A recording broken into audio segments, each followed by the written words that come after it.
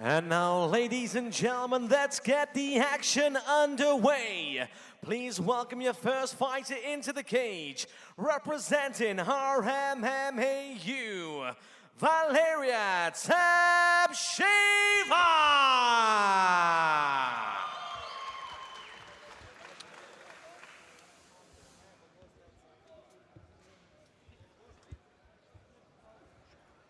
All right, hello and welcome to the 2021 IMMAF World Championships here from the lovely city of Abu Dhabi, United Arab Emirates. My name is Sebastian Neto Martinez alongside Dean the Carnivore Midhat, and we are just getting started with the first bout of the finals here for the juniors. Entering first, we have Valeria Tepesheva of the RMMAU.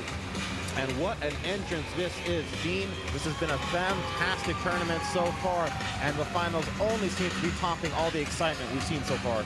The question on everybody's lips is who will win junior gold in Abu Dhabi? The 18 to 20-year-olds will walk to the cage in this lovely platform. The pyrotechnics are beautiful. The crowd is ready, Sebastian. I can't wait. Oh, absolutely. The atmosphere has been electric, and I expect that it will only be topped in the two coming days of finals. After all, this is what matters. This is for all the marbles. This is for the gold. And here we have a young Russian neutral athlete, Tepesheva, getting ready to enter a cage. So this is women's junior atom weight, 47.6 kilograms or 105 pounds if you follow the imperial system. And of course, the RMMAU, no stranger to the finals. They consistently do extremely well in the IMMAFs year after year. And it is just a true pleasure to finally be back. Obviously, the finals were, the World Championships were somewhat delayed due to the ongoing worldwide situation, but we are back. And now please welcome her opponents, representing Kazakhstan, Agisheva,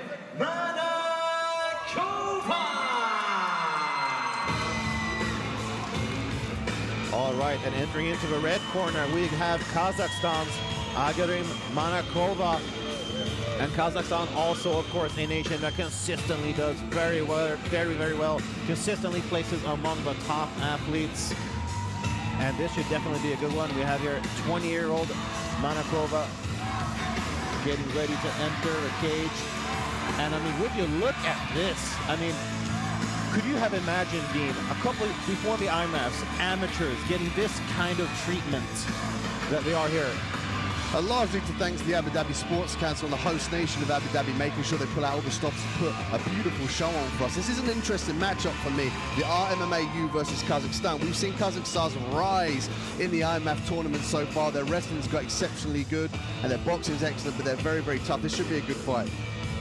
Yes, absolutely. A huge thank you to our host nation here at the UAE.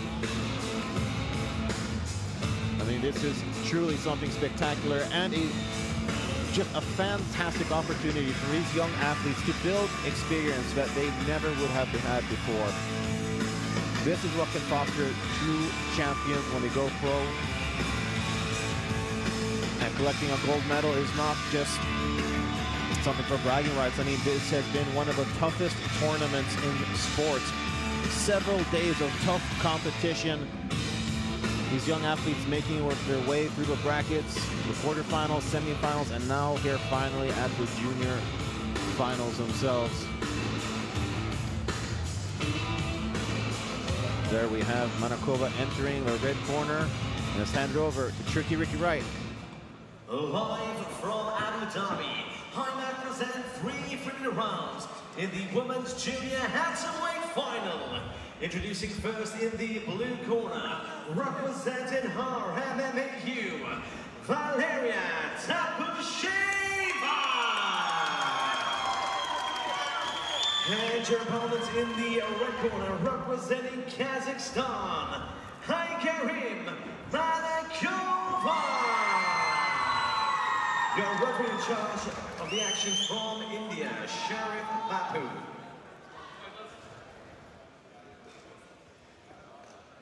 Listen to my command all the time. Fight in the true spirit of the game. Touch gloves, back to your corner. Okay, not touch of gloves there actually, but I do suspect that might have just have been a language barrier.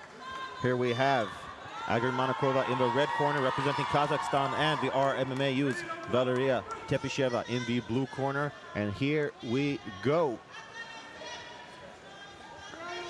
This is, of course, women's junior atom weight, so small split class. Nice little exchange there to start things off. Manakova has some great counter strike ability. She'll wait for her opponent to come in, move the head off the center line, and counter with that right hand. It's a nice little knee in the clinch there from a Russian neutral athlete.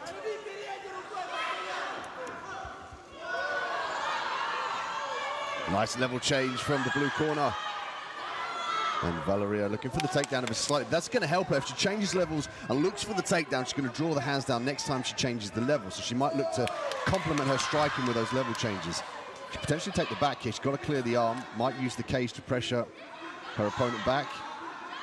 And these young athletes not backing out of these striking exchanges.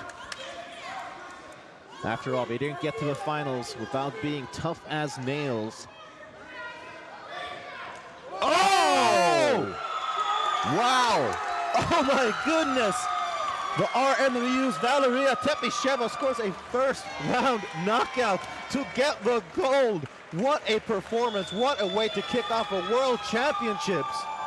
Something that you don't often see from the smaller weights, particularly the junior females, but that changed here with Valeria from the RMAU. What a massive knockout. Connected perfectly, Seb, and she went down. I mean, let's face it, they were just throwing down in some of these exchanges. I knew that something was going to happen, but I don't think any of us expected that. Such an early knockout. Like you said, Dean, usually you don't see that kind of knockout power in the lighter weight classes, but I guess Valeria Tepesheva is here to change that as she captures a gold medal for her home nation. And I think it can't have been much more than a minute or something like that. Ladies and gentlemen, referee Shakenbay calls up the action at 1 minute and 5 seconds of round number 1. For your winner by TKO.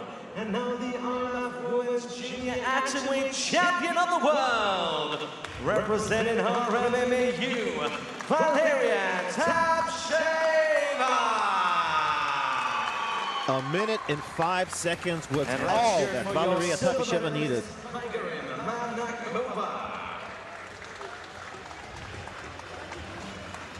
Just a little over a minute was all that Valeria Tepesheva needed.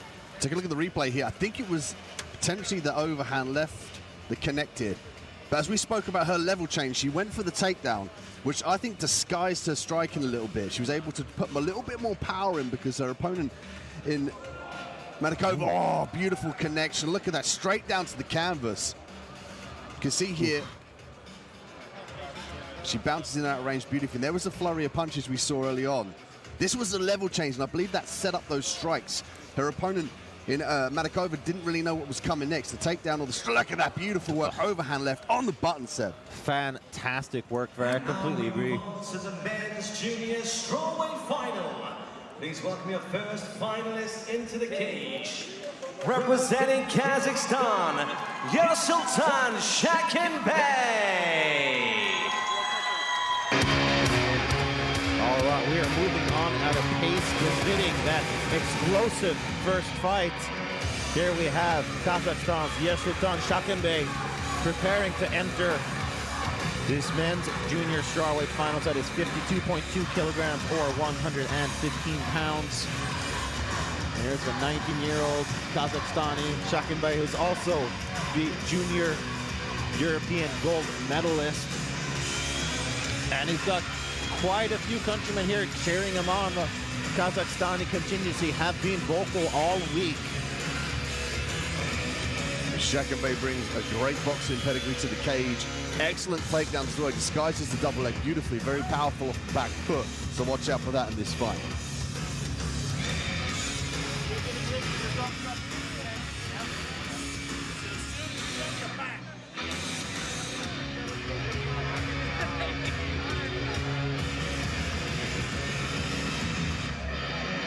Pre-fight checks here from our officials at cage side. The Shakenbay's in the cage.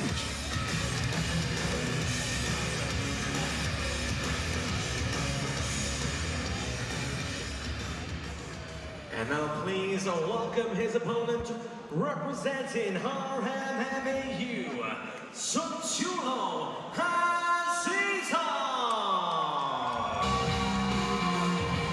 And here we have his opponent, the RMMAU's Azizov. So similarly to the last bout, it will be Kazakhstan versus the RMMAU. Two real greats. Nations of the IMMAFs always do very, very well. And it'll be two 19-year-olds duking it out for junior gold. And he's kind of soaking in the moment, is Azizov. And why not? They've done a lot to earn this position. It's not just the tournament, it's the weight cuts, the diet, being away from their family, the traveling, staying in the hotel in the COVID bubble to make sure we adhere to all the guidelines in this trying time. This really is such an experience for these young athletes now to go into the higher ranks and eventually look to go to pro. It really does build them perfectly as mixed martial arts athletes. Absolutely. There is no replacement for experience, and what they are getting here is just a gold mine of it. Plenty of challenges to get here. So yeah, like you said, Dean, they should soak it up. They should be proud. Just getting here is an achievement in itself.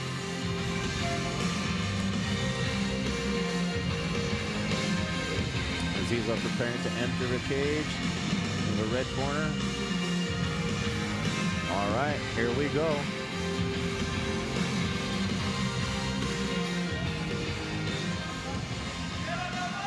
Ladies and gentlemen, live from Abu Dhabi, IMMAF present 3 friendly rounds in the men's junior strawweight final.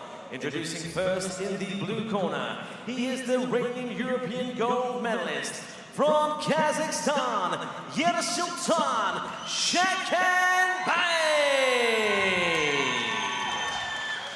And his opponent in the red corner, representing RMMAU, Azizov. Your referee charge the action from Ireland, Derek Lee.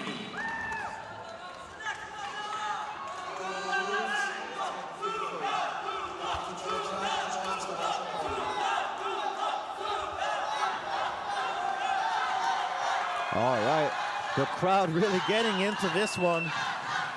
As we have Kazakhstan's Sultan Shakenbay in the red corner, taking on the RMMAU's Azizov in the red. Oh, nice leg kick there to start things off for the Russian neutral athlete. The Shakenbay will use his fakes and feigns in the lead hand to disguise that double leg. There it is. Oh. But he didn't set it up with the strikes in this instance. Let's see if he makes that adjustment. He's got to clear the head out of this guillotine attempt now. I was just thinking that was a bit of a telegraphed takedown attempt, and we see the young Kazakhstani paying for it now. He's going for the power guillotine. He's going to use the leg as leverage here. This looks exceptionally tight, Seb. It does. I mean, I was just about to ask, do you think that the intensity of the first bout could be topped in this one? So far, it's looking like it is. Azizov pouring the pressure on with his power guillotine. Offers you affordance to put tremendous pressure on the throat of your opponent. Not like a traditional guillotine where you grab your wrist as we're seeing here. Oh, this is high as well. He's got to try now is pull guard. Difficult with the cage behind him. And that's why you're seeing his opponent in the blue corner in Shakenbay pass to the opposite side of the choking arm. In that instance, he used the takedown to alleviate the pressure. Nice work there from Shakenbay to get out of this. And as mentioned, he's the reigning European gold medalist, which would mean that it would be a doubly impressive feat for Azizov to not just win the gold, but to defeat the European gold medalist. And the chance of Kazakhstan raining down here.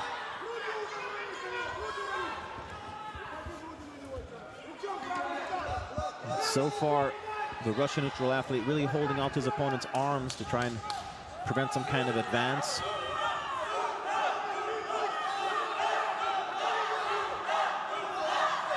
Shakenbay now in the top position, didn't offer any strikes, didn't offer a guard pass. That's why you see in the referee promote the stand-up here.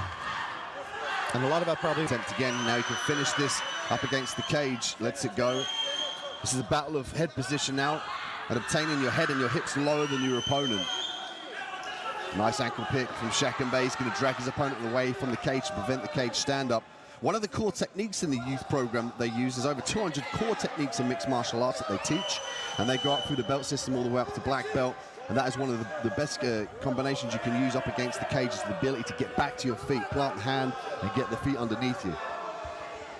And the round started off very strong for the RMMA use. Sunatullah Azizov, he now finds himself on his back.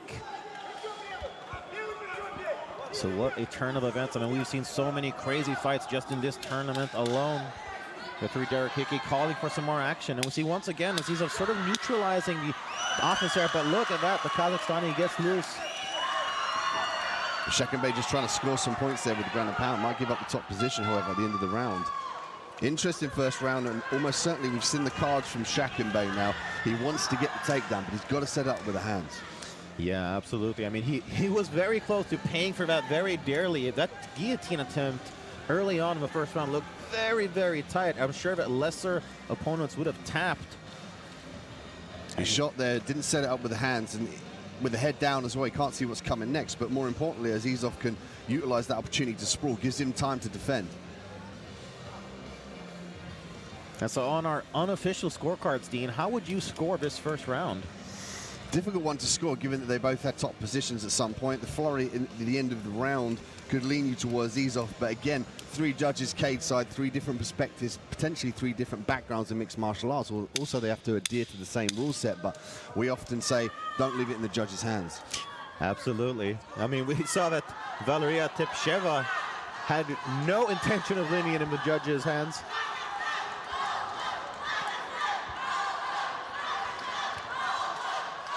How about that Kazakhstani support? It really is something else. Touch of gloves, and let's see. Shakenbay's got to try and time those kicks as well. He can turn that into a takedown. I'd like to see him fire a kick to try and make his opponent mirror and then catch the leg. Now we saw overhand 2 takedown attempt. Nice work from Shakenbay. Switched through to turn the corner there for the takedown. But he's got to pass the guard here. He can't accept the full guard and be slowed down and then forced to stand up. He worked hard to get this takedown. He's got to maintain this top position. We'll see if Azizov once again tries to neutralize the situation in favor of getting a stand-up. Nope, Shakenbay does not let him off the hook that easily. And for Azizov, he needs to get the left underhook. You see from the camera angle, he needs to get his left arm underneath the blue corner's right arm.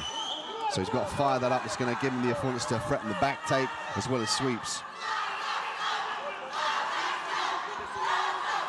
See Azizov really holding on to his opponent here, right in front of our broadcast position. Azizov looking for the stand-up here.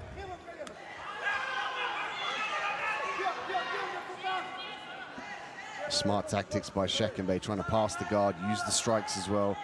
The second he can get more posture, he can fire more damage down and keep the ref happy. Yeah, once again, Azizov trying his absolute best to get that stand-up. But that is, you know, putting all the responsibility, or sort of relinquishing all responsibility. There we go, nice job of getting back to his feet. Osullivan left to a double leg from Shakenbay, head trapped in the guillotine. He's going to finish the takedown. Beautiful work from Shakenbay. The crowd respond. He's caught in the guillotine, arm in, a little bit more difficult to finish. For Azizov to finish that, he's got to pull the elbow nice and high, the right elbow up to the sky, and contort the arms around the neck and the arm of his opponent. Just under a minute left here of our second round. Ground and pound from Shakenbay. I like the way he promotes those hammer fists down the center line. Warning for the back of the head from the referee. Quite low in the guard here, really keeping his head in his opponent's chest is Kazakhstan's Shakenbay, and there's a warning for activity from referee Derek Hickey. This should prompt Azizov now to hold on to Shakenbay. Grip round the head, grip round the body, nice high guard as well to break the posture. Yeah, that's a promotion, especially if you want to get back to the feet. When you hear the ref from your periphery ask for the stand-up and you want the stand-up, it's really important to hold on to your opponent. Less than 10 seconds left now. Sort of a jumping spin kick there to cap off the second round, and somewhat easier to score, I'd say, perhaps on account of Shakenbay getting that top position, getting the takedowns. Or what would you say, Dean? Yeah, he dominated from the takedown perspective. And what I like, he closed the distance a little bit more, and he used circular motion, as we see here from the replay. This was some of the ground and pound. I like the way he fired the hammer fist straight down the side. People traditionally expect punches to come in a certain angle, but those hammer fists can go straight through the guard and do damage. And just another testament to the ever-evolving MMA game. Some of that action from the second round. Quite the slam takedown there, but Azizov completely unfazed.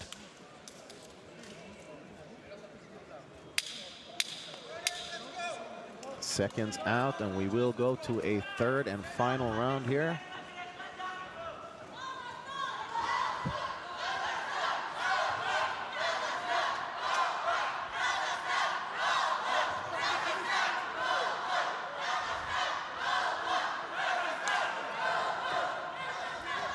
Okay, here we go. Azizov pressing the action so far. Another nice leg kick. I feel like the opening of every single round is on a nice leg kick. There's a level change, single leg attempt from Shakenbay. He's going to drive him back, and oh, beautiful switch. Nice, Azizov believing that he wants to take the outside position. Understand that if he has his back against the cage, he might give the takedown here. Some good defense there from Kazakhstan's Shakenbay. After all, he is a European gold medalist, so you would expect him to have pretty solid takedown. Look at that, he gets a takedown of his own. And this could be monumental for him. The first round was pretty close. Second, a little bit more clear in Shakenbay's favor. And so far, this is a great start for Shakenbay here.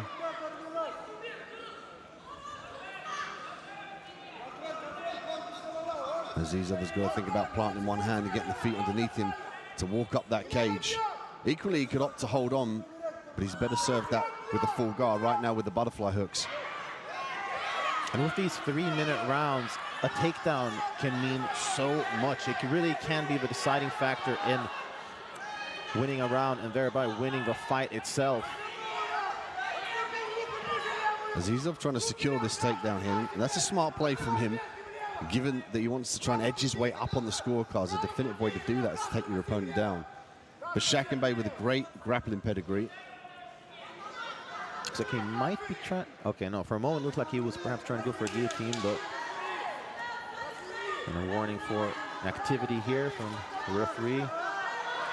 Nice turn from Shakenbay, again return from Azizov. A great matchup between these two.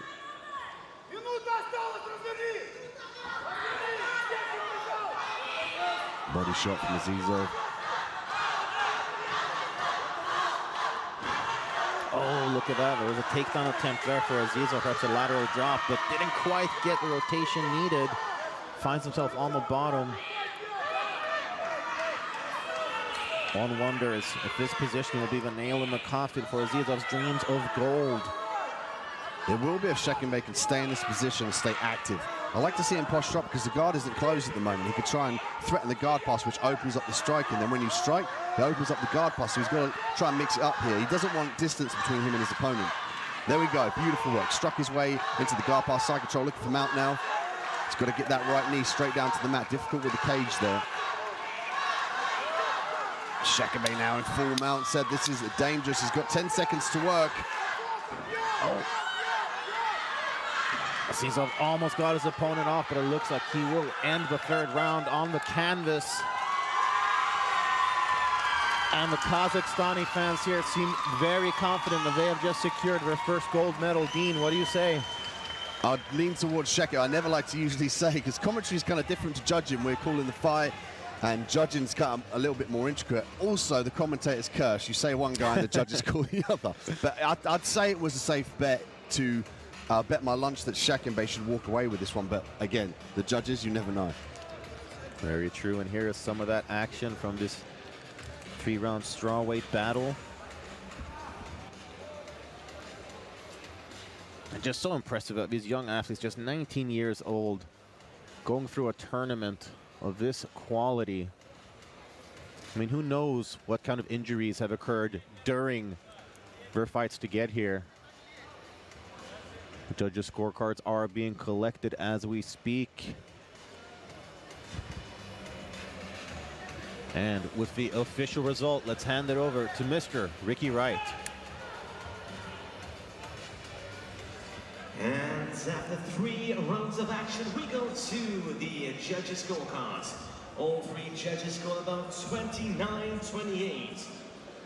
For your winner, and now the men's junior strawweight champion of the world, in the blue corner from Kazakhstan, Shakenbay. There you have it. The European gold medalist is now also a world champion. Sultan Shakenbay gets the first gold medal for Kazakhstan here at the 2021 World Championships. To check out the replay here, we see the pressure from Shakenbay, his ability to maintain the top position. That's years and years of wrestling on the mats. And he stayed very active. He understood throughout the fight. He evolved his game, made sure that he stayed very, very active in the top position. More strikes from the top position, going to the body and going to the head. All bronze medalists for the first 4 fights to make your way to the backstage area. That's all bronze medalists for the first 4 fights. Make your way to the backstage area.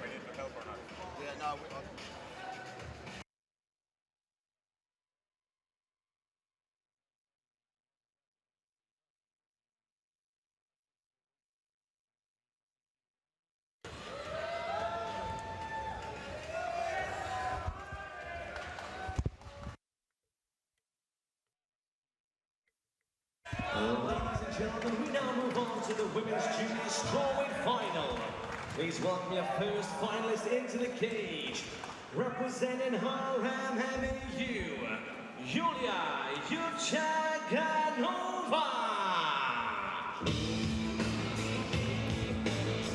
All right, we continue with women's junior strawweight, 52.2 kilograms or 115 pounds.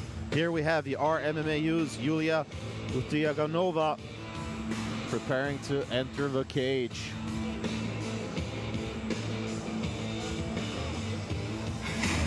And whenever we see athletes from the RMMAU enter the cage, we know there's a wrestling pedigree there in the score system. Great boxing as well. An excellent style, but sometimes a little bit more precarious for people from different parts of the world. There's obviously affordance in mixed martial arts to catch your opponent out.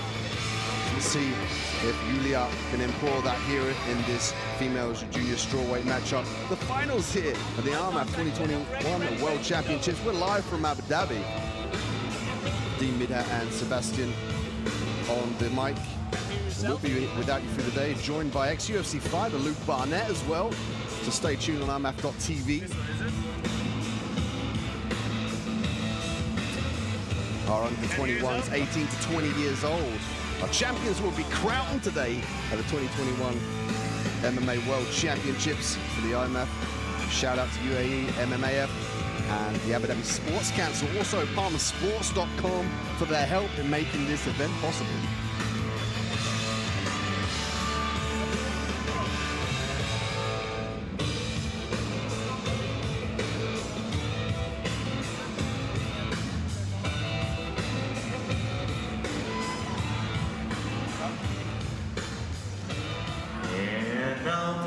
Welcome her opponents from Mexico, Valeria Gomez.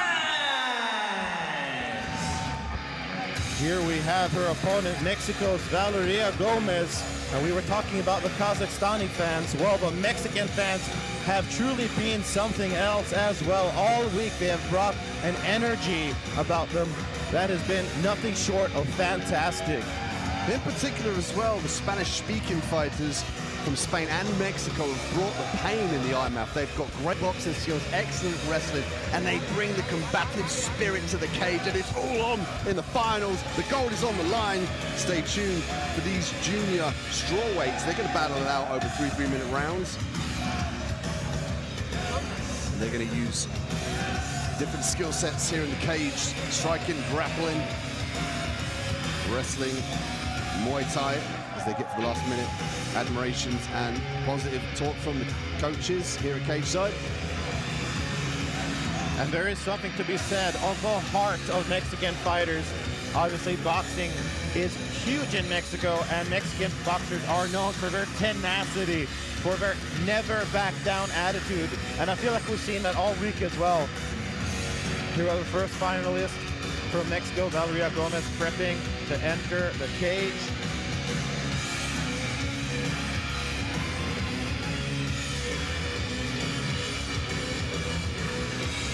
'20-year-old Valeria Gomez will enter the cage,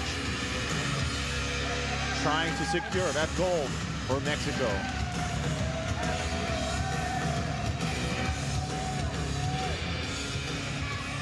Ladies and gentlemen, IMMAF present 3 friendly rounds in the women's junior strawweight final. Please welcome first in the blue corner, representing her MMAU, Yulia Shakenbay.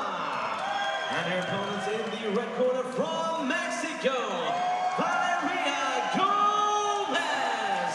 Your referee in charge of the action from Sweden, Madeline Fogland. Listen to my commands at all time. When I say stop, you stop. Touch gloves. All right, Madeline Fogland, the Pearl of South Sweden, in charge of this strawweight action. And once again, I mean, the support on display here. Mexico bringing a lot of new faces, a huge squad of 19 athletes as well. Always bring character and heart, and really spiced up our tournaments with their songs and chants. And there is something to be said, again, the heart, because some of these Mexican athletes had some horrible, just straight up horrible travel issues to get here. Some were traveling for about 22 hours plus, and despite that, they never lost their morale. They kept spirits up the whole time, singing, dancing. And I mean, there's evidence of that in the building here today. Of course, yesterday we saw Gomez get a split decision over Kazakhstan's Ayalum Ulan, day 4 of competition, where she, again, just did not want to back down for some of those striking exchanges. Gomez with a beautiful jab. She slips her head off with the jab, which is nice, but she's got to be careful about leaning to the right side there for fear of that lead switch kick from Yulia. Yulia with a nice right hand, very crisp boxing down the pipe. Great footwork as well. She moves immediately out of range from the counter left hook. Nice hard leg kick there from the Russian neutral athlete. Oh, that was a nice left hand connected there for Gomez. And there we saw lead leg kick, but she's kind of dropping her guard a little bit when she throws those leg kicks. She's coming straight forward as well. She doesn't move off the center line. Not too much lap. There's a nice bit of footwork. That's what she's got to do after she strikes to elude that counter right hand from Yulia. Another good leg kick there from the Russian neutral athlete. Oh! Spinning back fist from Yulia. She's going in for the finish here. Interesting to see her back off. She definitely had Gomez rocked. Gomez seems to be doing well now, though. Perhaps just a really good poke face and another spinning attack there for Yulia. And to regain the equilibrium as well and recover, she's going to use the jab. She'll use the left hook. She'll move from side to side. Just give herself a little bit more time. That's high fighter IQ. And some mind games there from the Russian neutral athlete, sticking her tongue out at her opponent, perhaps trying to entice some of these striking exchanges. Again, that was a hard body kick there that landed for Yulia. Ooh, there's that spinning back. She's doing that because her opponent in Gomez is leaning to the right side. She isn't throwing the switch kick, she's throwing the spinning back fist, which is equally beautiful. That was a nice right hand connected there too for Yulia. Gomez wearing some damage on the face now. A little bit of blood seeping from the nose, largely due to those straight punches and that jab. Yulia with some nice crisp boxing here. You can see the hands down from Gomez. She's got to address that if she wants to stay away from the spinning back fists. Ooh. Well, that was an exciting first round. Some fun striking exchanges there.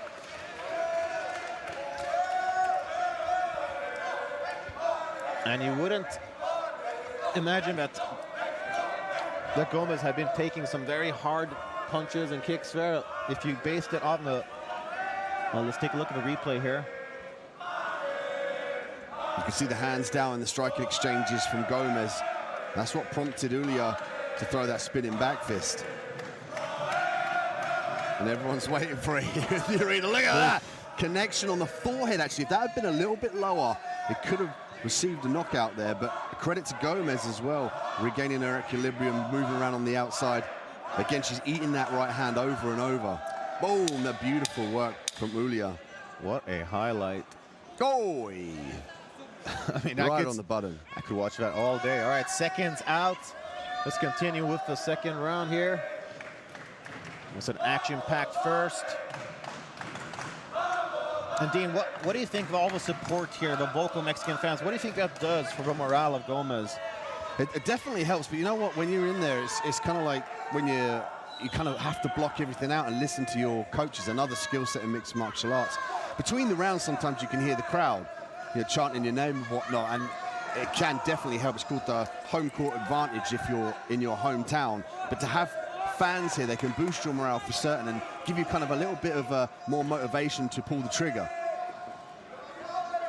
And there really has been an explosion of popularity for MMA in Mexico over the past couple of years. Of course, the likes of former UFC champion Brandon Moreno helped boost its popularity. Oh! Some heavy hands there from the Russian Ulia. And Ulia is doing a great job of building the narrative. She's building the story of mixed martial arts, which is striking and grappling. Now she's selling the grappling.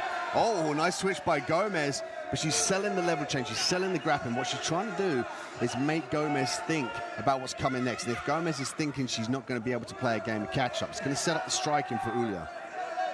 And it looked like Gomez was trying to go for a trip there, but not successful with it. Oh, looks like there's an injury, potentially to the... And it's all over. I'd love to see the replay. Maybe a body shot. Oh, my goodness. I didn't even really see what happened there. Oh, she's saying it's a low blow. Let's take a look at the replay. It looked like the referee waved the fight off. Like, yeah, that's what it looked like. Ulia had lost, right? So let's take a look at the replay. So it could have been a knee. There's the left hand. Oh, didn't see it. But she's clutching her. Gonna have to go back. There we go. They've gone back a step. Boy, there's the knee. Ah, that was on the button. Yeah, that's a low blow. Okay. And I'll be interested to see what the referee does here, because it looked like she waved the fight off. But she might restart. And you can see in the corner, Ulia noticeably in some pain. A little bit of confusion here as the young Russian neutral athlete tries to recover from a low blow. Gomez in a neutral corner. Of course, there is no coaching in these situations.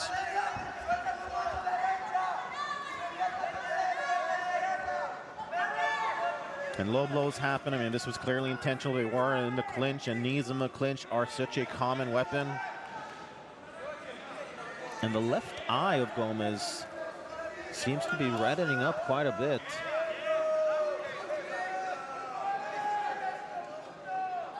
Yeah, she's going to restart the fight. That's a smart play. It looked like she waved the fight off, which is usually final.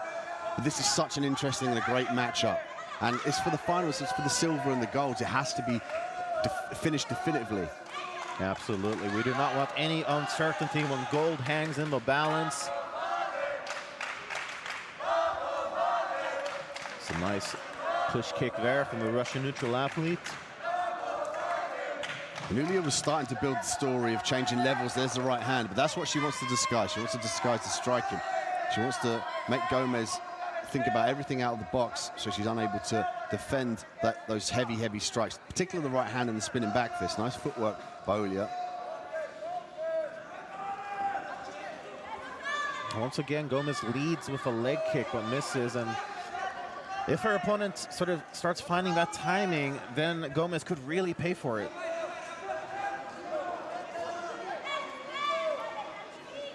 Gomez working on the outside here. She's got to be insistent with the strikes, though, as well. She's got to deter Ulia from turning her back for the spinning back fist and then coming straight down the line. She could use teeps. Leg kicks are a good way as well. But also combinations, always finishing. There we go. That's exactly what Gomez needs to do. Pull the trigger with nice combinations and throw on the separation as well. In the dead space between the two, throw a leg kick, throw an uppercut, left hook as she exits. I feel like the left hook of Gomez has perhaps been one of her strongest weapons so far. See if she gets the opportunity to land another one. Julia utilizing her wrestling skills to turn Gomez on the cage. Now she's going to drop down for the single. She's going to get back to her feet for more power to finish this takedown. There we go. Beautiful work from Julia in the top position now. 10 seconds left in the round. Full guard for Gomez. And what a great way to end the second round if you are Yulia Lutianova. Ending up on top after a strong first round as well. Dean, what would you say? Do we have a Russian neutral athlete up 2 rounds to none? Julia's doing a great job. Excellent, given that she received that low blow as well, can sometimes deter you and distract. But also, what's important, it gives your opponent an opportunity to recover, whether that's from a hard shot or cardiovascular system-wise. Gomez had a little break there, but Julia's doing a great job of sticking to the game plan. Look at that right hand, crisp, and exits immediately.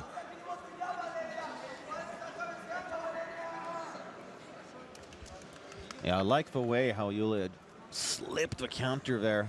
Got just out of range.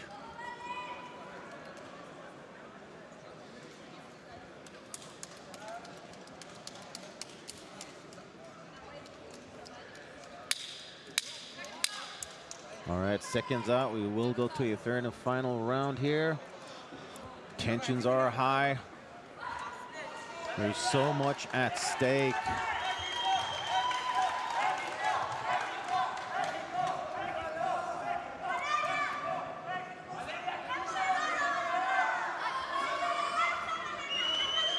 Here we go, third and final round is upon us. Nice leg kick there to start things off for Yulia. Julia just with a better crisp boxing with the footwork and the head position as well. Oh! Nice flurry from Gomez. Knee from Julia, but she's got to be careful those target the body. No knee shots allowed to the head. Of course, no elbows under the amateur rules set. Interested to see Gomez pull guard. She might look to finish this one by submission, because you could definitely argue the case, Seb, that she's behind on the scorecards. I think there's a very strong argument made for that. Still a bit of a perplexing choice. And he's securing the body lock here from the bottom, which is usually what you do when you want to keep your opponent in your guard, not necessarily when you want to score a submission. Or I don't know, what do you say, Dean? What would your analysis be of this situation? Yeah, I mean, well, certainly the body triangle keeps you where you are, but I think she's trying to prevent Julia from reversing out. Maybe she felt that she was trying to escape the guard a little bit. Now she's back to the full guard, gives her an affordance to throw up arm bars and the triangles. She's got to control the hands here and start to advance. She could snatch up Kimuras as well in the mix, snatch up the wrist and then reach around for the big four. Yeah, it looks like that might be what she's trying to do. It looks like she's trying to isolate that right arm of her opponent. This is one of the most exciting things about mixed martial arts here. Julia's dominated, she's rocked Gomez, but Gomez can finish with the armbar. Look at this. Swinging around here, she's got to get that left leg around the head. There we go, she's got the position now. Crowd respond. She's got to hyperextend the arm for the finish here, Seb. She's going belly down, she's going to turn the corner, she's going to follow. Oh my goodness, she's got a minute and 20 seconds to work as well. She can get the finish here. Goodness. Mexico could go home with the gold. Oh, it looks like she just lost it. I mean, what a crazy turn of events that would have been, like something else straight out of a Hollywood movie. She switched for it again, went to the diamond guard briefly, both arms inside. She can switch between the triangle here. If the arm's pulled out, the right arm gets pulled out of Julia. Gomez can switch to the triangle, goes back to the full guard. Just under a minute left to work now in the third and final round. Who will leave with the gold? Will it be the RMMAU or Mexico? 40 seconds left on the clock here in the third round. The junior female strawweights. It's been a valiant attempt from Gomez off of her back. And she's circled away from the cage as well, which allows her to engage those hips a little bit more often. 25 seconds to work for this armbar now. Kick the legs around. She can go belly down here for more power. She wants to try and circle out to her right side, almost like invert towards her opponent. She can unhook the leg as well to sweep her opponent to her back. But the paramount thing is to get the hyperextension of the arm here. She's crossed the feet as well, which is interesting, which loses the ability to fan your opponent's head down. And it allowed Julia to stack up. Again, a core technique in the junior system that they learn is to stack in the armbar and posture in the triangle. Great work from Julia. Absolutely, that was a very entertaining strawweight battle here. Let's take a look at the replay. Nice leg kick from Yulia. There was the flurry of punches. But again, Gomez with the hands down, which allowed the more crisp boxing to sneak through from Yulia.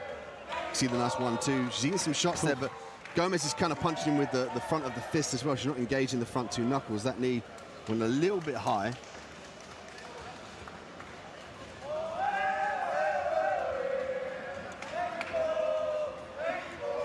All right. Judges' scorecards being collected here. We will have the official decision shortly.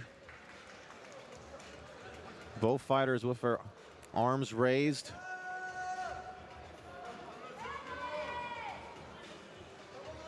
Okay, here we go. With the official decision, we hand it over to our announcer, Mr. Ricky Wright. And after 3 rounds of action, we go to the judges' scorecards. All 3 judges scored about 29-28 in favor of your winner by unanimous decision. And now the women's junior strawweight champion of the world. In the blue corner, representing her AAU, Yulia Utaganova. Yulia Utaganova gets the 2nd gold medal for the RMMAU. And what a show of sportsmanship as well in the young athlete. She immediately went and hugged her opposition as soon as she found out she won. She didn't boast, she didn't run around the cage. She's under the ground and pound here from the replay in the top position from Yulia. She really did bring the complete package here to the IMMAF cage in the junior finals. There's some of the striking. Look at that overhand right, just connecting with the chin of Gomez. I mean, let's face it, they were both going for it. Hats off to Gomez. She really showed some incredible heart. What a great fight. We've had an outstanding fight so far. And these are from the juniors as well. We've got the seniors to come tomorrow. Ladies and gentlemen, we now move on to our men's junior flyweight final. Please welcome firstly into the cage, representing the Kingdom of Bahrain, Mohammed Al-Samiyah.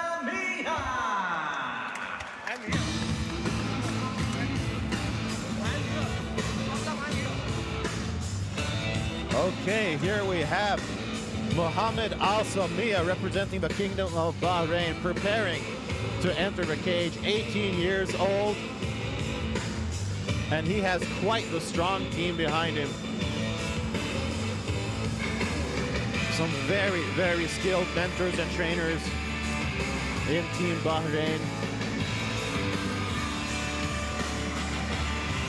And Mohammed Al-Samiyah, again, another complete package fighter.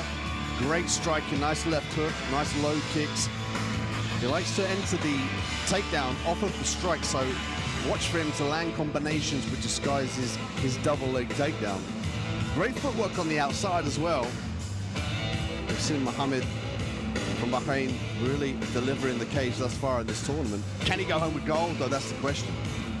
Well, he has great company with him. Eagle-eyed viewers may recognize brave super lightweight champion Eldar Eldarov. And a champion in your corner, that definitely is a good indication of where you can go as well. And Mohammed, a 2021 Youth Championship bronze medalist, stepping up to the junior level to try and claim the silver or the gold and take it home to Bahrain.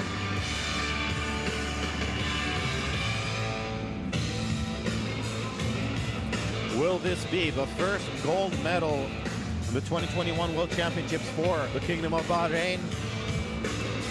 It will if Mohammed Al-Samiyah gets his way, that's for sure, as he enters the cage.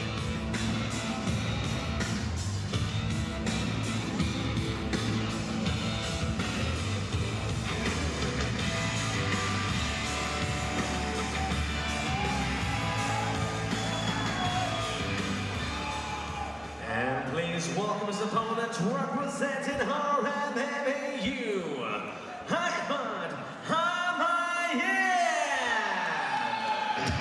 And yet another athlete from the RMMAU. Here we have Ahmad Amayev, 18-year-old phenom, preparing to enter the cage. wasting no time, hurrying his way along.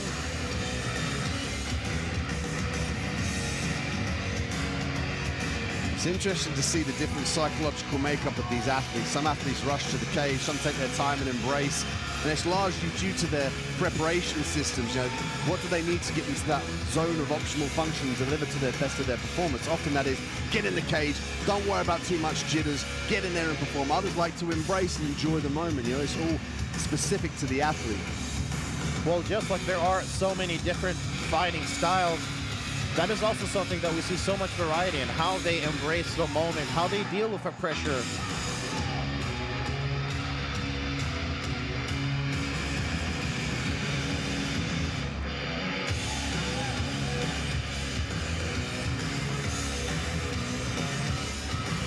And Amayev, the fourth athlete in a row from the RMMAU. So far, we have 2 gold medals. Will they get a third? Let's find out and hand it over to Mr. Ricky Wright. Ladies and gentlemen, I now present 3 3-minute rounds in the men's junior flyweight final. Introducing first in the blue corner, representing the Kingdom of Bahrain, Mohammed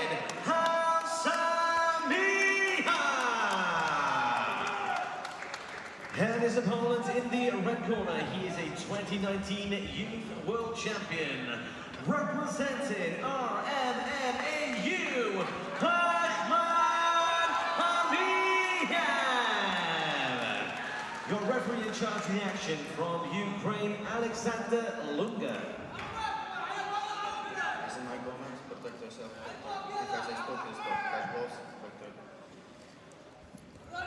All right, Alexander Lunga in charge of this flyweight action. So that's 56.7 kilograms or 125 pounds. We have the Kingdom of Bahrain's Mohammed Al-Samiyah in the blue corner and RMMAU's Ahmad Amayev in the red. Ahmad commanding center cage here. Mohammed's got to be worried about these level changes as well. That's why you're seeing him. Oh, head kick, whistles past the head of Mohammed. Mohammed's got to keep his back off the cage. He's got to circle, use lateral movement to avoid these takedowns. Now Amayev noticeably taller. See if he uses that height and reach advantage accordingly. After all, had he been another high kick there. Mohammed's good at putting the pressure on there. He gets tagged and he fires back immediately. You can see here. There was the body kick that allowed the takedown from Ahmad.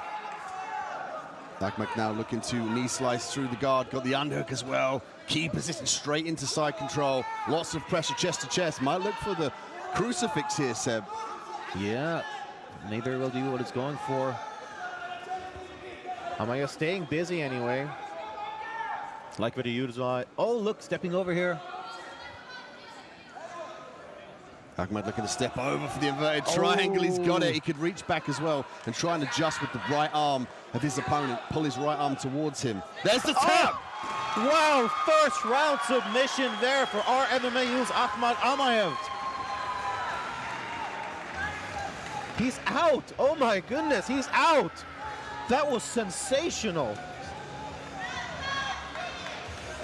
He's going to get attended here from the cage side medics and doctors. A great team to look after the athletes. You see Ahmad go over, very concerned about his opponent. Those are head kicks from Ahmad. And that was very similar to the first bout we had so far. Just lightning quick finish. Amayev looked like a man on a mission. And that's what we're saying about Ahmad's ability to take down. Mohammed had to be really careful. He stepped over those long legs, achieved this triangle position, and he squeezed. And Mohammed, as you said, he actually went unconscious, unable to. There was the tap, but I think he went unconscious just after that here. We see from the replay. He's back on his feet now, embracing his opponent. Great show of sportsmanship. After all, MMA is a sport. Maybe a combat sport, but that doesn't mean that there isn't a fantastic show of respect here between these athletes. All right, with the official decision, we will hand it over to Ricky Wright. Ladies and gentlemen, referee Alex Lunga calls off the contest at 1 minute and 19 seconds of round number 1. For your winner by triangle choke And now your men's junior flyweight champion of the world, from our MMAU, Ahmad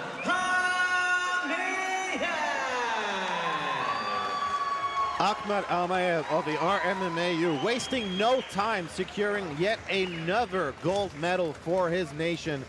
Fantastic performance, puts his opponent to sleep and leaves with the gold. So after these first 4 bouts, we will go to a medal ceremony. Ladies and gentlemen, please turn your attention to the stage for the medals ceremony. We will be beginning just now to present the medals for the women's junior atomweight category. Please welcome to the stage, President IMMAF, Karen Brown.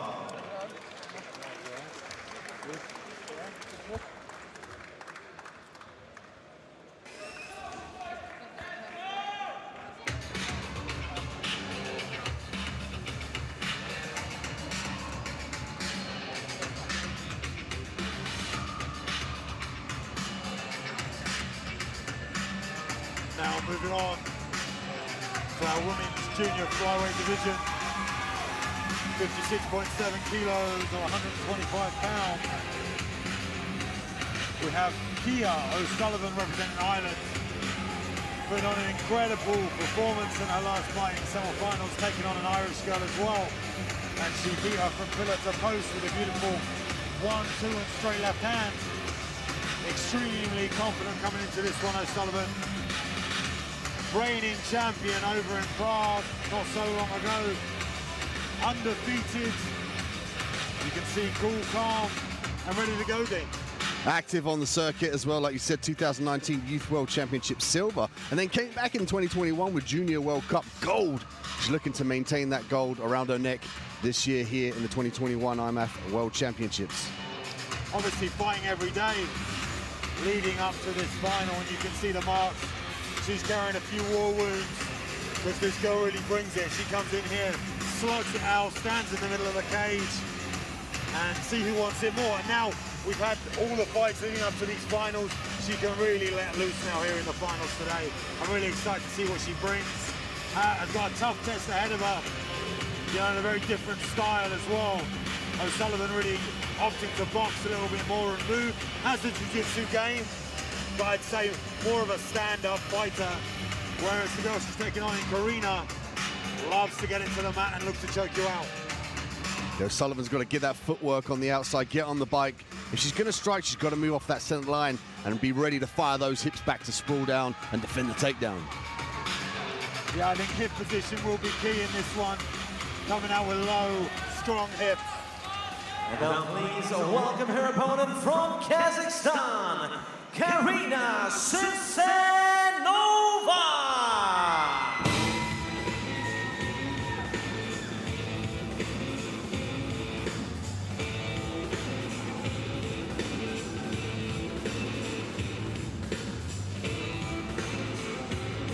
And representing Kazakhstan, Karina Sesanova, 18 years old, so the minor version of that junior category. I mean, it's 18, 19 and 20, so we should see her for a few more years to come.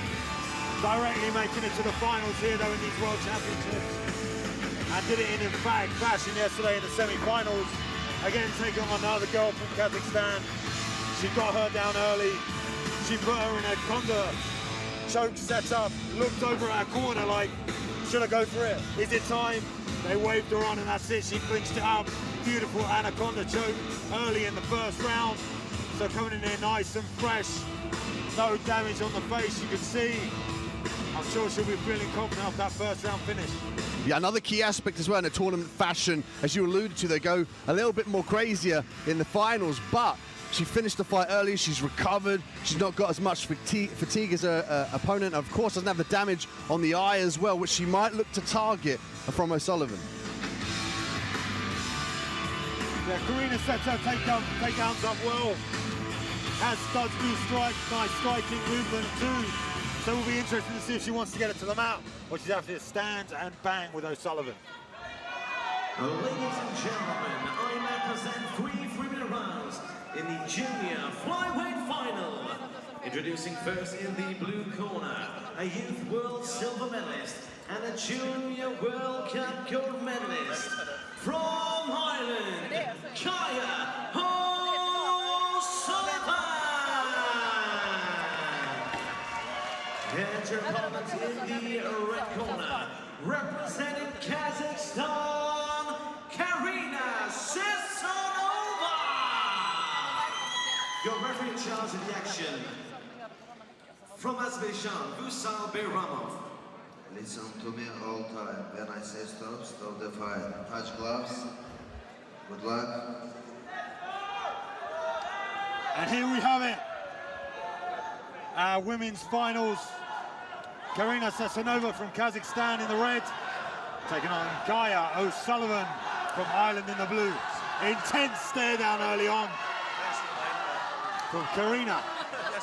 Osullivan already cautious, some nice footwork from her exiting out. She's got to be careful about going straight back, however. She's got to go from side to side, some lateral movement. There you can see Osullivan coming out in the southpaw stance, right foot forwards, has got a laser of a left hand.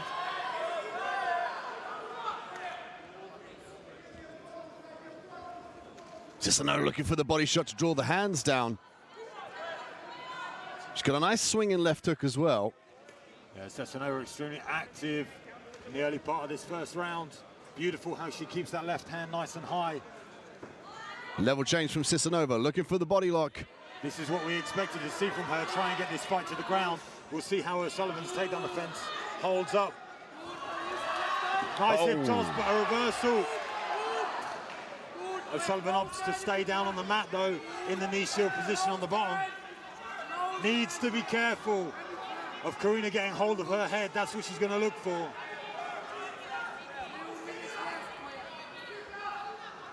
Deep on this left side underhook as Karina tries to put her weight to her right hip and pass these legs. Sesanova very heavy from this top position. She'd get more control if she puts the bicep in the face of her opponent and flattens her out with the unhook. Yeah, gave up the underhook there on the right side, and O'Sullivan now active guard looking for the arm. Or can we see an early finish via submission from O'Sullivan? Extending out this arm now here as well. This would be a statement from the Irish competitor to finish via armbar. Look at the hyperextension, Luke. She did carry an armbar victory in our last World Championships in Prague as well, in our World Cup. And this is tight. She's doing a great job of fanning the leg out, as we can see on the face. She doesn't cross her feet, which allows her to break her opponent's posture and further separate the arm from the body. Nice and calm though from Karina, trying to free that left elbow. Manages to wrap the arms up again, seems a little bit safer here. She's got to get that hyperextension. She's got to maybe try and clear the right arm there. It's kind of blocking the full hyperextension of the left arm of her opponent. But Sesanova is doing the right thing here. She's controlling the arm. She's stacking as well. Need to see an explosive escape though. You know, Sesanova in deep trouble. She's just relaxing here, which is great, but the clock is running. And in the submission attempt, you got to think, in the judge's eyes, you know, the girl from Ireland is doing everything she needs to do. 10 seconds left in the round here. Sesanova in the top position. O'Sullivan from Ireland looking for the armbar. She's getting contorted up here. Sesanova doing the correct thing here to make it out of the first round. Interesting first round. I mean, I expected to see more of a jiu-jitsu game from Sesanova. She went for the takedown, and it kind of backfired on her once we hit the mat. So Sullivan, great guards, great work of her back. Managed to wrap up that armbar. Here we get to see that takedown. Manages to get the lift and that hip toss, beautifully done. I felt like here, like O'Sullivan could have got a sweep and got on top, but kind of opt to go back into the guard, guessing she knows she's got the attack from the bottom. Here's the takedown again. I love the way she implores the hip as well as power to obtain the takedown. And again, the unhook was key, but nice reversal from O'Sullivan. Interesting first round. Didn't see too much striking out of Kaya O'Sullivan.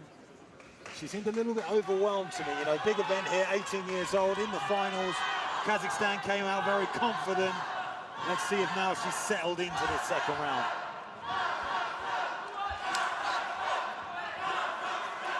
Again, Osullivan comes out in that southpaw stance. Super fast right hand there from Sesanova. I love how Sesanova has that lead hand under control. When it's southpaw versus orthodox, you always want to control that lead hand. Whoever's got control of the lead side of the body really, controls the dance and can go first. Sesanova looking to come over the top of that lead hand as well. Smart technique. She can pat it down, and also she can wind round with that left hook. There's a single leg entry from Sesanova. Nice, the elevation. Crotch, elevation, takedown. Back in the guard now, though, of Osullivan. Maybe more aware of the jiu-jitsu game, knowing that Osullivan's got those setups from the bottom. Sometimes you see now tighten up, the elbows get a little bit tighter, the control gets a little bit tighter. But Sesanova, body, head on the ground, scoring her points. Sesanova's got to keep busy from here, going to the body and the head. She's got to look to do enough damage here to keep the ref happy, otherwise she risks a stand-up. Needs to stay central on the hips. That's what's most important. You see she's got good head position in the middle. She's trying to really, good work from Osullivan, though, pushing it off there with a straight arm. But she's trying to stay central, hip on hip. That way the setups for the triangles, the arm bars, the more platters, the sweeps from the bottom, Osullivan can't really do anything. If Osullivan can get off angle, that's when she can poise danger. Referee looking to get more action from the girls. Yeah, much tighter in the second round, much more control from Sesanova. Happy here now just to get the takedown and control from the top. Sesanova employing the wrestling here. Dominant top control from the guard. Hasn't yet threatened a guard pass. And what would you say, Dean, for Osullivan on the bottom here? How does she need to try and change his position? As I say that the ref stands them up. I mean, you could argue here that Osullivan doesn't really want to accept that bottom position and fight off of her back with a good wrestler on top of her. If she can create the angles and see success with the triangles or kimuras to promote the sweep potentially, but she's got to work on the outside here, keep her back off the cage and be ready to sprawl. Yeah, this is her moment now. We've seen what it's like on the ground. She's trying to show a little bit more dominance, stalking on the feet, but she's got to show something, get something big now. Good jab to the left hand. Needs something significant in the judge's eyes, because we've only really had a takedown, so a big shot now could steal the round. Sesanova with the left hook right hand combination. Level change from Sesanova into the single leg. Another close round from these two girls. Well matched. Feel like Sesanova now, we see the game plan, it is clear. She always enters in on that single. Obviously, like we said, it's southpaw versus orthodox. Here's a bit of an entry here early on when she got that beautiful high crotch. And like you said, Osullivan just seems to accept the bottom position now. Even there, midway through the air, she knew she was going down, decided to almost pull guard, rather than fight and try and get back to her feet. I mean, we are in the center of the cage, and it can be very difficult. It's a double-edged blade, isn't it? You accept the guard, but in favor of not obtaining damage, but you're on the bottom in the judge's eyes. You could potentially lose the round. Nice entry. I like the way she goes high on the crotch as well. Look at that elevation. Beautiful work from Sesanova. Previously in her fights in this competition, Sesanova been a lot more aggressive once she hits the mat, looking for submission attempts of her own. But I feel she felt the danger in that first round with Osullivan and just happy to get the takedown and score the points. But here we go, our third and final round. Let's see if Osullivan now turns up the pace, turns up the volume. She's got to strike with some crazy power, but she's also be careful about that level change. She's got to skip that front leg out of jeopardy for the single leg entry. Well, she needs to show some urgency here in this third round if she wants to become our junior flyweight champion.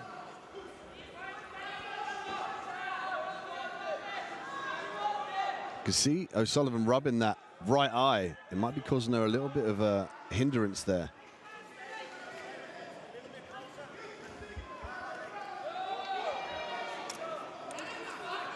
Great work from Sesanova again. She's got that pressure, even on the outside with the body shot. Beautiful work going low now, trying to draw the hands down inside leg kick from Osullivan. That's the thing from the Irish team. You never know when they're going to pull something out of the bag. Excellent game plans, great training, really making their way through the IMMAF tournaments at the juniors, the youths, and the seniors. Jab from Osullivan. Return fire, right hand from Sesanova. Sesanova looking for the left hook and the counter check. Right hook from Osullivan. Nice inside leg, trying to control the distance from Osullivan. Sesanova pouring it on now, though. Just a lot more output from her. Stiff jab. Tries to duck under that left hand. Good timing from Sesanova, but comes up with nothing. O'Sullivan could use that uppercut as well to deter the level change from her opponent. Obviously, no knees to the head, so she's got to be careful about throwing those as their opponent comes in, but that uppercut can deter your opponent from changing levels. Big swing and a miss, grabbing the head here at Sesanova. She's doing a great job of forcing the head away here. She's got to create space to dive those underhooks in. Chaining, wrestling together very well, and again we see that high crotch takedown from Sesanova. Some punches from Osullivan off of her back. But again, she's in a position here with her opponent on top, scoring more points, looking for the guard pass. I like the way Sesanova now is pulling the trigger more with the advances in the guard pass. That will open up more submissions and more of an opportunity to do damage. Yeah, seems very confident now in this third round and top position. Framing well on the head as well. Needs to be careful of that arm. Spinning Osullivan off the fence though, intelligent there. Entering our last 20 seconds of this final. Warning for the back of the head from the referee. Some open hand, palm strikes from Osullivan off of her back. 10 seconds left in the round. She's going to try and swing around for an armbar.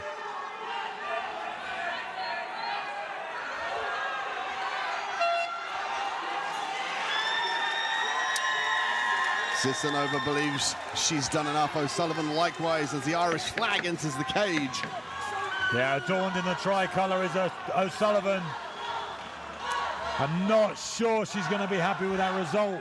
Not my decision, not my choice, but I feel like the girl from Kazakhstan doing very well with those takedowns, those high crotch takedowns and converting it to the mat. There was a lovely kick from Osullivan. She did a good job of striking low and hard, but I mean, like you said, Sesanova just with that nice level change here. She's striking, she struck well, keep the hands up nice and high. She dealt with the differentiation in stance as well with Osullivan coming out in southpaw. Osullivan definitely had her moments in that third round, a little bit more on the feet. Would have been nice to see it earlier on in the first and second round, but struggle with the wrestling from Kazakhstan.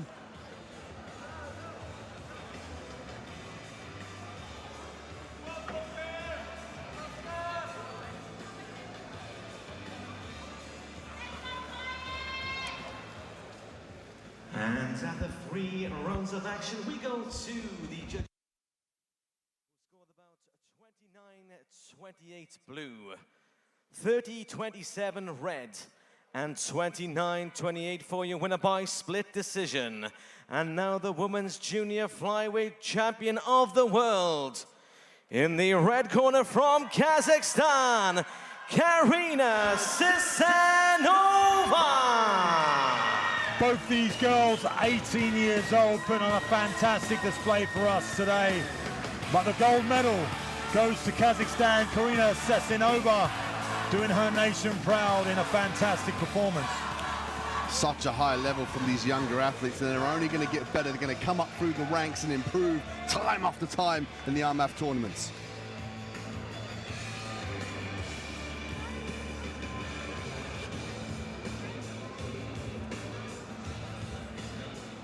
Here we see some of that dominance from Sesanova on top. And celebrations too. Ladies and gentlemen, would you please welcome your first fighter into the cage. Representing her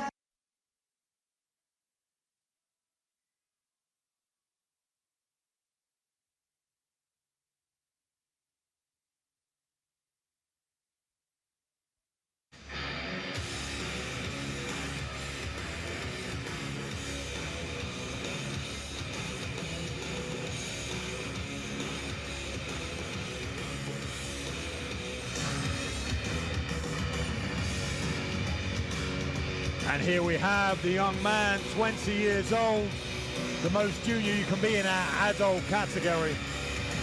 We move in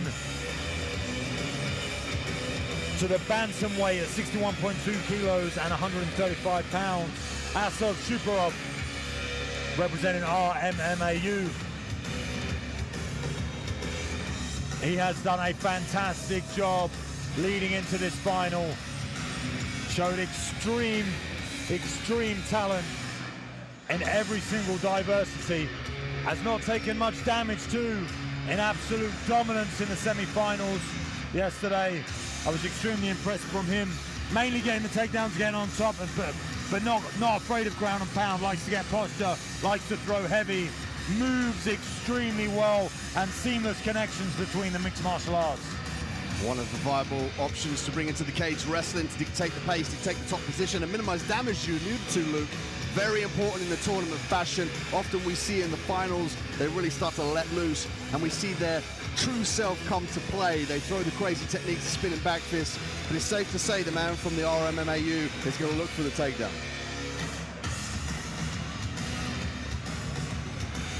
And now please welcome his opponents from Ukraine, Ivan Patsee.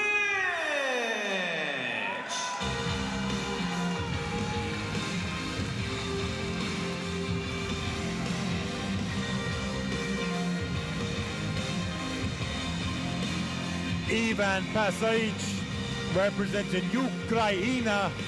We've heard great chants from their team all the way through this champions. And he had an extremely interesting bout yesterday, taking on the Kingdom of Bahrain, definitely the underdog there yesterday. And during the fight in the first round, in the last second of the first round, he managed to get Murad Ibragimov to tap via armbar. It was a very uncertain situation, and the judges allowed the fight to continue, and we saw the second and we saw the third round. So he had a hard fought out third round fight. And on the judges' scorecards, Murad Ibragimov won the first, the second, and the third round. But Ivan made him tap in the first. And when Mark Godog had a look at the footage, it was overthrown, and the decision for him to come here to our finals was made. So, real underdog story here for him. Coming into these finals, thought he lost the fight, got the call, and now he's back. Ladies and gentlemen, IMMAF present 3 3-minute rounds in the men's junior bantamweight final. Introducing first in the blue corner, representing RMMAU, Shakenbay. And his opponent in the red corner, representing Ukraine, Ivan Patsee. Your referee in charge of the action from the Czech Republic, Jan Vorbornik. Fighters, fight fair, fight well, and always for win. Patsee, because you take justly a lucky boy. Touch gloves, and go back to the corner. Good luck. Here we go for our junior bantamweight title fight. We have Azizov representing RMMAU in the blue, taking on Ivan Patsee representing Ukraine in the red.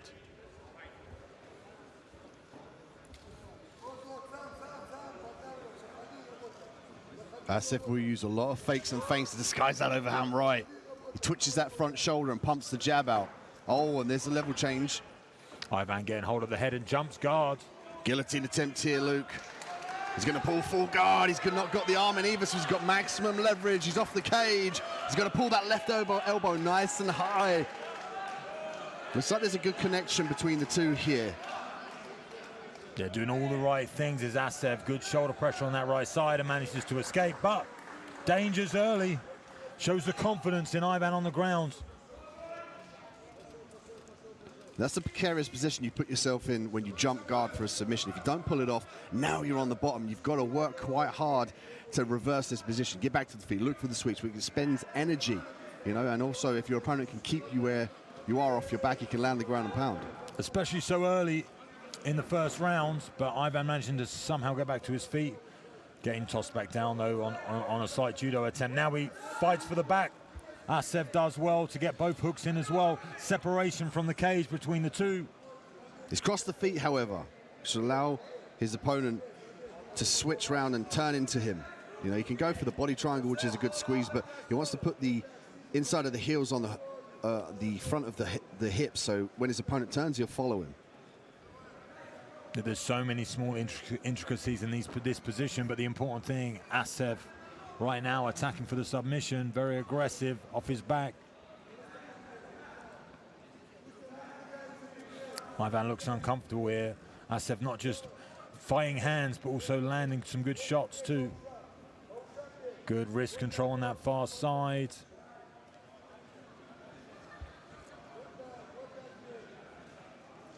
Ivan covering up well here, but he's not recognized that the feet are crossed and he could relatively easily turn. But yeah, that's a good point out there, Luke. You send that leg unhooked, the right leg. Now he's got the opportunity to turn, but then he goes back to the traditional hooks. It's going to be difficult to finish with the choke here with the cage behind him.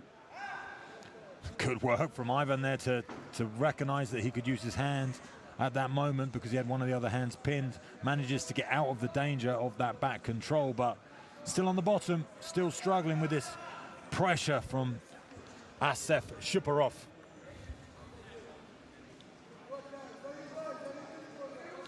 I'm not sure he's regretting pulling guard, but being on the bottom here doesn't look fun.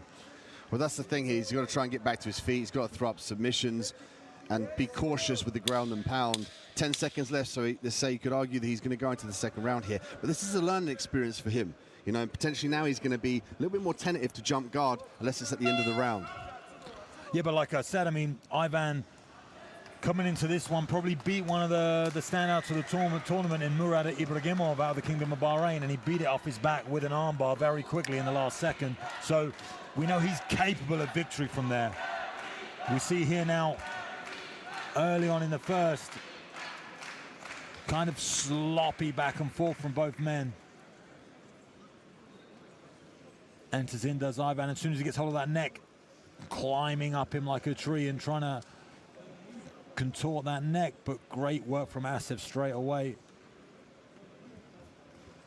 Azizov with some great ground and pound from the back position. You can see here from the camera angle, look at the right leg entwined underneath the left leg. You pointed that out on the camera view we have here on the monitor, and that prevented Ivan from turning into his opponent even though the feet were crossed. Yeah, lacing that leg is a high level thing to be able to do, especially for both these young men. They're just showing such incredible skills, incredible skill sets so early on in their careers.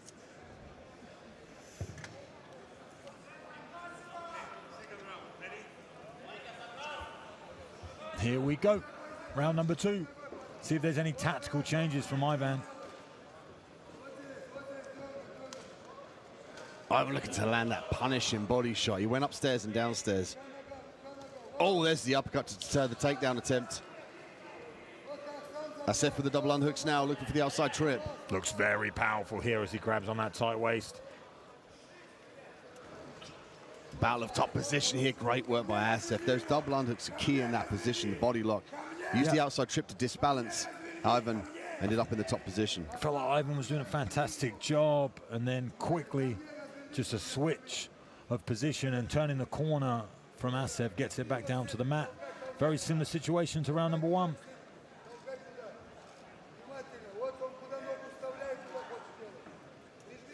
Foot on the hip from Ivan. It's going to allow him to create some space and be offensive off his back.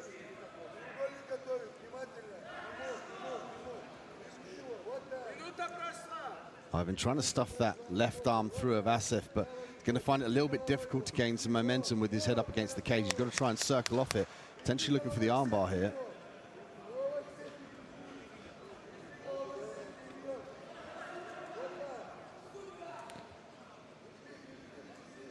Solid left hands from Azizov in this position. Seems quite content.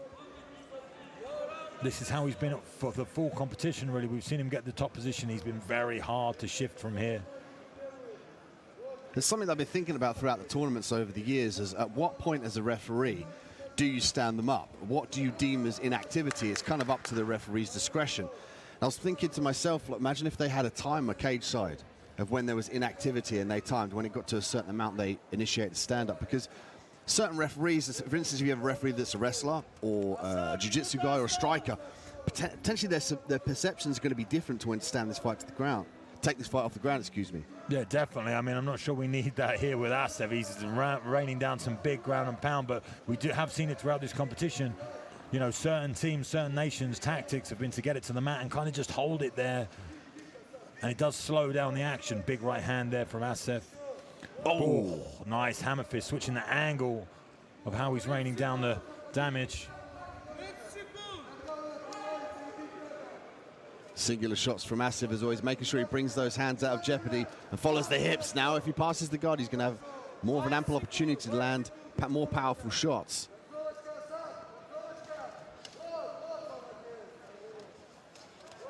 Oh, heavy barrage of punches from the top position. 10 seconds left in the round. Azizov just bullying him here with pure power. Needs to be aware of him trying to throw up that armbar, but fantastic stuff from Shakenbay here in that second round.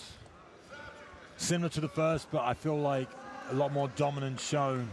I feel like he's worked out Ivan's game, understands what he's trying to do, and he's just negating it so well. Wearing a lot of pain on the face of Ivan.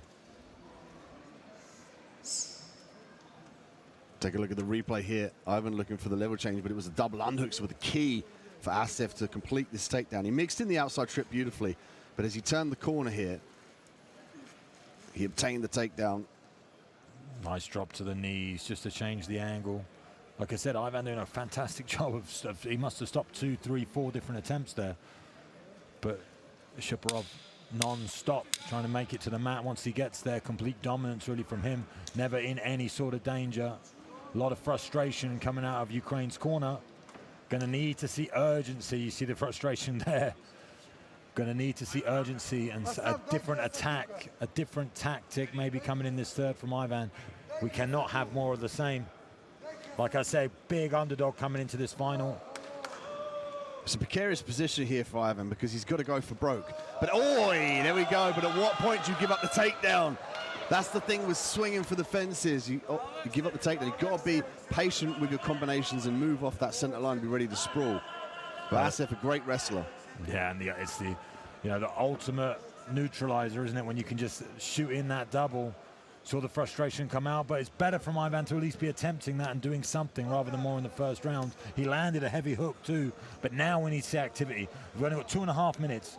2.5 minutes to win that gold medal. What are you doing? Let's go, let's go, let's go. He needs to be really pushing for something. Easy to say, hard to do with Azizov Shakenbay on top, hammering down. This is such a debilitating position for those that have been here with somebody on top of you. You can't move, the cage is behind you, you can't get to your feet. They ground and pound every time you try and change the angle. It is very difficult. But like you said, Ivan's got to pull the trigger here. He's got to get back to his feet or hold on to his opponent, break the posture and force a stand-up. And that's what I see, you know. When Ivan's here, he's obviously very comfortable in the full guard. I've seen his jiu-jitsu game from the bottom. He has a very good one. That's not what you need here. You don't need your full guard position. Full guard does nothing for you when your head is pinned up against the fence. Old school Tito Ortiz style, raining down ground and pound. The only way you're going to stand up, the only way you're going to attack something is with an open guard. Maybe lift the legs a little bit higher. Head and arm triangle attempt from the bottom here.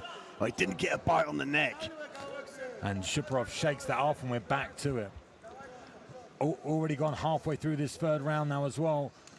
And still, see how the legs are locked of that full guard opening up now. The legs still locked from Ivan. You're not going to change the situation. You need the foot on the hip. This is what you need. Right foot on the hip. Need to try and create something, create some space. A minute left here in the third round for Ivan to work off of his back. And these techniques that he's imploring just serve to hold Azizov on top of him. As of yet, he hasn't tried to cage walk back to his feet. He's looking for the head and arm. Again, looking for this head and arm. Has a little bit of a better bite on it this time, but still not sure it's deep enough to cause Azizov too much trouble. You can see there's cover in the ears. Needs to be on the neck to fully choke. In this instance, it'd be Ivan's arm and his opponent's arm that would initiate the choke, so he's got to make sure he constricts that nice and tight. Yeah, I feel like Ivan just happy to take a break from getting hammered in the face by these big shots.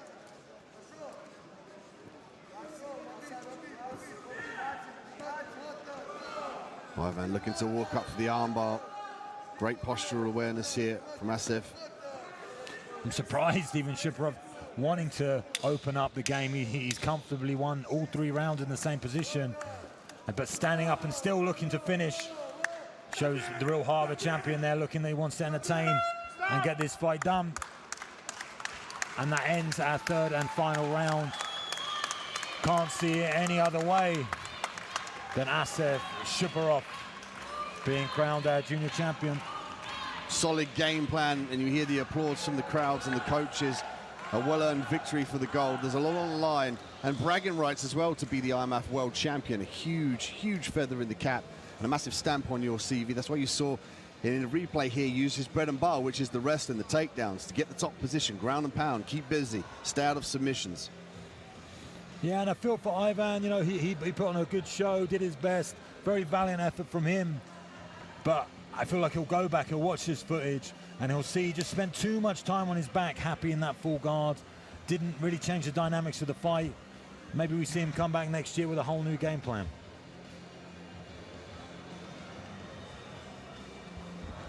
Ladies and gentlemen, at the free...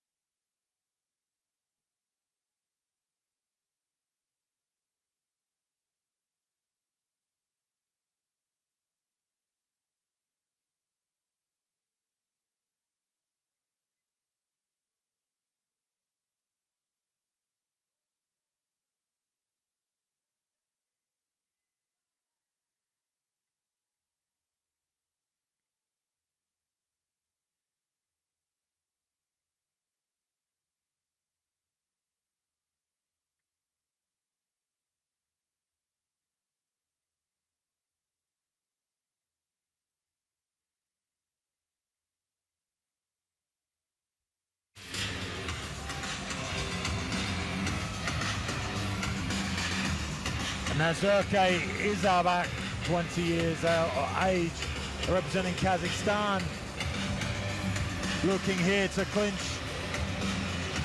a gold medal in the junior bantamweight division, 61.2 kilograms, 135 pounds. Enjoying her moment here as she makes the walk. She's got great boxing, excellent wrestling as well. Spatial awareness when she's on the ground. She does a great job of understanding how to stay out of submissions. She's got power in that rear hand as well, so watch out for that, Luke. She looks very calm and collected, considering the occasion here today. Also, the competition's been taking place in the mornings. Every morning we'd be competing. Now the finals, second part at night. A little bit more nerves, a little bit more anticipation all the way throughout the day. Seems to be dealing with that fine.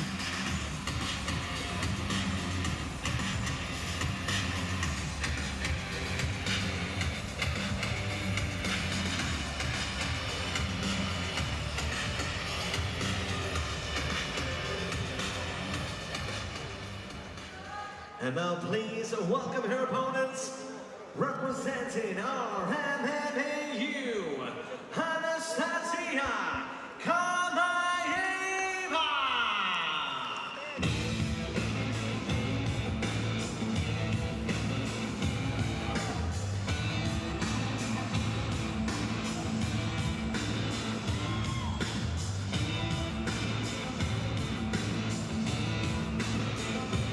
And here we have Anastasia Kamaeva, representing our MMAU, looking very happy with herself to be here. Not so much damage on the face, of this young RMAU representative.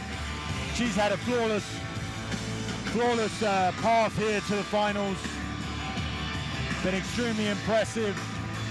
And now hopefully she can let it all loose. Last fight of the tournament. Can rest up after this.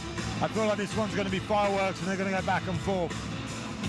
Anastasia, a gymnast as well in her younger years, still competes in gymnastics, very flexible off of her back. She throws up triangles and omoplata to some crazy positions.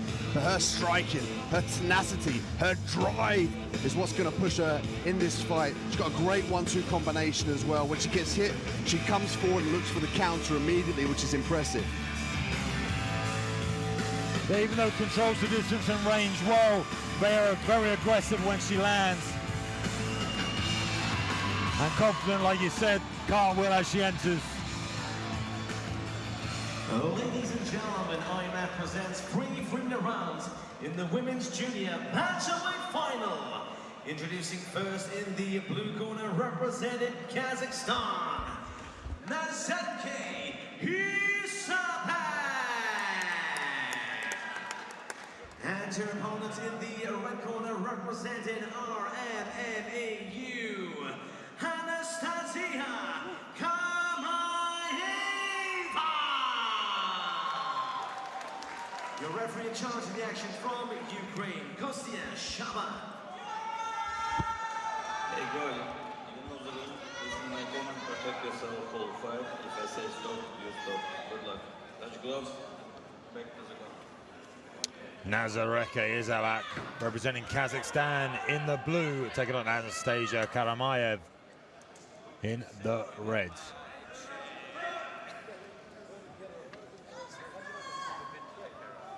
Both very calm as they come to the center.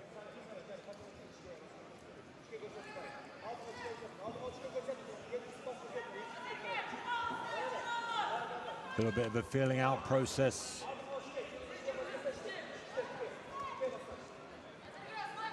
Anastasia gauging the distance with the lead kick. Also the jab as well. Needs to keep that hand high though, because Izalak throws with fury when she throws that right. Great spinning back fix. Beautiful work. That prompted Izalak to come in and initiate the clinch. We see that a lot from our MMAU. It's a nice technique from them. They like to throw those spinning attacks. You see it in the pro leagues as well.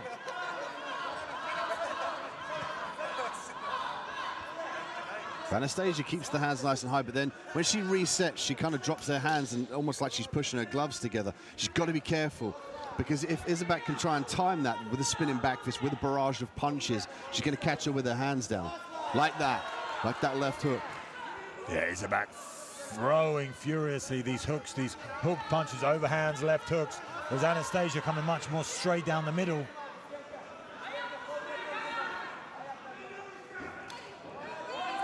Big body kick. Catches that kick well. And just pouring on the pressure here. Anastasia floating around a little bit more. Good movement. Makes it angles, but Izalak, when she throws, you can see the power that she possesses. Izalak looking to pressure. Nice head control as well. She's got to get those underhooks. Oi. Beautiful punch on the break. And that's what judges remember, those little moments when you break away and someone lands. They're very key points. Very animated, the face of Anastasia. She likes letting you know that it didn't hurt or letting you know that you missed. Cocky. Yeah. She has a lot of feedback through her emotions as well as her performance. She's a very exciting up-and-coming young lady. Big land with the right hand there of Izalak.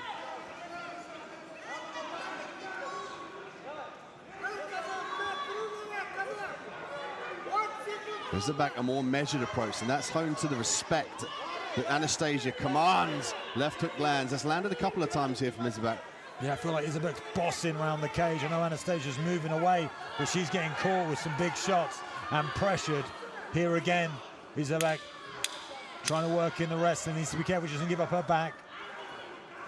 Beautiful work from Anastasia there. And in the last 10 seconds of our round as well, shows a little bit of dominance. Close contest, this one.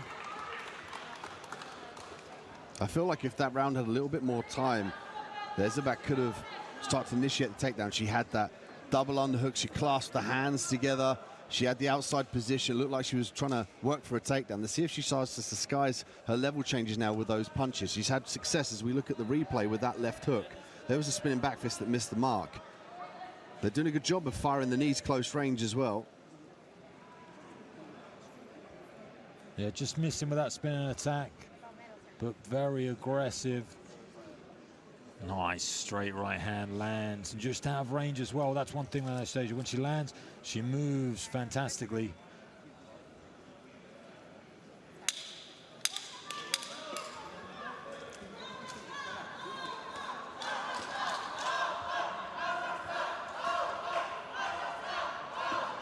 There it is again, the right hand lean back.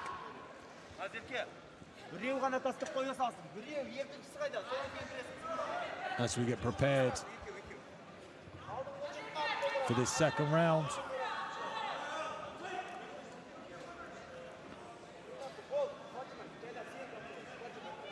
Confidence on the face of Anastasia as ever.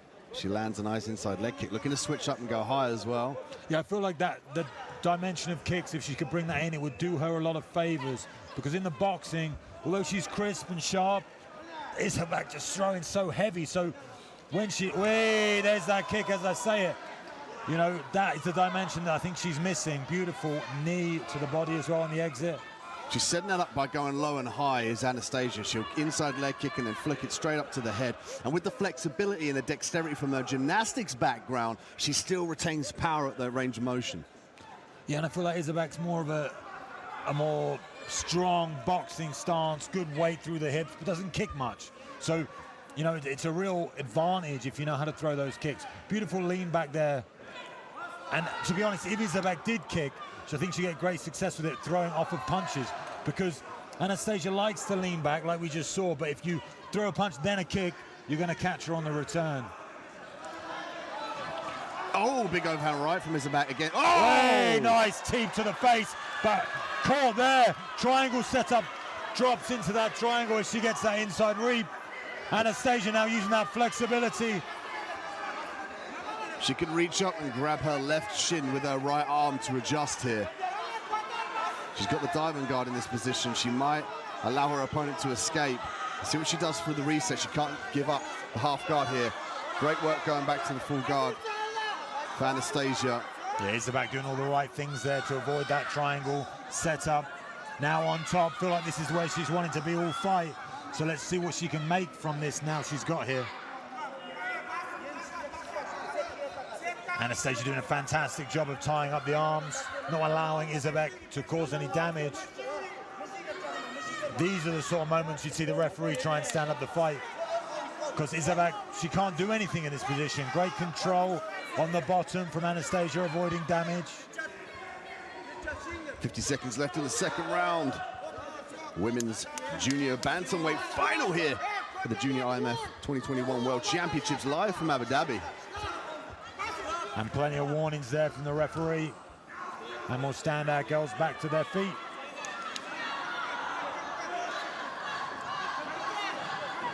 And there's that kick again coming up high. Beautiful left. Tries that teep once again. Way big left hand from Izabak. Izabak in on that single. Anastasia attaching though with the guillotine. She's ready with the guillotine counter. She's got 10 seconds. If she could jump guard here, she can start to think about the guillotine. This is quite tight, you know. See blood pouring from the nose of Izabak as well, off those sharp, straight shots. Just shows how tight that was, actually, to force the blood out of the nose. Yeah, we couldn't see the blood, and then when she was squeezing on that guillotine, it was under the jaw. She had a good grasp of it, and then you just see the blood starting to drip. I mean, hard to tell if it's from the straight shots or maybe that straight teep to the face that hopefully we get to see a highlight of.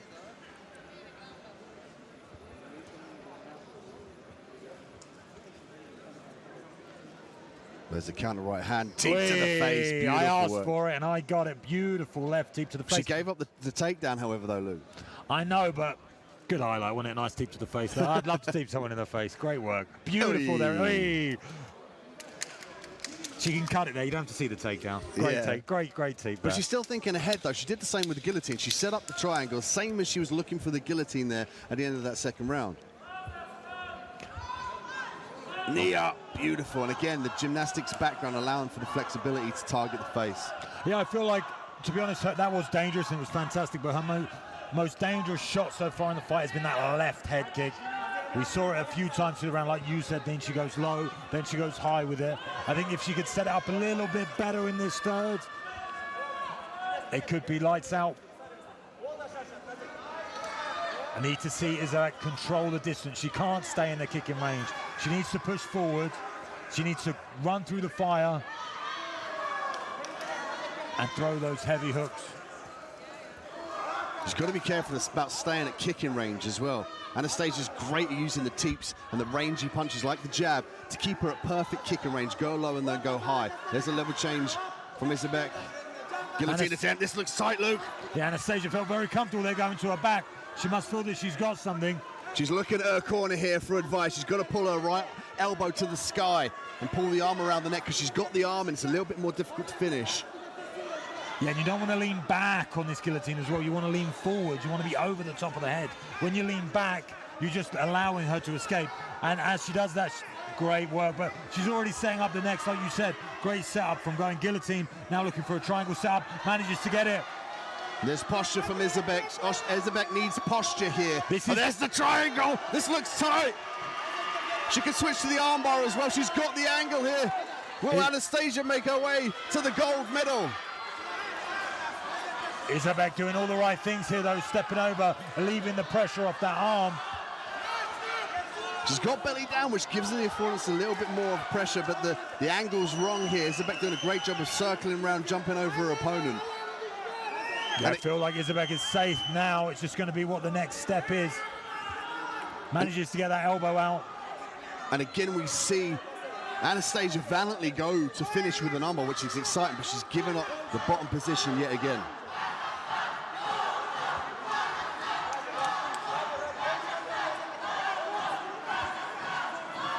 She's clasping on very hard to that arm, even with the legs too.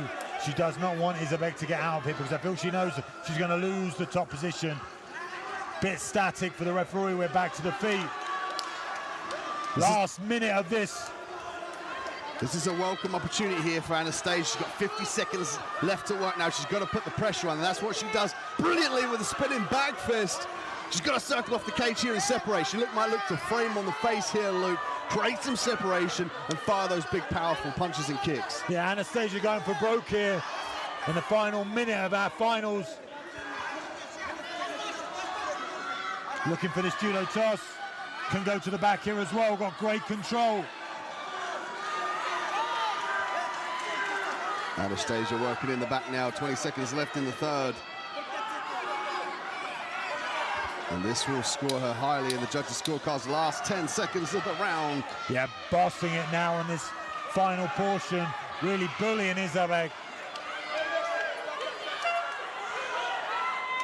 And what a fantastic fight we've had here in our finale. Been very well matched. Loads of great technique as well. Hard to say who's taken this one. Highlight of the fight for me, I've already said about 30 times, but a beautiful teep to the face. You know, great to see. Check out the replay here to see if they deliver for you. There's the double leg. And we see her go to the back happy with that guillotine attempt, doesn't get it. Izabek does all the right things to try and escape. Very difficult to finish these arming guillotines. We see it again. She almost just sits down. She needed to sit down to her right side to scoot her hip, like a hip escape into the right side to drag Izabek's head down to the mat. Great awareness there of Izabek from that ducking under the spinning back fist to get hold of the double underhooks. Showing off a little bit though there with the splits. Been a long, long time since I've been able to do that. The judges will consolidate the official decision here at cage side. Who will go through and claim the gold, the RMMAU or Kazakhstan. Stay tuned for the official decision from our announcer, Ricky Wright. But what a fight between these two as they embrace each other. Great sportsmanship,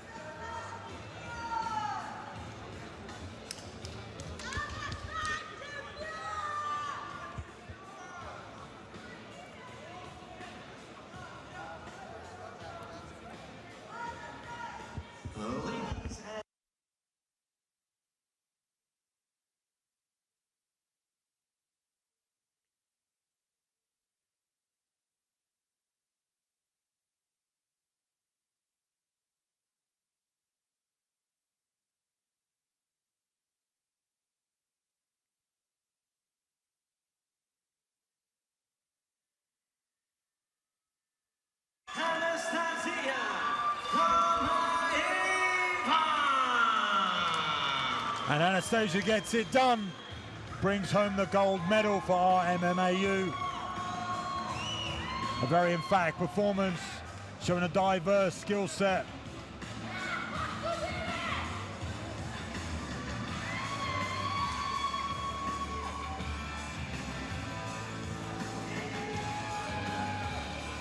You can see the joy on her face as she leaves the cage.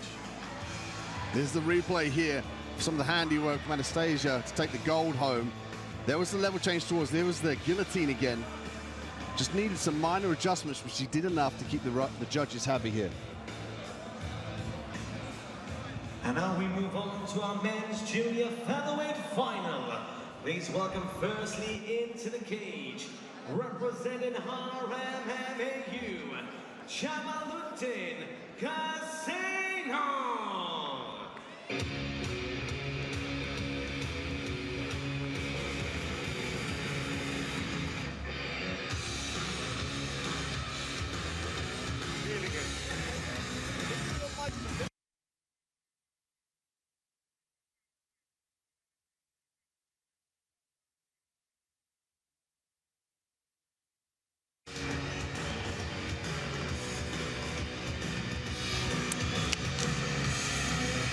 And we move to our junior featherweight division. 65.8 kilograms, 145 pounds in Hazmalutin Designov, representing RMMAU.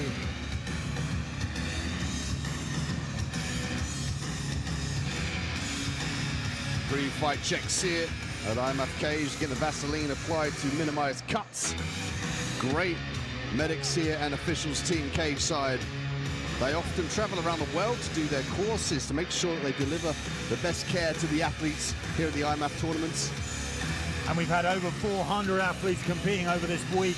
A lot of work to be done by the officials, and I've been very impressed by them. You know, the level here now, amateur, it's so high. There's so many awkward situations to have, so many strains, submissions that happen. We had a buggy choke, we had loads of different things happen this week, and the level of the officials, it's just come up with the level of the athletes. You know, everyone is killing it this week and doing a great job. A little bit of, as we say that, and we say great work from the officials, they're not happy with, I'm guessing, got some gel in his hair or some sort of lotion, and they must be giving a sentence. To spot that, that's what I mean. When you're here, so many different fighters, so many things happening, and to just these small, tiny things that can make a difference. Great work from our officials.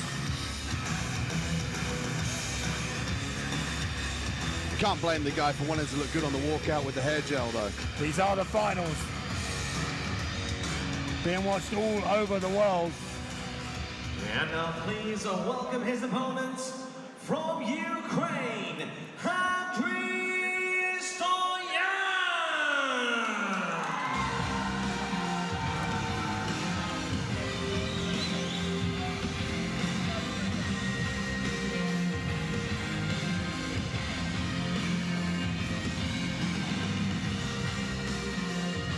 Andrew Stoyan, representing Ukraine. Stoic Stoyan, as I like to call him. This guy's expression doesn't really change, if you can see it on camera now. That's how he's going to look throughout this whole fight. No expression, no emotion. Maybe it will change if he manages to get that gold medal. But he has been emotionless through this whole tournament. Emits a lot of pressure forwards, looks for takedowns, very aggressive in doing so, and has been very, very powerful when he can get hold of his opponent. Andre Carmen collected as he makes his way here to our junior featherweight final. They will fight for the silver and the gold medals respectively in our medal ceremonies, which come every 4 fights, 4 medals, and then we are back to the action in the finals. Yeah, so following this, we will have a short break for medal ceremonies, but don't go away and think the action's over. We have plenty more fights for you tonight. Ladies and gentlemen, I now present three 3-minute rounds in the men's junior featherweight final. Introducing first in the blue corner, representing our MMAU, Chamalutin Casino.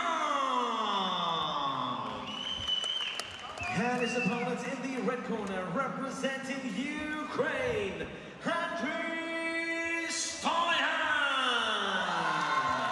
Your referee in charge of the action from India, Kevin Alfred David.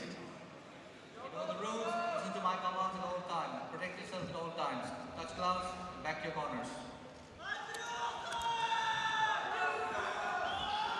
And Gasinov in the blue, representing our MMAU, taking on Stoyan in the red, representing Ukraine. Stoyan looking nice and tall here as he strikes, catches a left hand to the face as he enters with a beautiful double leg, explosive on top pressure now. Goes to the north-south position, trying to avoid this Darce choke from the bottom. Does so with ease. The frantic get up though. Fast pace early here. Gazinov used that Darce stroke from the bottom to disguise his ability to get to the top position, but now we're seeing a power guillotine attempt here from Andriy. Yeah, Stoyan clasping on the neck, and big power from him. I've been very impressed with him so far in this competition. He's very physically strong, so although it seems like you should not be able to finish this submission from here, he has every possibility. But he's cold in the leg there, which gives him leverage, but at this current time, the cage is his enemy. He needs to circle away so he can hyperextend the back. Yeah, and Gasinov does very well there, coming from the bottom, using that Darce choke, gets a reversal, gets on top, avoids the submission, and now has the dominant position on top in the guard. And Gazinov from the MMAU, the blueprint for these young fellows is to get on top, ground and pound their way to gold. He's done a good job of looking for the mount, however, more active in his guard passes. Yeah, Stoyan working off the bottom, trying to switch the hips, trying to make openings, but it looks like the pressure on top is just too much to handle. Great kickoff and stand up from Stoyan, creates some space. Let's see if Gasinov can get him back down to the mat. Underhook on that left side, and they break away. I mean, Stoyan was the one that initiated the grappling. Maybe going to have a second guess with that now after feeling Gasinov. Nice feint to the left hook.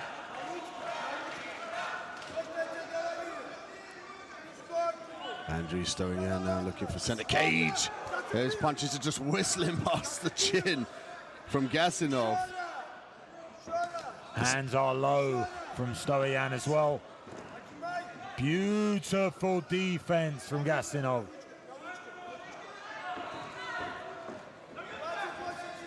Great pressure from Gasinov, uses his power to his ability. Nice knee. Got to be careful of the guillotine attempt. He might look to circle around the back.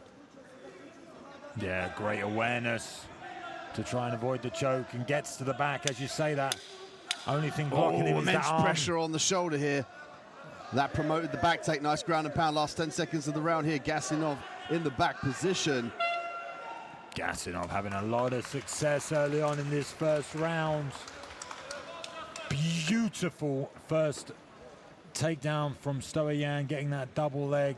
But from that moment on, all we saw is Gasinov scramble, look for positions, get on top.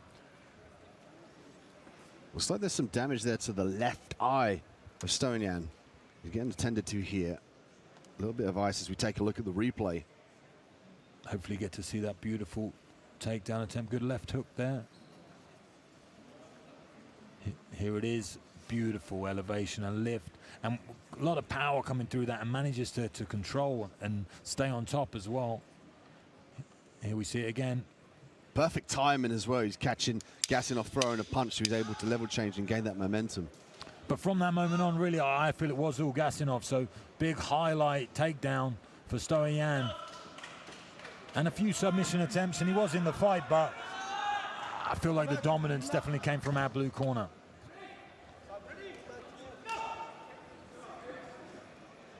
Second round now. Gazinov in the blue, Stoyan in the red. Gazinov loves that feint takedown left hook. We've seen it a few times. He just changes level and comes up with the left hook right hand. There it is again. Oh, beautiful straight right. Didn't really set up that takedown attempt. Yeah, after he connects with those lovely 1-2s, then he's got to change levels. He kind of resets, comes out of range, and then back in range, which gives Stoyan a little bit of time to defend the takedown. Stoyan initiate the takedown, but falling foul to the underhook. Stoyan's so good at changing levels. He gets so low, as he does again, and gets that single. Nice grip here, though, from Gazinov. Has the hands connected underneath. He's going to use this opportunity here to try and drag that left leg out of jeopardy. The second he gets that free, he can start to take the back. And he's using the anchor there with the right hand to try and control the hips, and also an anchor point, and you can see that he connects. It makes it very difficult for his opponent to follow him, given that he's stuck in this position. Yeah, Stoyan used to get great posture and almost stand up and pull him over for this to change the angle of his takedown. At the moment, it's completely covered. Tries to build back up now. Does well to stand back to his feet. Head on the outside single leg, so hard to finish once your opponent gets a good grasp and defense. Gazinov with some nice hammer fists here, but he could start to put the left hand across the face. He could dump for the underhooks as well and leave his opponent away. He might look looking for his anaconda choke. Very tight is this. He's going to walk round. He can clasp hold of the legs as well for more leverage here. This looks really tight, Luke. He's using the legs on the arm, like you said. And unconscious. Gazinov tearing the life from Stoyan there with that anaconda choke. As soon as he got it, span straight away. Beautiful work. And again, the takedown was initiated from the red corner, from Stoyan. He wanted to get that takedown. He spent a long time in that single leg. And slowly, little by little, Gazinov waited for his moment, wrapped the neck, and choked Stoyan unconscious. Take a look at the replay here. There's the overhand right. Gazinov advancing forward. And there was the left hook that he landed. Gazinov leaning in, which prompted the takedown, but here he set up the anaconda. He rolled round. You could tell how tight it was because he pulled his hips in, he pulled his chest in, he contorted. He didn't even need to go all the way around and clasp the legs. Look how tight that is, Luke. Immense pressure. And when he gets that leg over the elbows, you see that right leg clasp the elbow. That tightens it even more, and then he goes unconscious, and the referee is forced to bring that one to a close.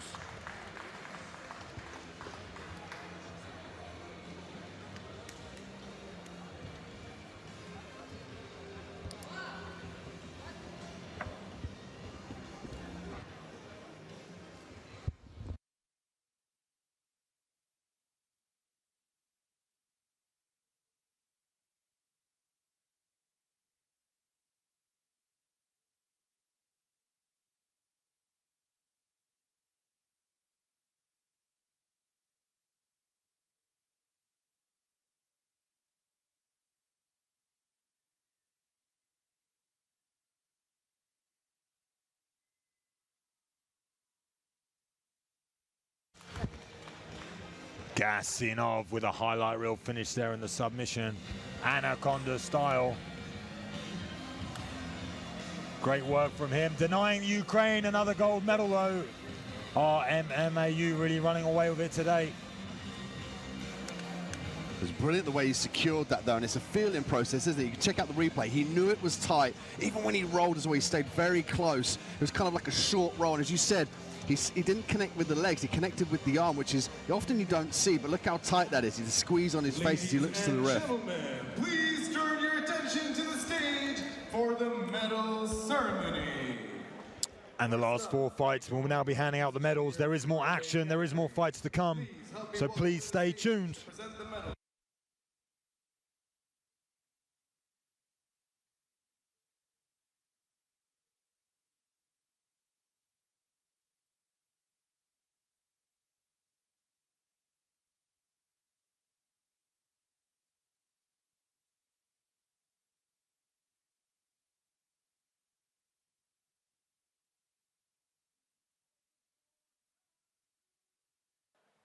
Ladies and gentlemen, we now move on to the women's junior featherweight final.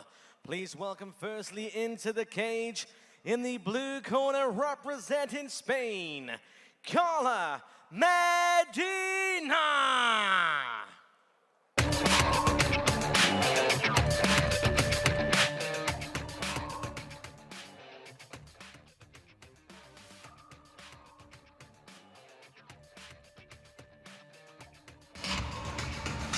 All right, hello and welcome back to the 2021 IMMAF World Championships here in the beautiful city of Abu Dhabi.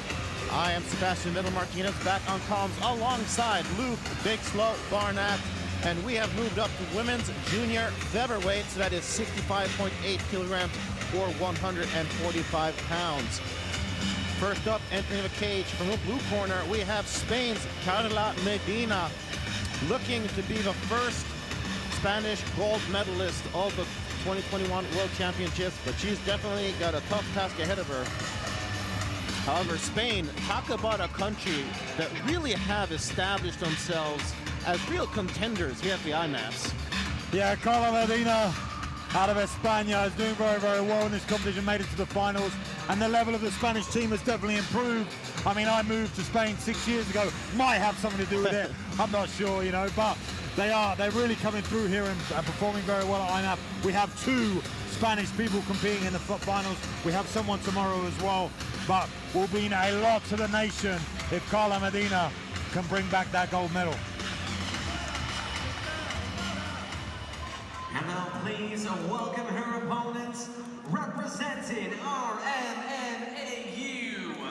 Helena Agisheva.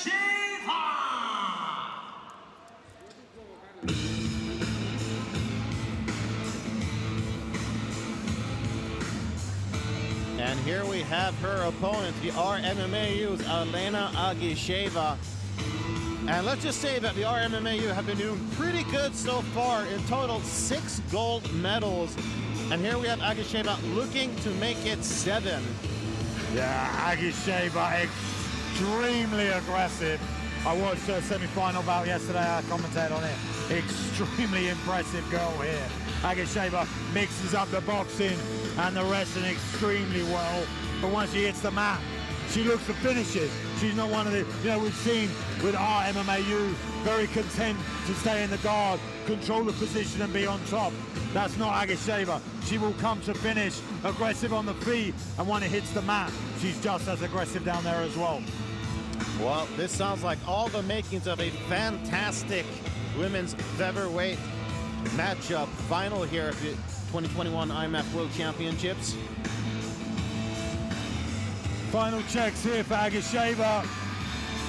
I mean, we have a truly international event here, including all of our IMMAF officials. They're from every nation you can think of. We just had a referee from India. Now every nation is represented so well here at IMMAF. So let's pass it over to a representative of Wales, Mr. Ricky Wright. Ladies and gentlemen, IMMAF present 3 3-minute rounds in the women's junior featherweight final. Introducing first in the blue corner representing Spain, Carla Medina.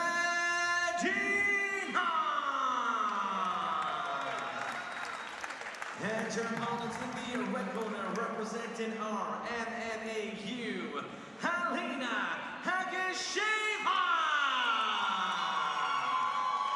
Your referee in charge of the action from India, Prasad Gaitonde.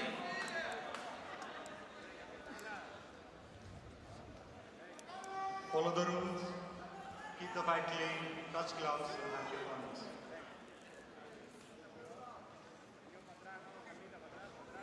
Okay, here we go. The gold in women's junior featherweight is at stake. We'll have the RMMAU versus Spain. Helena Agisheva in the red corner, extremely intimidating, enjoying herself, almost have like a psychopathic smile.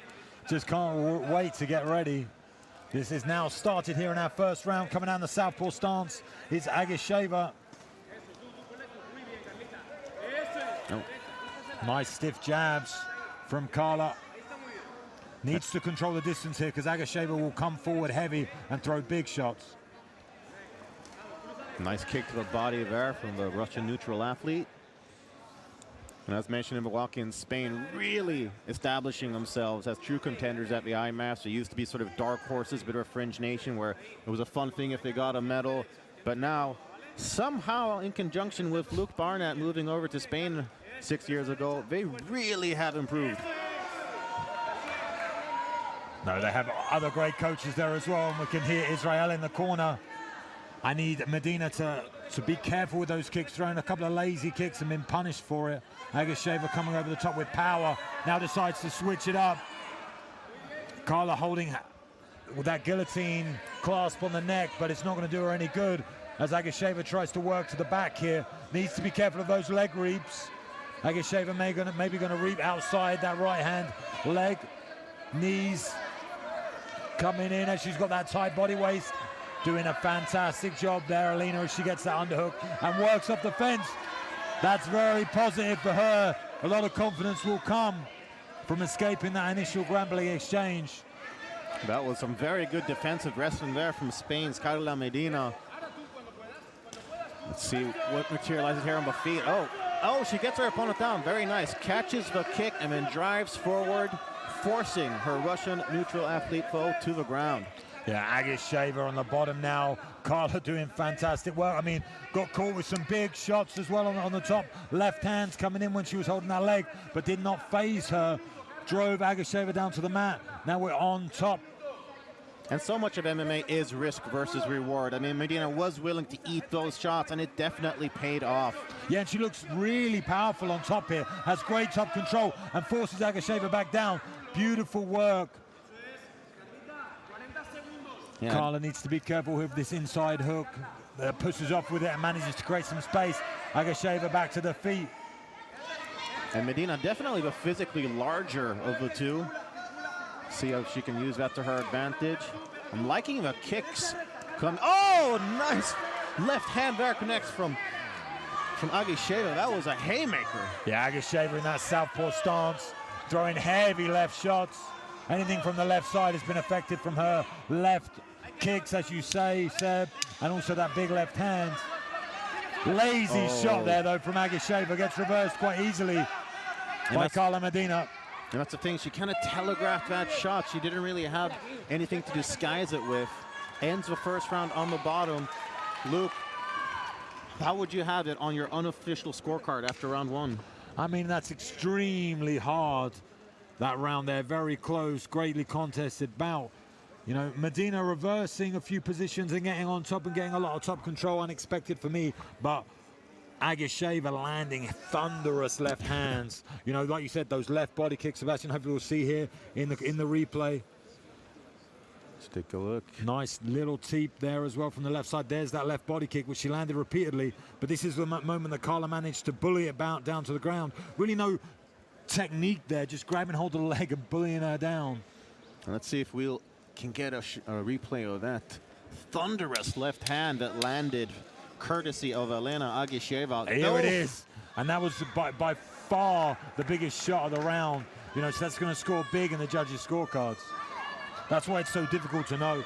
You know, Carla getting most of the top position, but damage-wise, I'd probably give it to Agisheva. Very sound argument there. Here we go, round number 2. Exchange of kicks there. Confidence brimming now, though, out of Carla Medina as she lands a beautiful straight right hand. That's better from Agisheva, mixing up the punches and the wrestling. That's more what we like seeing from her. So far, I'd say the defensive wrestling really holding up from Carla Medina. She is managing to keep the fight mostly upright when that is where she wants it. Yeah, she looks powerful in the takedown defense. She, like you said, has a lot of weight in the lower half of her body. Powerful girl. And you can see here Agisheva in the southpaw stance with that right foot forward. Just needs to be aware of that. Does Carla as she steps to her left or her right. She needs to understand the rotation and how to fight against the southpaw, which can be very difficult. And it really seems like just the size and strength of Carla Medina is giving Agisheva some problems in terms of wrestling offense. Yeah, Agisheva struggling with the power coming out of the blue corner. And then again, of course, I mean, it has been a tough road to get to the finals. We don't know what kind of hidden injuries these fighters have accumulated over the past couple of days. This is one of the toughest tournaments in sports, especially on an amateur level. Carla now bobbing, moving her head, looks composed. And you know, some fighters, after eating a haymaker like that, they might get a little bit too anxious or overeager, might maybe want to overcompensate a little bit. But we're seeing a lot of just serenity here from Carla Medina, taking it easy, not overexerting herself. Yeah, a mature performance from her. I mean, that right head kick looked dangerous as she taps with the jab as well. Better entry now from Agisheva. But again, beautiful takedown defense, a good posture from Carla as she looks over to her corner. Looking now for this arm drag. Digs in that double underhook now on the left side of Agisheva. Powerful. Carla Medina holding on for king and country, defending this takedown brilliantly. And turns the tables on her opponent. Nice job there. Yeah, it's done a very good job of neutralizing any takedown attempts.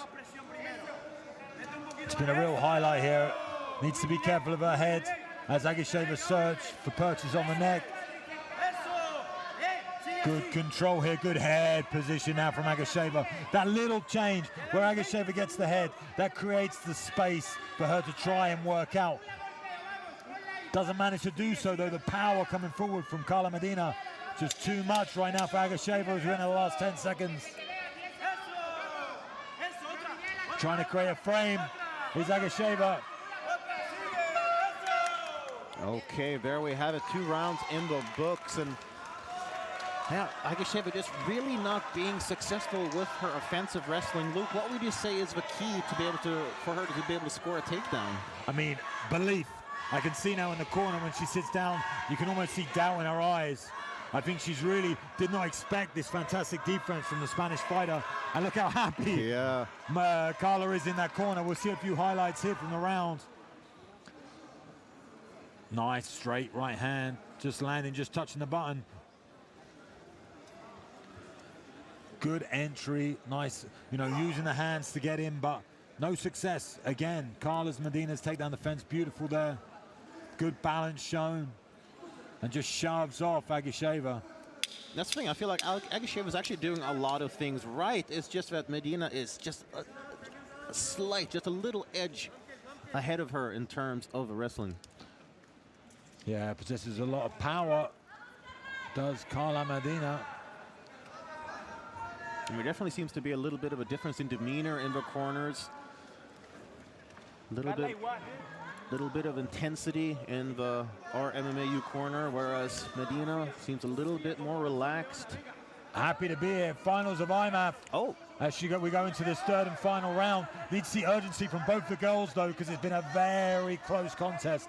Hard to see how the judges have this one scored. If I was in the corner, I'd be asking for finishes from both girls.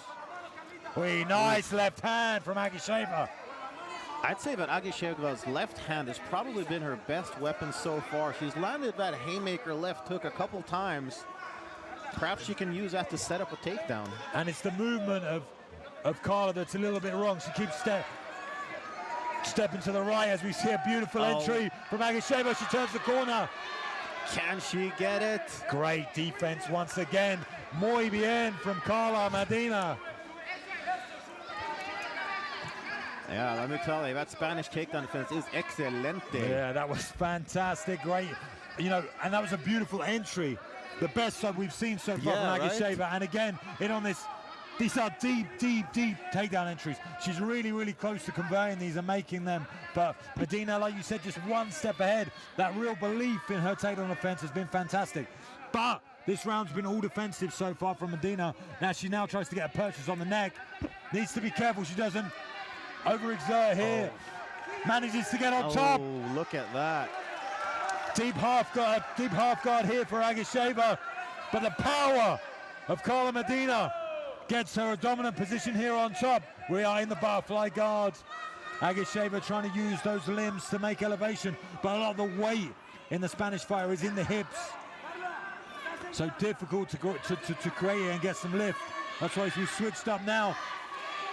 And we're now in the full guard.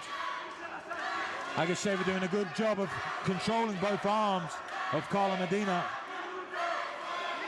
And just over a minute left of a final round. Who will leave Abu Dhabi with the gold medal? It could all come down to this final exchange here on the ground. Yeah, Agisheva, like we said, aggressive on the ground, throwing lots of shots, trying to change angle, trying to make something happen. Carla seems a little bit too content just holding this position, receiving shots. We need to see some activity on top as well. Yeah, absolutely. I mean, you can't just hold on here and expect a victory. Like you said before, Luke, the rounds were kind of close. Yeah, I feel like all to play for as we go into this last 30 seconds. Agisheva really working hard here. Now maybe she can convert her first takedown as she gets to the back of Carla Medina. 13 seconds left to go. Look, she's got... Gets both hooks in this last 10 seconds. Has a modified rear naked choke attempt. Can she score a last-ditch submission? Oh. And there we have it. And the toughness of Carla Medina will see us in to a decision here for our officials. Celebrations from Carla Medina. Well, if you look at the body language of these athletes, I'd say we've got a clear winner, but the actual decision does reside in the hands of our judges. Yeah, I would not say it's so clear.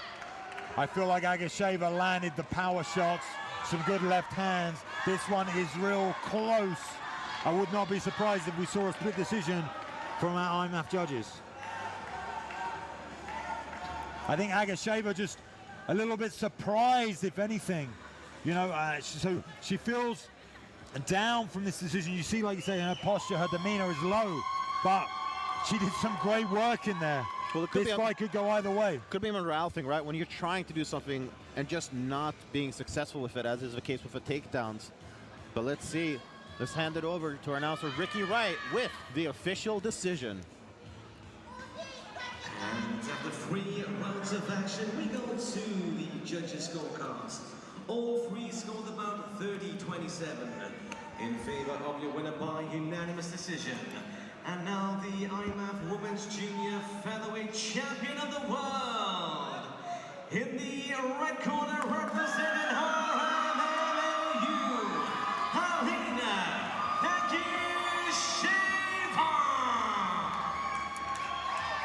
judges in a unanimous decision there. Like I said, the demeanor not looking so good, but the technique inside the cage gets it done for Agisheva. Well, I mean, that's the thing. I mean, Medina's defense was stellar. It was top-notch, but offense is more impactful than defense. Yeah, I think Carla very, very happy with her performance. Did a great job at stopping the takedowns. And the coaches are so happy with her that she was stopping takedowns. And she did a beautiful job doing that. But that's all she did. She got on top in moments, but that searing, powerful left hand that we saw come over the top from Agisheva, causing the damage on the bottom in the 3rd round, causing damage. And damage is key, and damage gets you victories here at IMMAF. And now we have a new gold medalist, and that is in Elena Agisheva. Great job for her and RMMAU, but the action continues as I pass over to Ricky Wright. Ladies and gentlemen, we now move on to the Men's Junior Lightweight Championship Final. Introducing first, from Tajikistan, Belarus,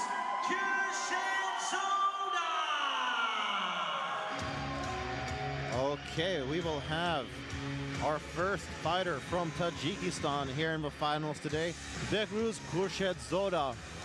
He has a very strong wrestling-based style. He's looked very impressive in getting here so far. And Tajikistan as a nation, similarly to Spain, really establishing themselves amongst the elite nations of the IMMAFs. Yeah, Behruz here, 1 of 2 shots today in the Junior World Championships finals to get a gold medal. So his nation really is riding on him. They've had some outstanding outstanding performances so far in this championship.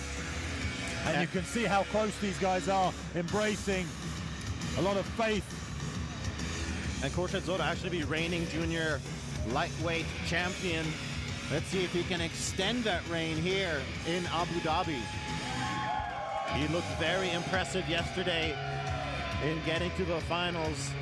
Scored a unanimous decision victory over Kazakhstan's Yerkin Beganov at day 4 of competition, and obviously looked very good in getting there as well. Yeah, tall for the weight class, lengthy, uses range well, but then when they get to the grappling exchanges, utilizes lots of different technique to make sure he can get it to the mat. And now please welcome his opponents, representing RMMAU, Maxim Fuchs! And here we have Maxim Fuchs of the RMMAU. I'll tell you, yesterday he had one of the most evenly fought contests I have seen during the entire tournament. He and his opponent, Gimbaf Magomedov, the 2021 Junior World Cup gold medalist, by the way. They were just going tit for tat, position for position. They were so evenly matched, but in the end, Fuchs just did a little bit more, both on the feet and on the ground, and secured the decision victory. I gotta say, I was very, very impressed by that performance, because most people thought that Gimbaf Magomedov was almost a shoo-in for the finals. But Fuchs scoring the upset and securing a spot in the finals here today.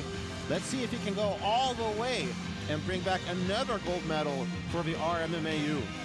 Yeah, for Bahus, you know, he is defending gold medals, defending being a champion here at IMMAF, but that win, that victory yesterday for Fuchs over Gimbaf, for me, that brings him in here as the favorite. That's an extremely big scalp to be taken in IMMAF terms. And Gimbaf Magomedov, this entire tournament has looked unstoppable. Oh yeah. You know, has not dropped a single round until he met Maxim Fuchs. And Maxim will do it all. He likes to strike, he likes to wrestle. You know, he hits hard and aggressive on the feet. So I think we're on a real exciting one here, Sebastian. Yeah, absolutely. Ladies and gentlemen, IMMAF present 3 friendly rounds in the men's junior lightweight final. And in the blue corner, he is a World Cup gold medalist from Tajikistan,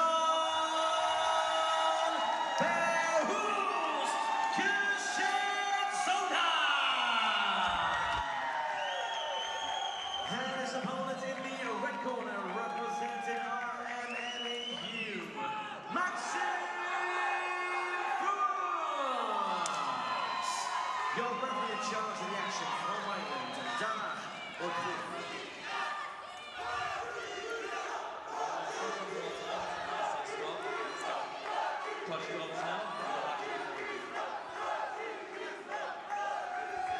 Okay, there is definitely an electric atmosphere in the building. The fans really getting into this one, especially the Tajiki fans here, or Tajikistani fans here. All right, here we go, touch of gloves, and we are underway. As mentioned in the walk-ins, Fuchs scoring the upset victory over the 2021 Junior World Cup gold medalist Gimbaf Magomedov yesterday. Really securing himself as an elite fighter and scoring this spot in the finals. Bit of a tentative start here early on. Both fighters kind of trying to feel each other out. Nice little inside leg kick there from Fuchs. Yeah, but Hus needs to be careful. To the left, to the left. Needs to be careful walking into the power of the right hand. There's a takedown attempt, easily stuffed by the Tajikistani fighter. Urgency shown there in that takedown defense, almost like he was awaiting it, knowing that Fuchs was going to come. Needs to deny him here. Good pressure on the fence from Fuchs. I'm going to call Maxim Fuchs Maxime from now on, just in case. Nice knees on the outside from Maxime. That is a good bet there, Luke. I say let's continue with that. And they separate. Fantastic work from the man from Tajikistan. Nice left hand too. And there's been something very special about how the Tajikistani fighters handle their flag. They really respect their flag. That's something I noticed, something that I feel stuck out throughout most of the IMMAF tournaments we've had recently. An extremely proud nation, and I'm proud of this man now as he works to the back. Good defense though, good whizzer from Fuchs. Maxim now back to his feet again. Nice little knee there as well from the Russian neutral athlete. A lot of pressure here. Oh, but Maxim does a fantastic job of securing that right underhook and getting the reversal. And that's kind of what impressed me so much about Maxim's game yesterday against Gimbat Magomedov. He was so good at countering the positions he was put in. It's almost like he turned the tables on Magomedov almost every time. Like when Magomedov would go for a takedown, he would stuff it and sort of go for one of his own.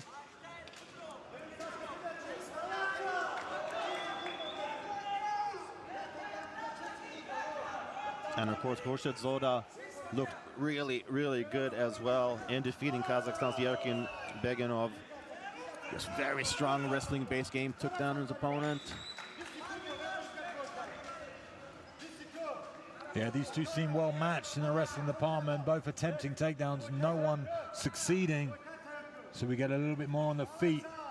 Good range control from Maxim. Again, changes levels, big shots raining down. Gets the lift, does Maxim. Ooh. How about that balance from Khurshid Zoda? Oh. Almost continued after the bell there, but it's like Maxim wanted to put a stamp on that first round. Luke, would you say that he did that, accomplished that? I didn't quite convert that takedown the round that ended, and that happens quite a lot. So the buzzer goes and you kind of relax because, you know, okay, time's up. But the other guy continues and tries to get the takedown. You know, I don't think it really made much of a difference in the eyes of the judges. I think it's a very, very close contest. Maxim doing well to reverse the positions, and to me looks a lot crisper on the feet. Like it looks like he's going to land with a lot more power when he throws, but neither really finding the range thus far in round one. Yeah, I do not envy the judges in this fight so far. I mean, that first round was really a coin toss as to who won it. Let's see if we see a little bit more of a decisive round number two. To be honest, I feel bad for all the officials because Mark Goddard's walking around here somewhere. He's got his chest puffed up, and you don't want to upset that man. Oh, yeah. So these guys are under a lot of pressure to make the right decisions. Getting on the wrong side of Mark Goddard is not very advisable. Let's see, round two has begun. Who will draw first blood? And it is Maxim with a leg kick. Yeah, nice inside leg kick from Maxim. Uses that to control the range well. Yeah, that's the thing. It's sort of like a multifaceted attack because, sure, you both land with a little bit of damage, but you also sort of measure the distance with it. Strange option there, trying to go overhand into an outside double, but gets stuffed. Good double underhooks here. These two seem so well matched in the wrestling. No one, I feel like they've had a lot of success going through this tournament in the wrestling, and they can't seem to get any in this final. Well, of course, this is a lightweight battle, so 70.3 kilograms or 155 pounds. And lightweight, traditionally, the crown jewel of MMA, sort of the most talent-rich division in most respects. Oh, look at that. He gets a takedown. Inside read judo there. Nice toss. And then goes straight in looking for this. Oh, he's trying to cinch up a submission. Can he get it? Trying to get that Dars choke variation. He's very high, tries to drop to the hip. This is quite tight here. Maxim trying to cover that elbow position. Good posture, though, from Tajikistan on top. Tajikistan needs to be careful not to go to his back here. Wants to stay in the all-four position, wants to stay on top. That alleviates some of the pressure. If Maxim can manage to rotate, he gives up on the submission because I feel like the posture from Tajikistan was just too much. Now on top, though, as Maxim tries to work up, needs to be careful he doesn't give up his back. Beautiful work from Maxim Fuchs to get back to his feet. Nice job of neutralizing the disadvantageous position that he found himself in there from Maxim. Searching for this switch. Here's Fuchs to try and elevate the hips. Nice adjustments from Tajikistan. Can Maxim switch it up? End up on top? Oh, strange little lift there from Tajikistan. Doesn't quite control the position. Maxim back up to his feet. But this is good work here. Good control. Kushadzora trying really hard for this takedown here. Of course, you got to be careful of burning yourself out, but I'm quite sure conditioning will not be an issue for either of these fighters. You don't make it to the IMMAF World Championships final without having fantastic conditioning. These guys fighting every day leading up to this final, making weight every day. Extremely dedicated young men. And Maxim finally looks to get that switch, converts it and gets on top in those dying 10 seconds. Nice job there from the Russian neutral athlete, Maxim Fuchs. Whew, another close round, but I kind of feel like a little bit clearer than the first. Or what would you say, Luke? So hard to tell, sitting here commentating with these guys. You know, they're both displaying fantastic skills and neutralizing each other so well. Look here at the highlights. Maxim looking for this judo toss, gets it, but is hindered by the cage. So the cage really stopped him from converting that, making it really decisive takedown. But that's probably the best attempt we've seen so far. The most concrete takedown that we've managed to get. And how important do you think the submission attempt will be in the equation of scoring the fight? Yeah, he's looking to finalize it. He's looking to finish. He's looking to win, you know. Whereas I feel like Tajikistan, they're just looking for the control. Although going for that choke, looking for that Dars choke, kind of did put him in a bad position. Very good point there, Luke. Maxim ready to go. Up and willing. Third and final round. And I mean, like you said, I mean, it was still a very close round despite sort of that submission attempt and the takedown. And once again, the Russian neutral athlete starts off with an inside leg kick. Yeah, nice and low on the calf too. Causes a bit of discomfort for Tajikistan. Swing and a miss. And both fighters very mindful of their offense on the feet. You don't want to leave yourself exposed. Yeah, Maxim did there with a very lazy double leg from so far away with no setup whatsoever. Too easy for Tajikistan. Now defends that, scoots to the back. Yeah, that was surprisingly telegraphed considering what we've seen from Fuchs so far. I mean, he's been very good at disguising his wrestling offense. Surprised that it was so telegraphed this time. I mean, he finds himself in a tough position here up against the cage. Can he turn this around like he did previously? Deep on that right underhook side, controlling the wrist on the left. Trying to get this switch. He was successful with the switch in the second, but...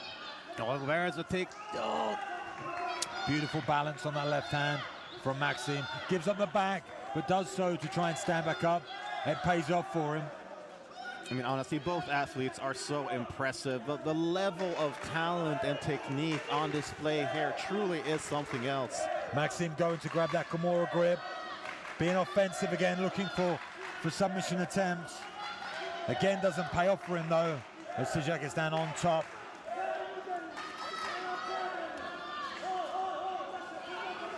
Deep in on this double, hands together, elbows tight.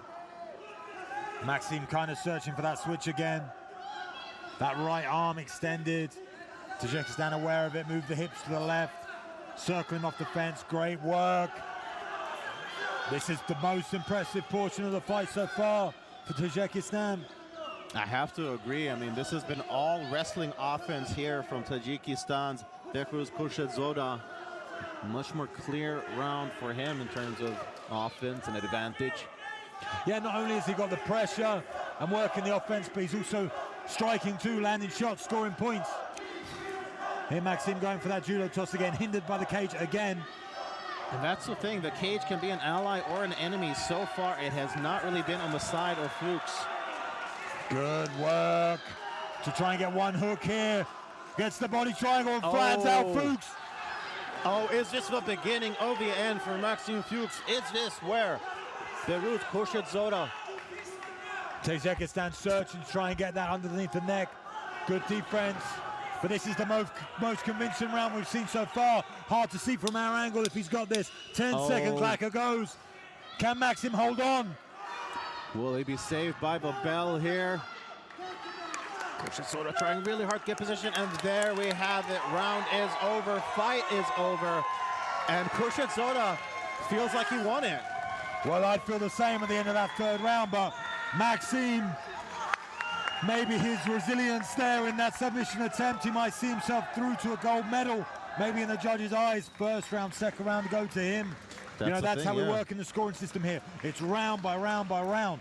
So it doesn't matter if you won the third round convincingly, if you lost the first two. The first two were extremely close, and I'm not saying that's what's going to happen, but, I wouldn't be celebrating so hard right now because we do not know how this one's going to come out.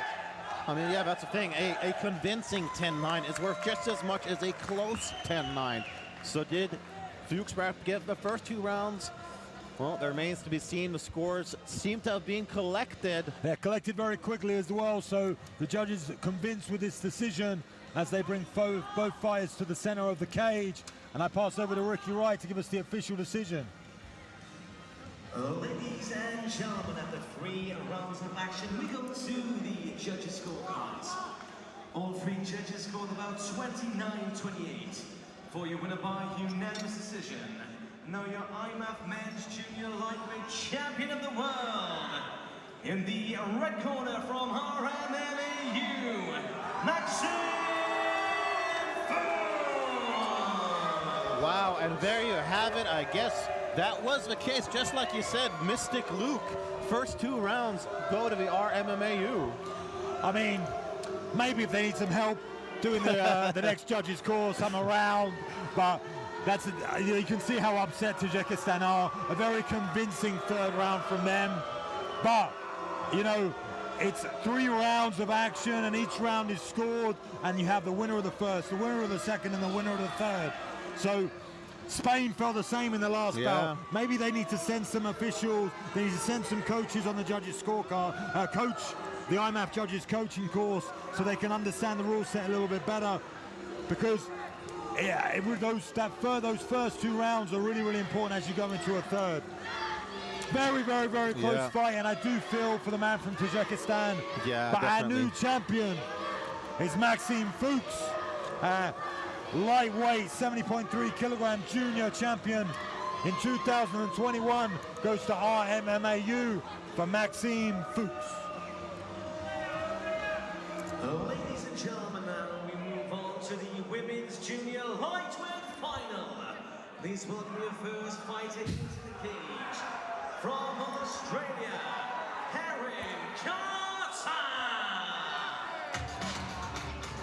All right, we are moving on with women's junior lightweight division, or the finals here.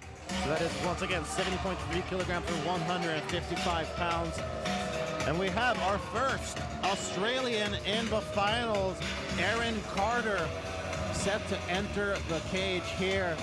And Australia, I feel, another country that really is gaining some momentum in terms of recognition here at the IMMAF. What would you say, or do you agree with that assessment, Luke? I saw a fantastic Australian athlete over in cage number 4. Light heavyweight, I believe in the adult division. Put up a hell of a fight against an RMMAU contestant. Didn't manage to win the fight, but I was extremely impressed with the level of this guy. You know, he was doing everything right, everything you wouldn't expect from, you know, a nation not known for its grappling. So Erin Carter very similar in that regard. She's been impressive thus far, and here going up against, we've got to be honest, the favorite nation in RMMAU, collecting the most gold medals. I think they're at 7 so far. Welcome her opponent, representing RMMAU, Daria Pirigova.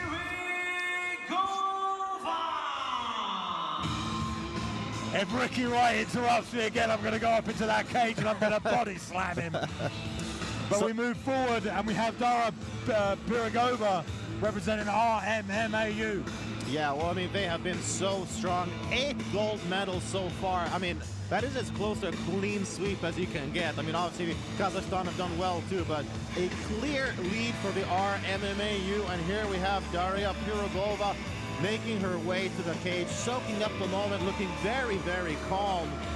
And as you mentioned, Australia, not really a nation known for its grappling per se. They have a lot of fantastic strikers. I mean, legends like the likes of John Wayne Parr, for example.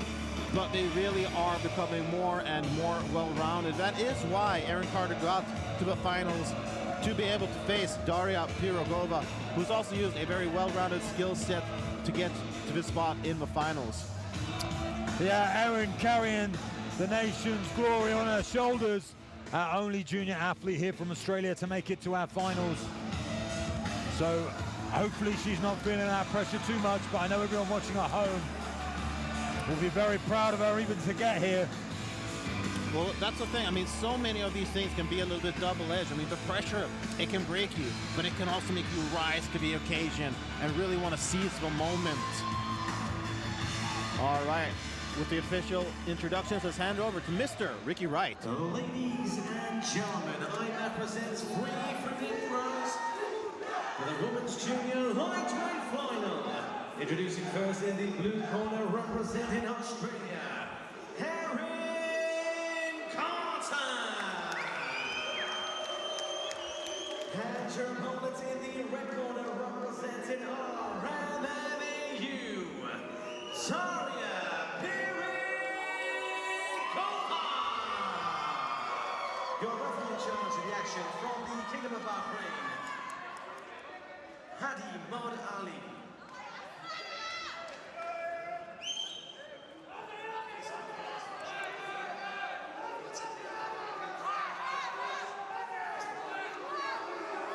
All right, Hadi Mod Ali in charge of this women's lightweight action. Let's see who takes an early lead here in this fight between Australia and the RMMAU. All right, so far it is the Russian neutral athlete pressing forward. Oh, that was a nice right hand connected there. Not a whole lot of force, but oh, and another. And a third. Erin Carter very patient, weighing on the outside. I think aware that Daria would be looking to end Erin and try and get this fight to the ground. Has double underhooks here up against the cage. Good head position from Erin Carter. Some of the Tajikistan fans a bit upset over a previous position, but oh, look at this.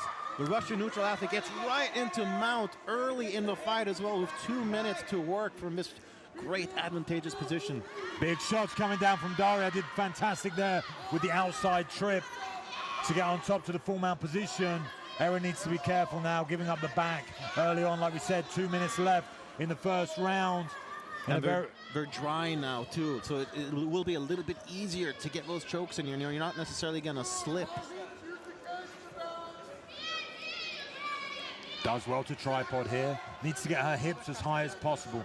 You know, when you say tripod, you're thinking of a camera tripod, 3 legs. So you need to have your hands in front of you, your legs high, hips high, and need to try and shake your opponent off the back. If you see now Daria, her weight's all forwards, her hips are off the back. So if Erin can continue this, now Daria's on the ground, needs to be aware of that armbar attempt though. Armbar or triangle can come here. But Erin's done a great job so far. If she can keep those hips high and try and step that leg round, great work now. Going to be in the guard though. And again, that triangle, that diamond position on top, covers the legs well, Erin. This is really, really well thought out stuff. Taking it slowly and being very, very careful. Just needs to be careful she doesn't leave that arm hanging out now. See as Daria clasp it with that left arm. Yeah, the Russian neutral athlete working really hard to try and isolate that left arm of the Australian Erin Carter. Yeah, and does well with that leg lace. She's got her legs laced all the way through to the ankle. This can maybe either look to take the arm or she has the option to go back to the back if Erin allows her to. But in a great spot is Daria. But, you know, Erin's done well to escape the mount position, the back mount position. Now she's trying to come out the back door. Just needs to be careful of leaving that arm in there. Steps round, does well. Beautiful work from Erin Carter to try and get on top. Okay, well, not a whole lot of time left to work. About just over 10 seconds left, yeah. Looking for this Kimura is Daria from the bottom, switched it to an armbar, gets the leg across, the arm is extended. This could be all she wrote. Oof. I think Erin Carter just may have been saved by the bell there. That looked to be very tight. She looks very calm returning to her corner, though. Yeah, she looked calm throughout those exchanges. I think she had great knowledge and displayed it there in some very awkward positions. Although she ended the round with her arm fully extended in that armbar, I feel like her shoulder was rotated a little bit. So she wasn't in that much danger. We see here at the early exchanges. I just feel like Carter didn't get her chance to find her rhythm on the feet, close down early, and this little outside trip. Well, she barely got any chance to do anything, right? I mean, Pirogova put it on her from the start, from the opening bell, and just never let up with that pressure. But looked very calm in some tough positions there. I honestly, I feel like the jiu-jitsu game of Erin Carter, it was undervalued in those exchanges because she got mounted, she got her back taken, she got put in a very awkward spot where she could have been armbarred at any moment. It took a long time for Daria to find her answer, to get to it, and by that time the round had ended. And she was very, very calm and collected, as you said, when she come back. Let's see if she can keep a little bit more distance. Comes early with that head kick, so confidence shown from Erin Carter. Switches to the southpaw stance. Maybe that's to make it a little bit more difficult for these entries. She's got to keep her back away from the cage as well. Oh, it looked like... She rolls down for an armbar here. Maybe felt something in that first round. Has a triangle now from the bottom. This is tight. Inverted here from the bottom. This could be bad for Erin Carter of Australia. Hard to see the angle exactly that she's got here, but I feel like Erin calm, gets flipped over, using it well here, looking for this, does well there, Erin to get to all fours, back on her feet, has the good 2-on-1 control, defending her neck, needs to be careful, maybe of a guard pull here. And the thing is, Russians don't pull guard, Russians don't pull guard, I'm sorry. Russian neutral athletes would never do that. Underhook. As I say that, please don't make me look silly. Has the arm right through, maybe see a flying triangle attempt here. Looks like Carter's going to get her head out, yep. Does well, Erin, to get good posture here. We'll call that a flying triangle rather than a guard pull. All right, sure thing, Luke, sure thing. On top now is Erin Carter, and she goes into the triangle, needs to be aware here. TPs it up here with the straight legs. And the thing is, in amateur MMA, it can sometimes be a little trickier getting the submission because of the shin guards. It can give your opponent just a little bit of space. Right in front of us here in the commentary box, and I can see the right hand. Although she's over the shoulder with this triangle attempt of the diamond, she's trying to TP it up. The right hand is involved. So when you see the triangle, and sometimes they sign straight in the legs, we call that a TP. She's like trying to cause pressure with the knees in on the shoulder. Making small adjustments here, maybe going to switch to the arm. Erin. She's got to be careful. But so far, I am very impressed by the defense of Erin Carter, I got to say. Yeah, she's calm in these dangerous positions. In really dangerous position here, needs to be careful of the triangle, the omoplata, the armbar, not extending, but she needs to also move backwards and try and free that left arm. We're in the omoplata now, left shoulder, but she's got that knee on top of the head. And Carter pretty much out of danger, it seems. Now we need to score some points. Good work from Carter getting these punches. Looking aggressive here. This is going to score well in the judges' scorecards. She's on top. Although she's in an omoplata, she's in control now. Well, yeah, I'd say this is exactly what Erin Carter needed to finally be able to get some offense off. I mean, it's not the most ideal position, but she is at least scoring some solid ground and pound. Last 10-second clacker here. I think Erin happy to ride out this round on top. Okay. Another round where Erin Carter was forced to defend a whole lot. It was fantastic defense, but I mean, I guess you got to say that Daria Pirogova is up 2 rounds, right? I don't know, difficult one to score this. I mean, they're making the IMMAF judges work very, very hard because Pirogova, she attempted a few submissions. She did pull guard. She was on the bottom, but no real damage scored in that round that I could see. Here's early on in the round.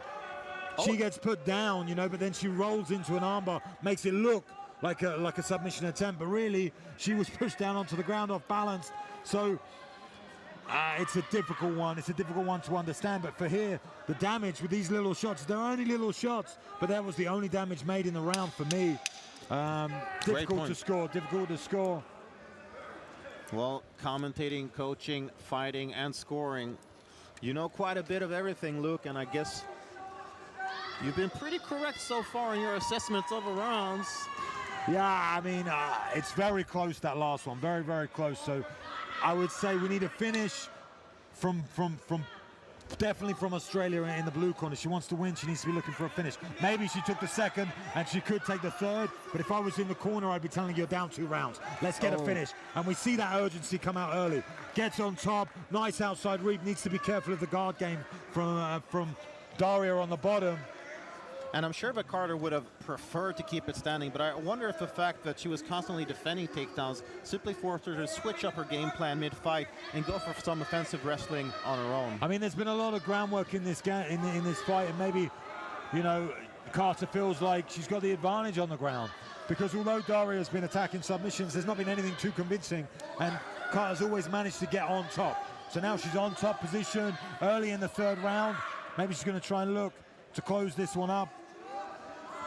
She's got to stay active, though, to ensure that she can retain. Yeah, there we have a warning for activity. The Australian needs to just get a little more offense going if she's going to retain this position. All right, yeah, some solid shots there. That'll do a little bit, but I think she might need a little more. Very hard here. Very good high guard from Daria. And she's controlling the wrists well and not taking any damage. Feel like definitely the ref's close to standing this one up. Gets that foot on the hip though now, does Daria. Yeah, the referee taking a close look at this one. I mean, if nothing else, this is a great start here for Australia's Erin Carter.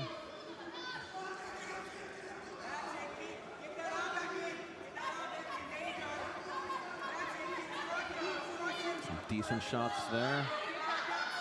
Okay, let's see.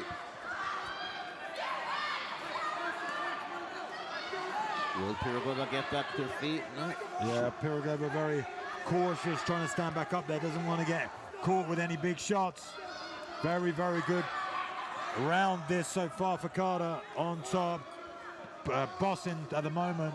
In control, landing shots. Needs to be careful, just not overcoming her hips. Good sprawl. Nice sprawl, yeah, definitely. Can she work now around to the back and try and get something a little bit more convincing? I gotta say, I really like what Erin Carter has brought here in the 3rd round. I mean, she's really making everything count. Looking to tie up an anaconda. Has got the grip, but it's quite a loose one. Gives up on it and goes to the back. Great decision there. Elbows tight though, needs to be careful that the Daria doesn't roll. Less than 20 seconds, so if you're gonna put a stamp on this round, this is the time to do so. Yeah, I feel like Daria just holding on now. Big shots coming down from Carter. And a convincing 3rd round from Australia. Makes it interesting again. Was it enough? That's was the it thing. enough? Yeah. Hard job for the IMMAF judges here. I'm not as confident as I was in the last one that this will go to Pirogova. The first 2 were very, very close rounds. Yeah. This one could definitely go either way. Yeah, I mean, both fighters definitely did a lot of stuff very, very well. The RMMAU's Daria Pirogova, very strong with wrestling offense early on. Good outside trip of the body lock there to get the takedown early in round 3 though for Carter. Whatever the decision here, I think both girls have done their nation proud. You know, they can go home, they can watch the videotapes of this tournament. They've won a lot of fights to get here, and they've put on a great performance here as well. So no shame in taking home a silver medal in this one. Ladies and gentlemen, after 3 rounds of action, we go to the judges' scorecards. The judges scored about 29-28 red, 29-28 blue corner, and 29-28 for your winner by split decision. And now your IMMAF Women's Junior Lightweight Champion of the World, in the red corner from RMMAU,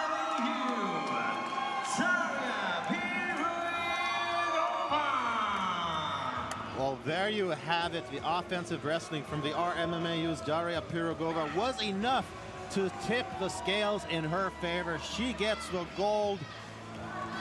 Close fight, but yeah, definitely impressive skill set there. I said it was a close bout, and we saw Erin Carter on one judge's scorecard take it. It was a split decision victory, you know, for Daria Pirogova. Third round, very, very convincing for Erin Carter. Like I said, no shame in there, coming in second place. Great bout from both girls, and a little bit of surprise on the face of Daria there, taking home the IMMAF World Championships. All right, let's move on to the next fight. And now we move on to the junior welterweight final. Please welcome firstly into the cage from Tajikistan, Qasim Sardorov. All right, here we have the next fighter from Tajikistan, the welterweight Qasim Sardorov. And yesterday, he was nothing short of completely dominant. He just completely handled England's Reece Treesdale for 3 rounds from top position, securing a comfortable unanimous decision victory and thereby securing his place here in the finals today. It'll be interesting to see if he can be quite as dominant on the top row. I suspect it will be a much more hard-fought battle.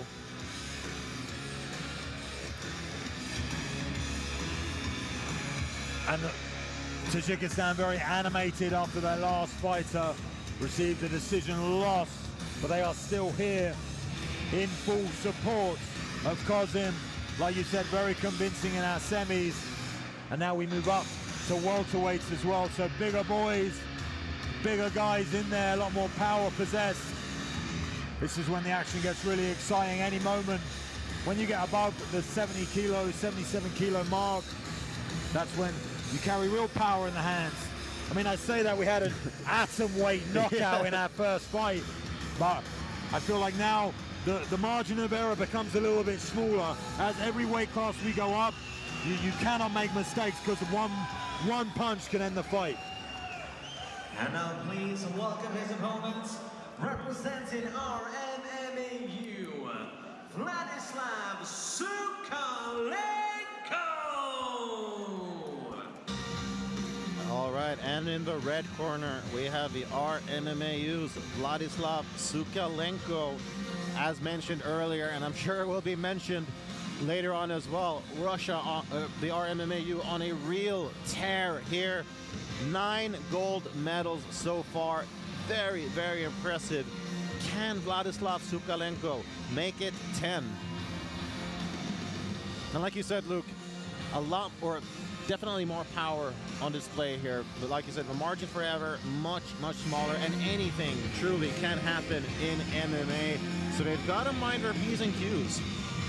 I mean, look at Sukalenko's back. Look at the size of this guy. Yeah. And these guys, I didn't see his age, but he's in the Junior World Championships. So between the age of 18 and 20 years old, looks like he could carry a fridge. Yeah, these are some very well-conditioned athletes. You can tell that, you know, they haven't skipped any days at the gym, I'm sure. So 2 very wrestling-heavy nations, Tajikistan and the RMMAU. Sukalenko has explosive hands as well. You know, won a decision to get here, but it definitely can put the fight out any second, finish the fight. Oh, ladies and gentlemen, IMMAF presents 3 3-minute rounds in the junior welterweight final. Introducing first in the blue corner, representing Tajikistan, Qasim Sardorov. And his opponent in the red corner, representing RMMAU, Vladislav Sukalenko. Your referee in charge of the action from Sweden, Matthias Huedier.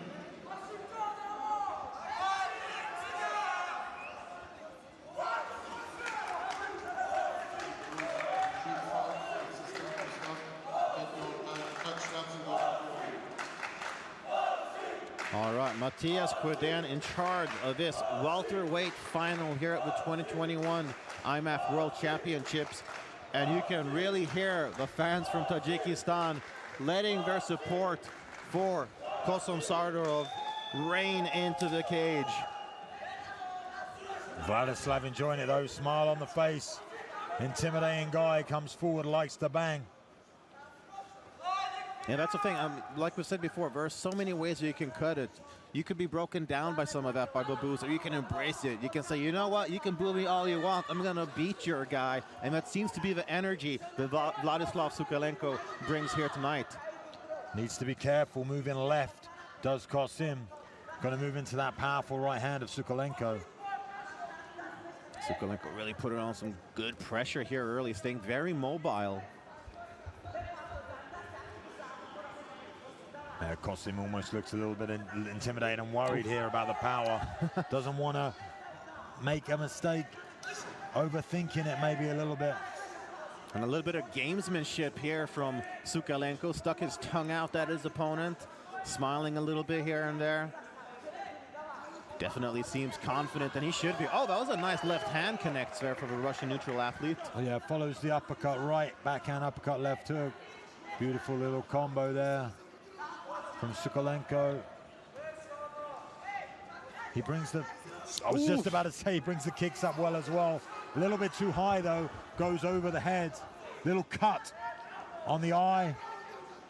Yeah, this early too. I mean, that could be problematic if we do go into the later rounds. I mean, it doesn't necessarily seem to be in the worst spot, but you don't want that at the start of the first round. Kosim just seems to be double guessing himself at the moment, questioning every movement. Just the confidence you can feel exuding from Sukalenko. He just seems in complete control of this fight so far. Every time he steps forward, Kosim steps back. He's biting on every feint and just looking to try and get hold of those legs. No. Southpaw stance, switching Sukalenko back to orthodox. And I mean, so much about MMA, it's also like heart, and it's about mental. You know, who can have a mental advantage? Who can have the momentum swing in their favor, just in terms of confidence. See, takedown attempt here for the Russian neutral athlete. Sukalenko deep in on this single leg attempt, gives it up to cause some damage. Needs to be careful of the hips of Kosim as Kosim laces that leg, uses it well to try and escape. Oh. Looked like we were going to see a trip there for a moment, but defense holding up for Tajikistan's Kosim Sardorov. Boom! Slam, bam, thank you, man. There's the takedown. Gets straight back up though, does Kosim. Kosim getting reversed as well. He's actually the one trying to initiate that takedown, but Sukalenko aware of it and goes backwards with it. So when you see Kosim lace that leg, we'll see it hopefully in the highlights on the takedown. Kosim's lacing the leg to try and do a trip, try and do a throw, you know, a hip toss. But when he goes to do the hip toss, we see him get taken back the other way. Here we see that uppercut, left hook land. A little bit high here, I feel, is the posture of Kosim. Nice spin-off right hand on the break too. And the momentum definitely just seems to be in Sukalenko's favor. So here, hopefully we get to see the lace of the leg. Not quite long enough there on the highlights for us. And Luke, if you were in Sardorov's corner, what would you be telling him now between rounds?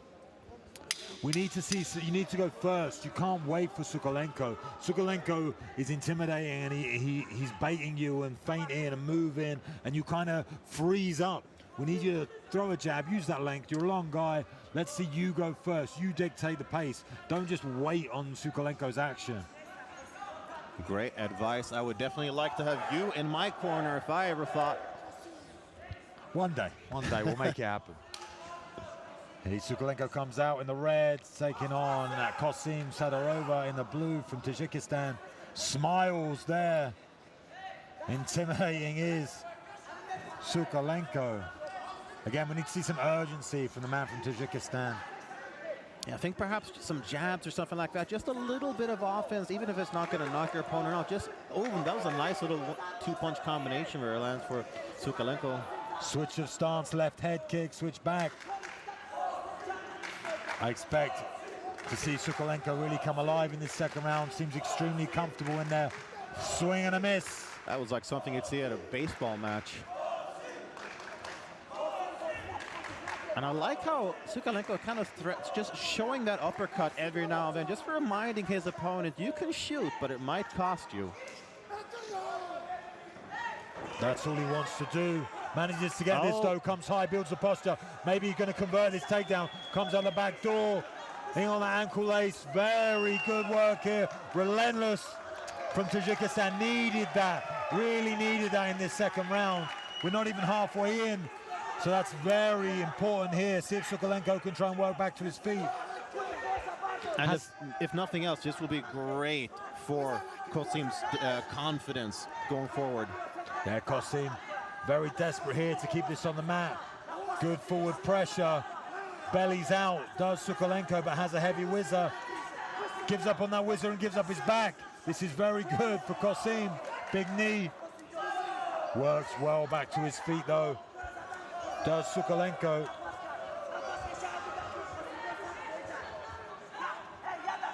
And Kosim Sardorov fighting like he had Luke Barnett in his corner. Yeah, come out with a lot more urgency in this round. Doing well, and they see how he has that left arm laced all the way around, controlling that wrist. That's a great position to land some damage. Oh, that's got to hurt the shoulder on that toss as well. See how he crossed hold of that leg? That's clever. Shelving it on the leg. Builds back up. Some beautiful grappling display by Kosim.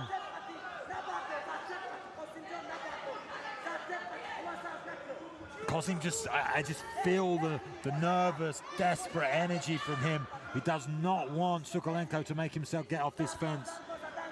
And that can burn you out. That can really tie you down. Yeah, absolutely. You got to be careful with how you manage your energy. I mean, even if he wins this round, what if you come into the third round with an empty tank? So there's so much to take into consideration here. Yeah, Sokolenko here just relaxing, good balance, nice hips. Nowhere near to converting these. Here's Kosim, so okay, good knees now on the inside. That's a little bit better, but now Sokolenko's free. Smile from him, and we're back to work. Good round, better round from Kosim. Definitely got the fight in the area that he wanted it to be. But for me, Sokolenko is the only one looking dangerous enough to finish this fight thus far.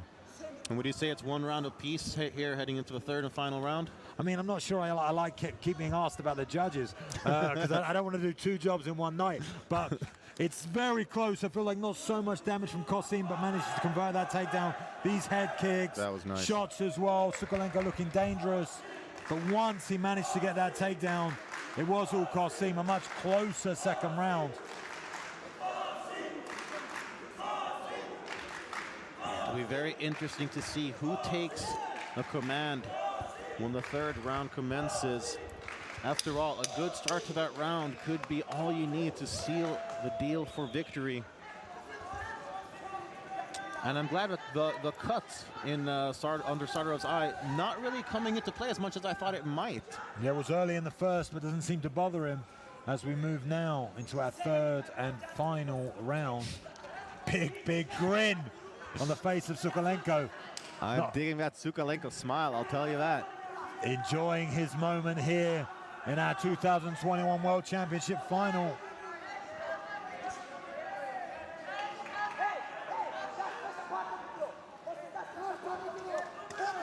Nice little combination there. Nothing that lands with authority, but at least a little something in terms of offense anyway. They're throwing left and left hook, left high kick. That's nice to see. Maybe he's going to do it on the right-hand side as well. Right hand, right kick. That's a real development. You see old school Thai boxers, they always throw left to right to try and create more damage. Left, right, or right, left.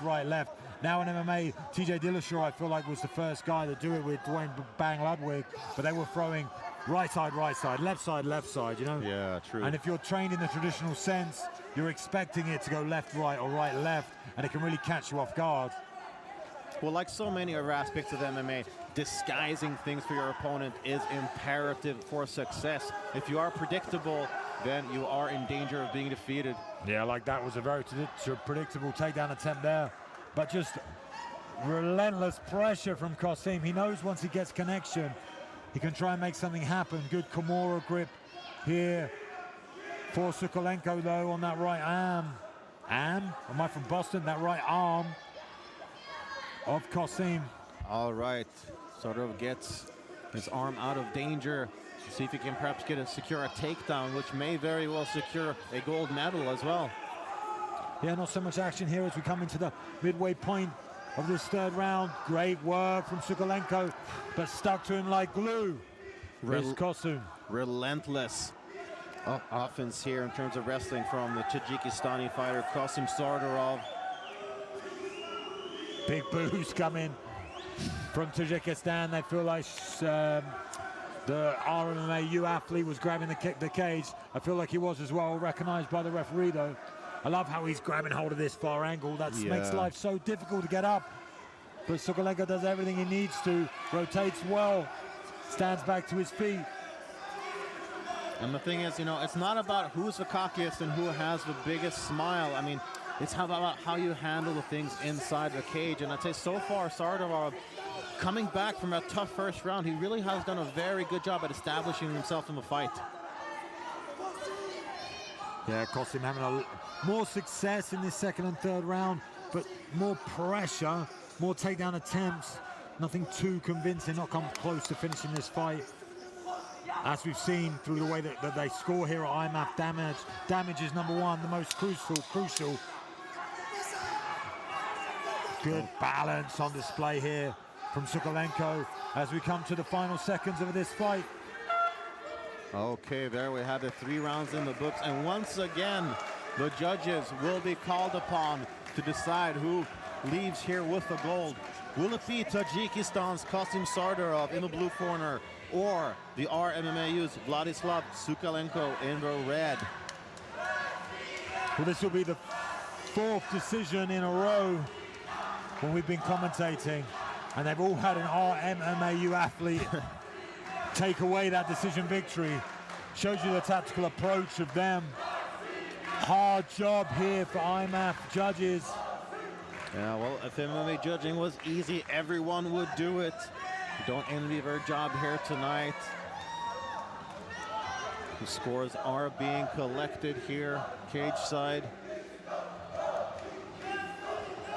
I'm hoping Ricky Wright isn't the one that adds them up, because I wouldn't trust it to save my life as he comes waltzing up here to get into our cage. The proud Welsh Dragon, Ricky Wright.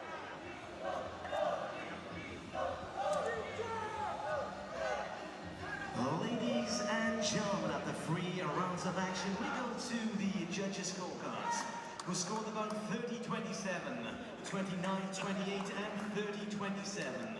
All 3 in favor of your winner by unanimous decision. And now your IMMAF Junior Welterweight Champion of the World, in the red corner from IMMAU, Vladislav Sokolenko. Okay, there you have it. The striking of Vladislav Sokolenko in combination with his defensive wrestling was enough to seal victory here. Luke, what are your thoughts on the fight? Rubbing salt in the wound of the Tajikistanis. That's 2 times they've gone to decision today with RMMAU, and both times they have failed to convert it into a gold medal. They take home 2 silvers, and I think that's 10 now for RMMAU. We will now move over to a short medal ceremony. Please turn your attention to the stage. We are going to be continuing the medal ceremony for tonight. To present the medals for the women's junior featherweight category, please help me welcome.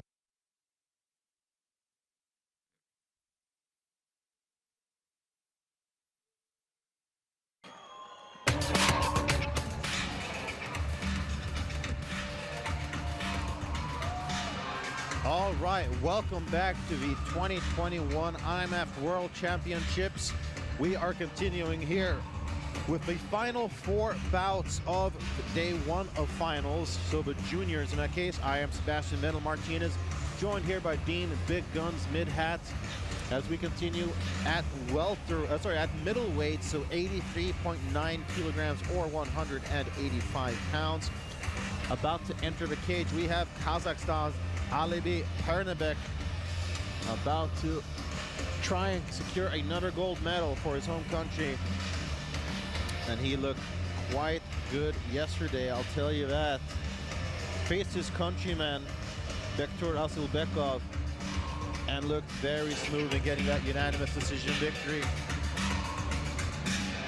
It was hard fought, but he got the job done.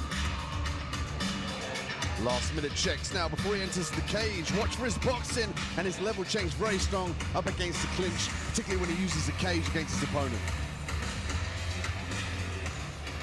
And now please welcome his opponents, representing RMMAU, Mohammed Hapandi Hasipong.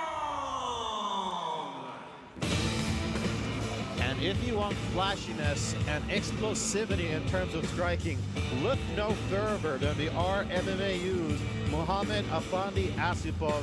Yesterday he scored, in my opinion, the best knockout of the 2021 World Championships so far. A crazy jumping, spinning back kick to the face of his opponent, Diego Torres. I mean, it was just, I was at a loss for words after having seen it. Asipov as well. What allows him to use those movements is he's so confident with the wrestling. Makes him more free in the striking realm because he's not worried about the takedown. And if he has to shoot one, he's perfectly capable of that. And you can see the smile on his face. This young man exudes confidence, and rightfully so. He is just such a skilled competitor, both on the feet and on the ground. As you said, Dean, it is that top-notch wrestling that allows him to get a little bit more creative with his striking, get a little bit more flashy and unorthodox.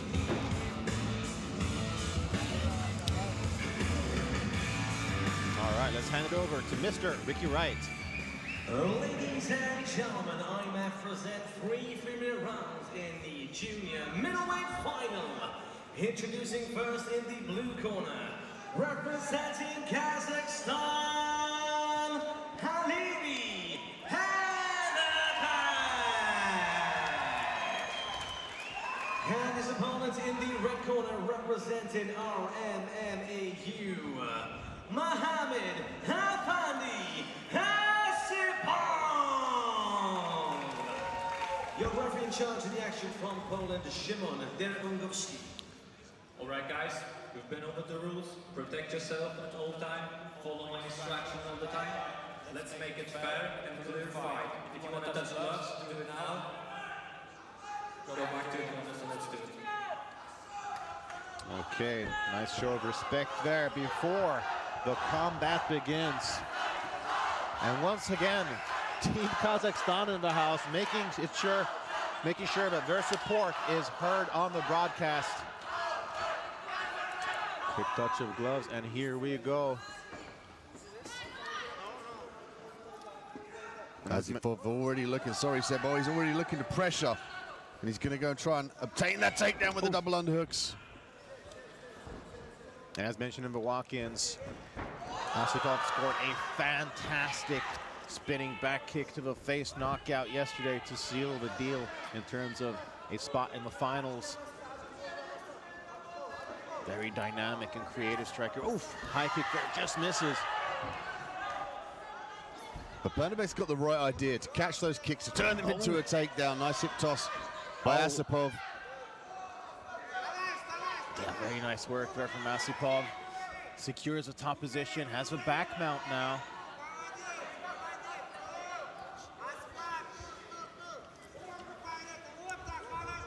Some solid knees to the upper thigh there from the Russian neutral athlete, Asipov. Bernabek's got to try and circle around his left arm to obtain the whizzer and then pummel that right underhook in. It's a little bit difficult right now because Asipov's done a great job of using the cage to blockade that position, also using his head on the back of the shoulder to prevent the circular motion. Pernabek almost went airborne there for a little while, but Azizov abandoned the takedown. Knees to the thighs. I mean, it's hardly anything that's going to end the fight, but it's extremely uncomfortable, and they do add up. But they can take a little pop out of your step once you get into the later rounds. Some frustration on the face of Pernabek there as he gets taken down. He kind of briefly smiled to his corner. That just says to me that he's getting control here and he can feel the pressure, and he doesn't really have an answer. Azizov doing a great job of exposing the back. He's going to use the strikes now potentially to do some damage. He's got to try and drag Azizov away from the cage to get both hooks in if he wants the back control. There's numerous warnings from the referee. They're tapping the arm away from Pernabek. As of yet, he hasn't issued a verbal warning or threatened to take a point. And again, he reaches and grabs it. That potentially could be the 4th or the 5th time the referees tried to pull the arm away from Pernabek. All right, and they separate. Let's see if Pernabek can get some offense of his own going here. They come to the close of the first round. He's been stuck mostly defending so far. It's a nice hard leg kick there from Azizov.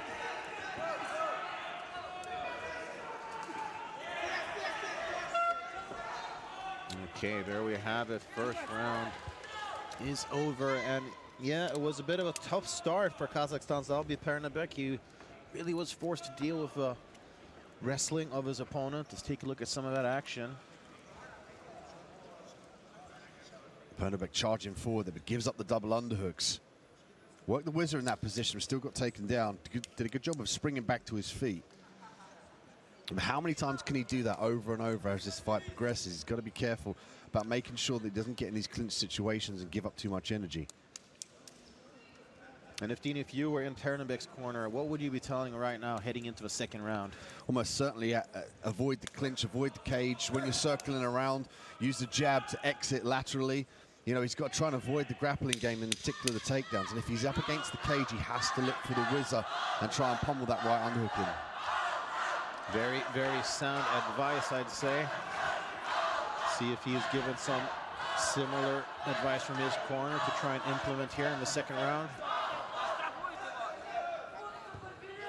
And there's that patented smile from Azizov. Clearly having a good time doing what I think he might do best. Azizov doing a good job of switching the stances as well. He's trying to disguise when that rear kick's going to come through.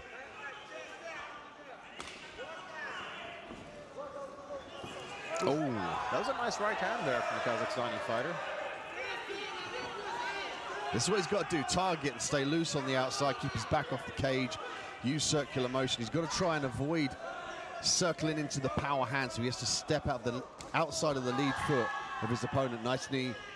And again, he's got to avoid the clinch. He's got to battle out of here, try and circle himself off the cage. Did a better job there, but the key was the underhook. For Azizov now, he's going to obtain both hooks. This is more dangerous here from Pernabek. Big ground and pound from Azizov. He's looking to pour the pressure on.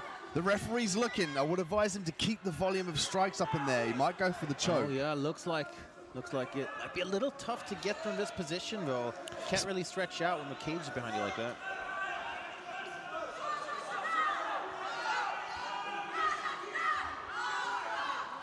Azizov did a good job of riding the back here, like a backpack.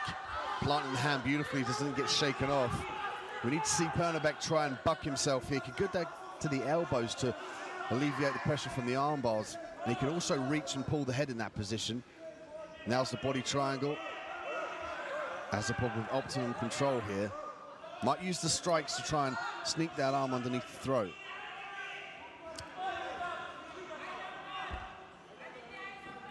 They try and go a little bit high up on the foot there. Oh, he's got one arm under the chin, it looks like, or maybe on the chin perhaps. A little bit difficult from this angle, and the Kazakhstani fighter out of danger, but only momentarily. Oh, it's under the neck now. The right arm's under the neck. Difficult to see from our vantage point. There we go. So there's the camera angle. He drags into the danger side. He's squeezing for victory. It's Azizov, and it's all over. Muhammad Azizov wins by a beautiful rear naked choke submission. I mean, there you have it. How about the finishing ability of Muhammad Afandi Asipov? What a display of prowess in both striking and grappling. I mean, this guy, I tell you, he will go far. The way he mixes things up, it is really, really impressive. I'm sure that Ali Pernabek is disappointed, but he just couldn't really get into the fight. He was kind of on the defense from start to finish. The key here on the replays is he drags him to the danger side. The crook of the elbow is the key. In this case, the right side, has enabled him to fall into the crook of the elbow, which gives you maximum squeeze. And that's also with some style points there. Dig the shades. And with the official decision, let's hand it over to the Welsh wonder, Mr. Ricky Wright. Ladies and gentlemen, referee Szymon Deragungowski calls stop the contest at 2 minutes and 8 seconds of round number 2. For your winner by rear naked choke. And now the IMMAF Junior Middleweight Champion of the World, from our MMAU, Mohammed Afandi Asipov. There you have it. Second round rear naked choke secures a gold medal for the RMMAU's Mohammed Afandi Asipov. That was impressive stuff. And I'm sure the impressive performances will keep on coming as we move on to the middleweight division.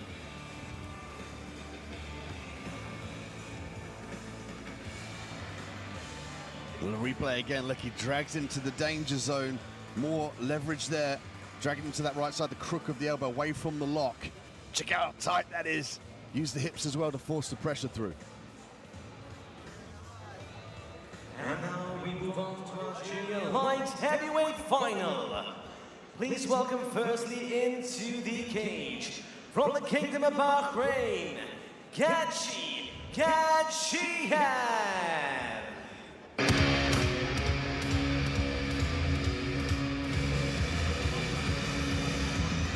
Okay, make way for the big boys. We are at light heavyweight now, so 93 kilograms or 205 pounds. And this is where the power really will be on display. As we get bigger into the terms of division, so does the KO threat. First out, we have Agisheva representing the Kingdom of Bahrain. And he has definitely looked powerful in getting here so far. He, of course, has the very, very skilled Eldarov, brave super lightweight champion in his corner. And I'm sure that will pay dividends heading into this IMMAF final. Agisheva as well has got an unusual style. In fact, couples his boxing with his long range and precarious angles, so those punches come over the top of the guard and look to land just behind the ear from optimum knockout pressure. Well, that is exactly what he will need if he wants to secure that gold medal. Mix things up, keep his opponent where he wants him, and then send him crashing to the canvas. Of course, Brave have invested so much in their national team. Let's see if they can get their first medal here tonight.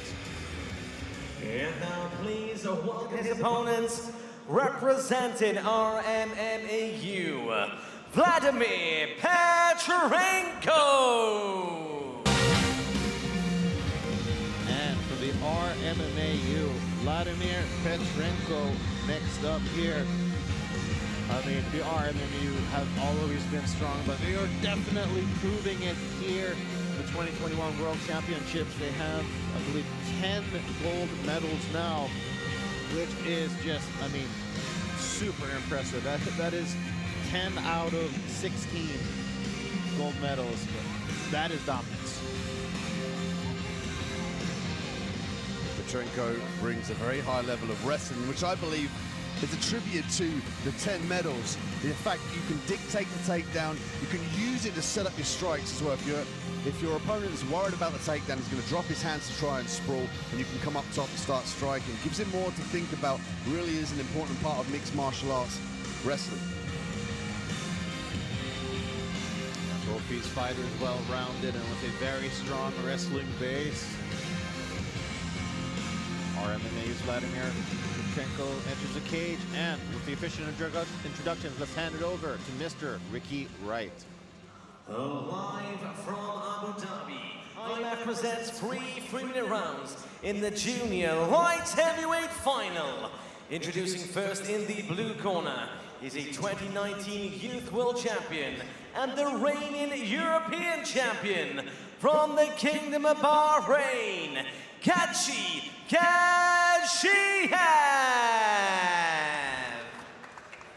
And his opponent in the red corner, representing our MMAU, Vladimir Petrenko. Your referee in charge of the action from Hungary, Valer Pap. Fighters all the time listen to my comment. When I say stop, then stop. Good luck, touch gloves, stay back. Okay, here we go.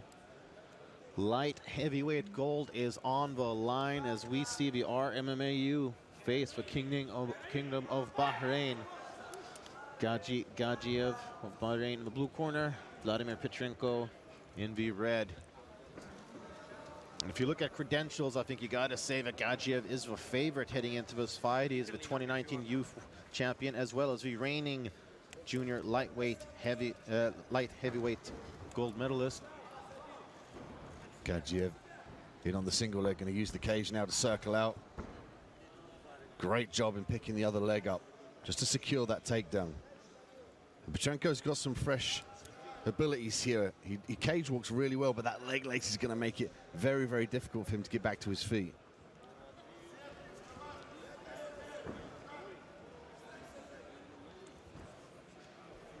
In the first round as well, this is the best opportunity for Petrenko to spring back to his feet. You know, it's early on in the first round. He's not expended too much energy. He's not as sweaty. This would be the time now to get back to his feet and cage walk up to the upright position. Very good point there, Dean. See if he can do so. Of course, it is easier said than done when you have the reigning light heavyweight champion on top of you. I mean, Agisheva is so good at holding that top position and then just raining shots down on his opponent. This might be an opportunity for Petrenko to get up. He's going to maintain that right underhook that he had, though. The second that Agisheva can clear that arm, he can take the back. Oh, great work from Petrenko. Nice. Petrenko now looking for the single and switches to the double, excuse me. Beautiful work. He's in a guillotine, though. Agisheva needs some sort of guard. Even a half guard would help him to finish that. Lets it go. Let's see Agisheva's ability to get to his feet now. Watch him plant his hand and get his feet underneath him and spring back to his feet. From there, uses the whizzer and the underhooks very well. Could use the switch as well here. Beautiful work from Agisheva. High-level wrestling. It's like he heard you. Looks like he will get the better position here. Yep.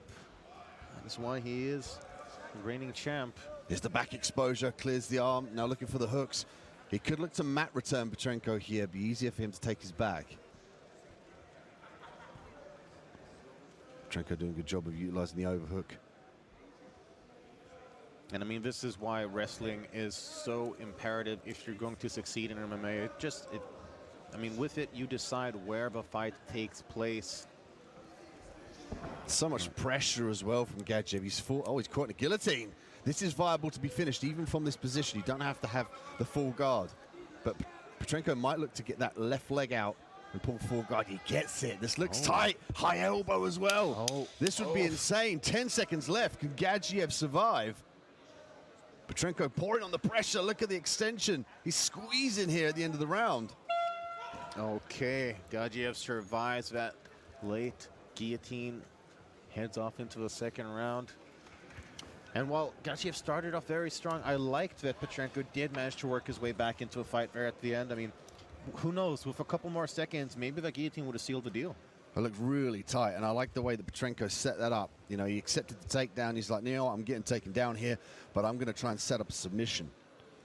And that's how you beat the wrestler, you know, to try and slap those submissions off on your back. But what Petrenko did there was slapped it on before he got to his back, so he had a bit of time to cinch up a nice tight choke.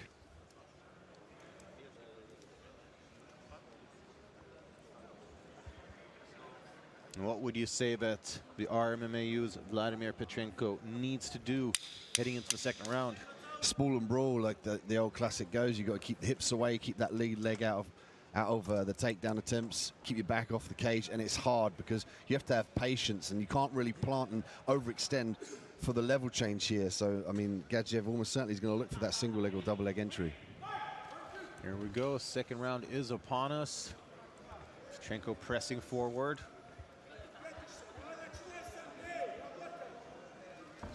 And goes for a takedown of his own. Single leg here. Could switch to the ankle pick or maybe even the high crotch. If he can walk the hips in, he can get the high crotch, but Gadziev's going to try and separate the arms. And he'll use the whizzer as a basal point. And also the cage, so you can see he's sinking his hips back into the cage. He's almost sitting on the cage, which allows him to start working.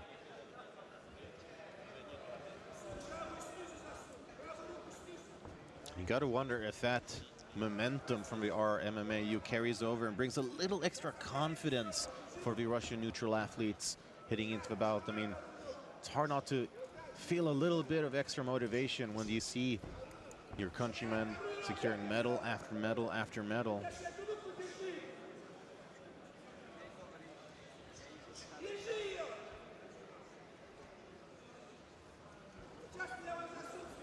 Defense holding up so far for Gadzhiev. Yeah, Petrenko's not really got a great head position. He really wants to put his forehead underneath the chin of his opponent to try and lever him up. Also, again, unhooks are key in this position. The person with double unhooks dictates the pace and achieves the takedown.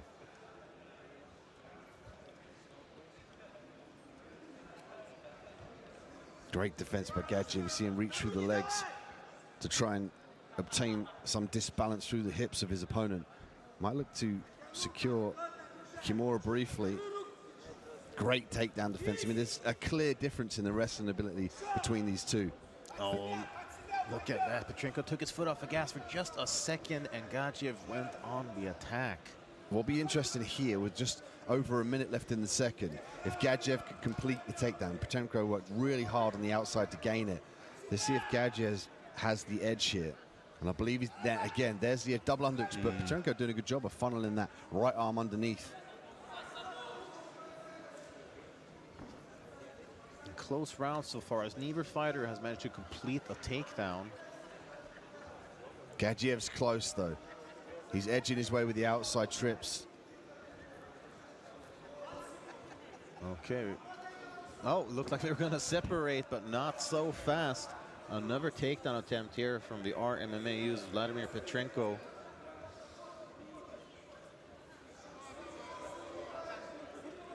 Petrenko with the knees to the inside of the thigh here. He's got to keep busy. Referee looking on. 10 seconds left in the round.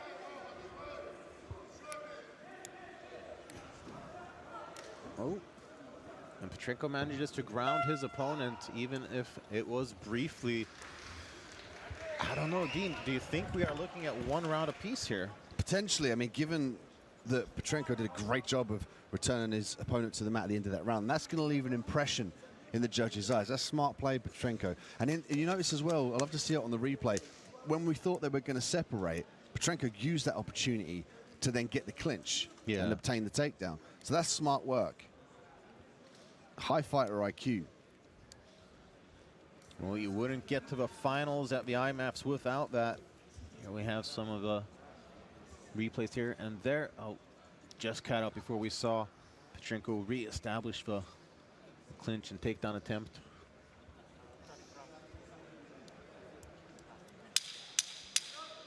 Seconds out, here we go, third and final round. And we saw Petrenko be quite aggressive there, putting on some pressure very early in the second round. Let's see if he keeps that pressure going here. He's got great surprise tactic as well. Just when he thinks, you think he's going to do something, and everyone watching and the MMA game dictates to strike in that dead space. He changes it. He struck, and then he used that opportunity to get a clinch. So a smart play. And that's what he's got to do. He's got to try and throw unorthodox techniques out there to try and catch Gadzhiev slipping. Once again, Petrenko presses forward. There's a takedown attempt.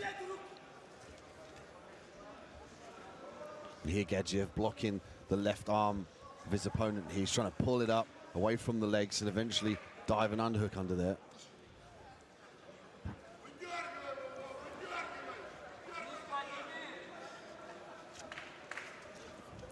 Petrenko working really hard here to try and get the takedown.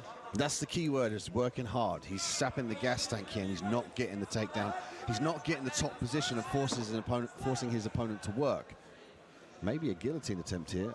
Yeah, he abandons it in favor of defense. After all, if you jump for that guillotine, you might just risk ending up on the bottom with your opponent in your guard, or perhaps even a worse position. Head outside single attempt here from Petrenko, but Agisheva just a step ahead with the base and the spatial awareness.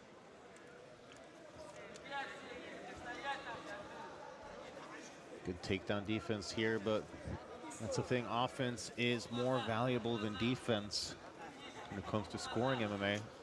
Oh, look at that. Sacrifice throw attempt from Agisheva. Smart play, just needed to get a little bit more deeper with the hands and get the hips underneath to enable that. But again, he's in the top position. You know, Petrenko's fighting for this. And you could argue that Agisheva is defended in this position, so you could edge towards Petrenko more. Let's see if he can start to play catch-up now on the outside. Okay, positions are switched. Now it is Agisheva on the offense. There's no question about Agisheva's got to try and secure a takedown. Now with the double underhooks, he's got to secure a takedown to try and edge his way up on the scorecards. Yeah, I mean, we've seen some very close decisions so far. Don't want to leave it in the hands of the judges when there's so much at stake.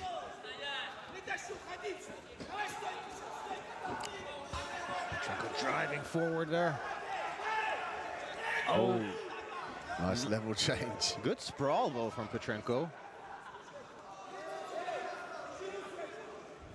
Such high fighter IQ for juniors in the light heavyweight division.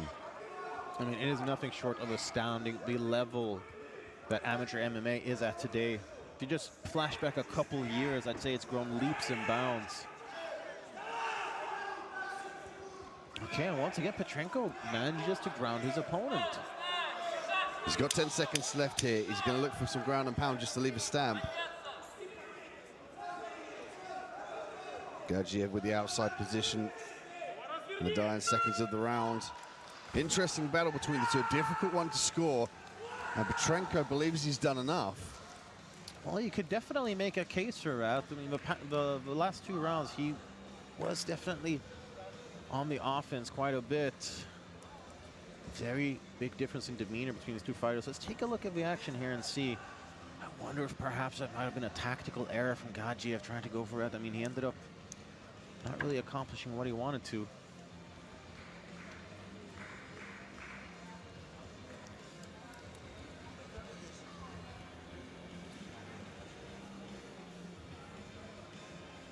So on Dean, Mr. Bicep Midhat's unofficial scorecard, how would you have it? I know I'm putting you on the spot because this is a very tough fight to score.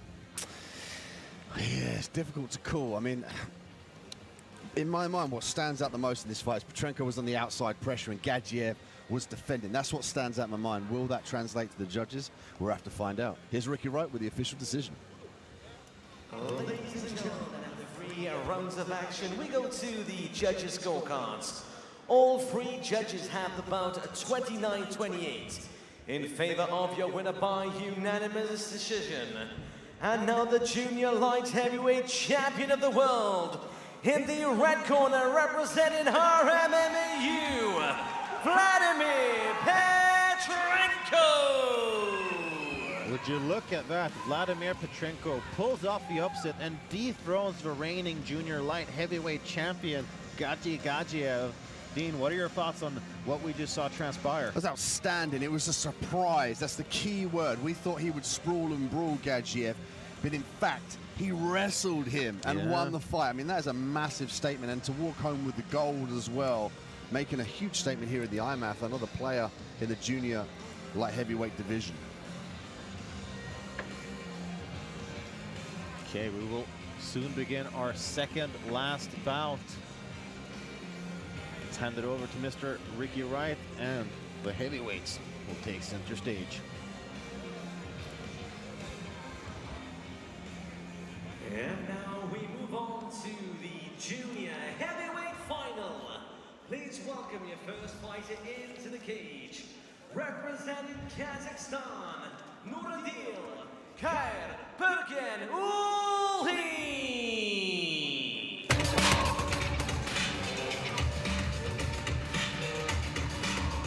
Kazakhstan returns to the finals with 20-year-old Nuradil Khayrbergenuli. And I gotta tell you, the resilience that this man possesses is amazing. In order to secure his spot here in the finals, he had to endure a very, very tough first round when he faced off with his opponent, where Khayrbergenuli was just eating shot after shot after shot.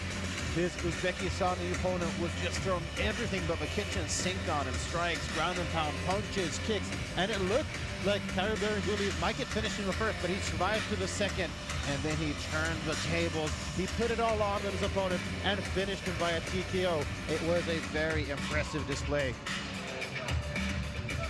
Heavyweights now 120.2 kilograms or 265 pounds, and always an exciting division because there's more power and more weight in the IMMAF cage, and Nuradil certainly possesses that power. Comes forward like the Terminator, eats shots up like lunch.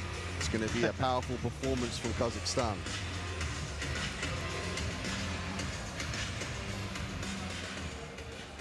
And now please welcome his opponents, representing RMNAU, Sabulia.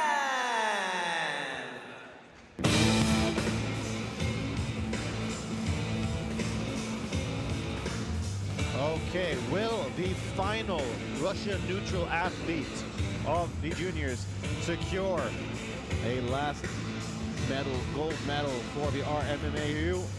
Well, we will see as Sabib enters the cage here.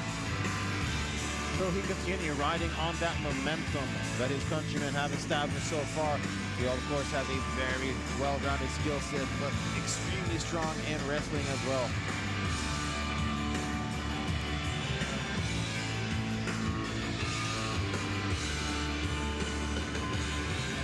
Cutwoman Jess Isaacson preparing our fighter for these finals. And as we move up in weight, that KO threat just gets bigger and bigger and bigger. All you need is one punch, but that definitely goes double in the light heavyweight or in the heavyweight division.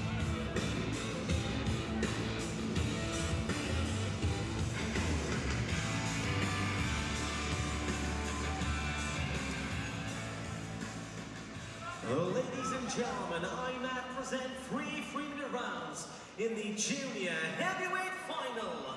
Introducing first in the blue corner, representing Kazakhstan, Nuradil Khayrbergenuli. And his opponent in the red corner, representing RMMAU, Sabulia. Your referee in charge of the action from Spain, Antonio Garcia.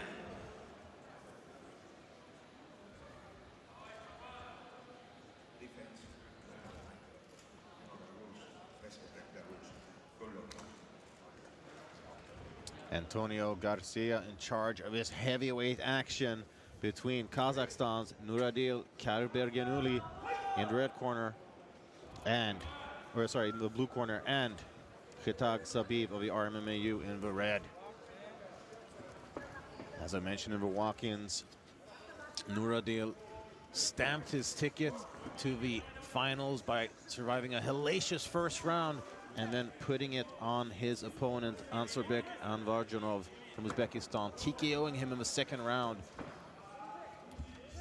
Sabiev already looking to establish the top position on the ground. Nice knees to the thigh. Those are going to mount up throughout the fight. He's going to get the Dagestani handcuff here, potentially trying to pull his opponent away from the cage. Great start for the Russian neutral athlete, but I mean, as I mentioned, Nuradil, he knows how to escape a tough situation and snatch victory from the jaws of defeat. I was just so incredibly impressed by his resilience. I mean, a lesser fighter truly would have been finished by the onslaught of Uzbekistan's Ansarbek and Varjanov, but not Nuradil. He stood fast.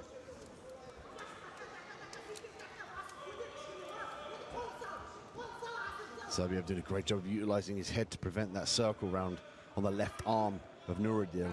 Nuradil wants to circle that left arm around to his left, gain the whizzer, and then look for the underhooks. He needs to do that to be able to get back to his feet. Sabiev with the leg lace. If he drags his opponent away from the cage here, Seb, he can start to walk up the body into the mount. Very good. Oh, there's a Dagestani handcuff. Now on the ground, he's going to open up the ground and pound. He's going to pour on the pressure. The referee's looking in out of his periphery. He's going to get a warning for the back of the head here. Okay, so far Nuradil managing to mitigate some of the danger.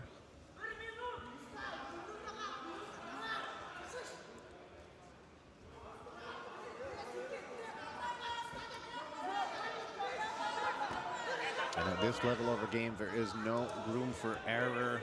It really could cost you. So both fighters very methodical. Sabiev countering there. He's going to throw the knees to the body. He's got to be careful about going to the spine. Yeah, it almost looked like one of those into the spine, but it might have just been the he's angle. nearly in the mount now. If he tries to get his opponent in Nuradil flat backed, he's still holding on to that handcuff. Oh, he's got one hook in now. He's a large man to have on you. If he can get that right hook in now, he's going to have optimum control over the back. Nuradil did a good job of utilizing the cage to block off that avenue. Final 10 seconds, and it looks like the Russian neutral athlete will end this first round on top, landing ground and pound on his Kazakhstani opponent, and one-way traffic courtesy of the RMMAU, Zakretag Sabiv. Great start to the fight, but I really cannot understate the resilience and come from behind mentality that Nuradil has displayed so far in the tournament. Take a look at the replay here, the jab from Sabiev. And I think he looked for a knee there that prompted Nuradil to look for the takedown, but you can almost certainly argue the case here that Sabiev was able to establish the takedown, stay dominant from the top position. Even on the cage as well, he was so pressureful, really made Nuradil carry his weight. And is that now going to pay dividends for Sabiev to make Nuradil work this hard throughout the fight, trying to get him off, trying to get back to his feet, eating those shots? Is that going to sap the cardio of Nuradil? We'll find out going into the second round.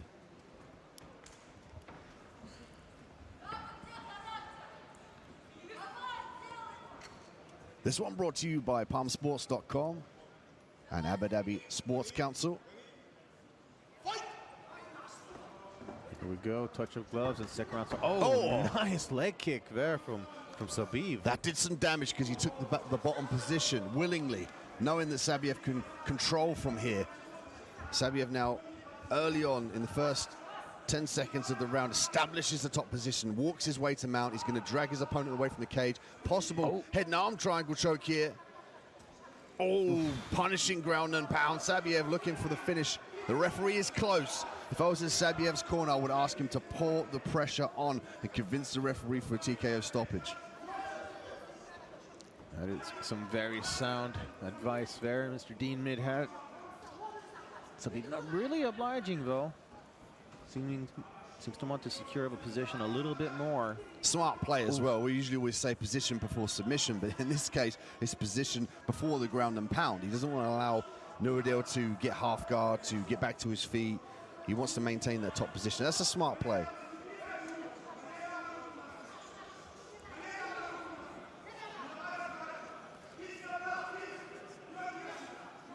Sabiev doing a great job of utilizing his hips, hip-to-hip pressure on his opponent. Follows him well. It's kind of like having a parachute drop over you after you jumped out of a plane. It's difficult to find the way out. Sabiev is just, look at the way he's got his hips and his chest connected, and then he's got the handcuff there. on the right arm of his opponent, and that opens up that left hand and the left knee. And Dean, what would you say that Nuradil needs to do to get up from his position, because he has spent so much of a fight in a disadvantageous position? Back to his feet. He's got to try and clear that handcuff. He's got to circle that left hand around, get the whiz on underneath the right arm of his opponent, and then look to pummel for the underhooks. Easier said than done for sure. Also, he can stuff the head here to prevent the walk up into the mount from Sabiev. Sabiev staying very heavy, very tight on his opponent, not letting Nuradil get any space to breathe. I love this position in mixed martial arts. They reach through, handcuff the hand, and then look for the ground and pound. He's going to look for the rear naked choke. Oh, this looks tight, Seb. It does, yeah. The grimace on the face. He's not traditionally on the back here, but there's a big squeeze from these big men. There's the ground and pound. Referee asking just to put the mouth guard back in. Sabiev has got to pull the pressure on here. Both hooks in. He's going to flatten him out. Oh, this is bad for Nuradil. Oh, heavy ground and pound here. Sabiev trying to strike his way to victory at the World Championships. And he does it. Petrenko scores a second round TKO and thereby the gold medal at heavyweight. The RMMAU have yet another champion.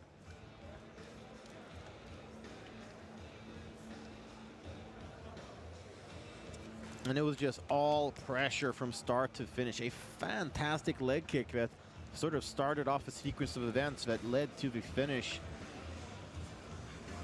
Look at this heavy ground and pound. The second he flattens out his opponent, he's able to just utilize both hands to slam the hammer fist and work his way to the TKO. A smart play by the referee there. Sabiev walks away with the gold. That was just relentless pressure from Sabiev. Very nicely done. That is how you win a gold medal. With the official decision, let's hand it over to Ricky Wright. Ladies and gentlemen, referee Antonio Garcia calls stop the contest at 2 minutes and 40 seconds of round number 2 for your winner by TKO. And now the IMMAF Junior Heavyweight Champion of the world, representing our MMAU,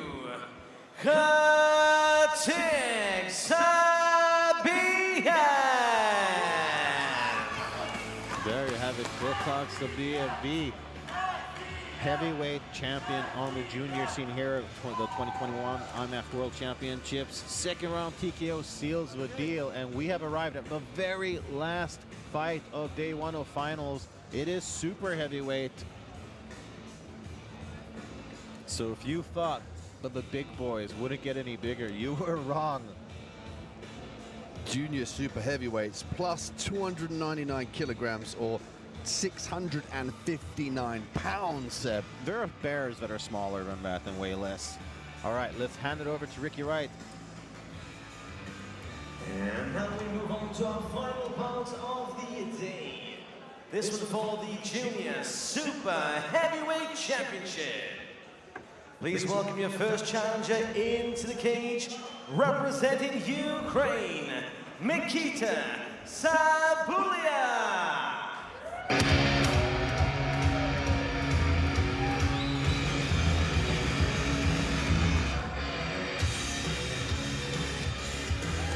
Okay, here we have Ukraine's Mikita Sabulia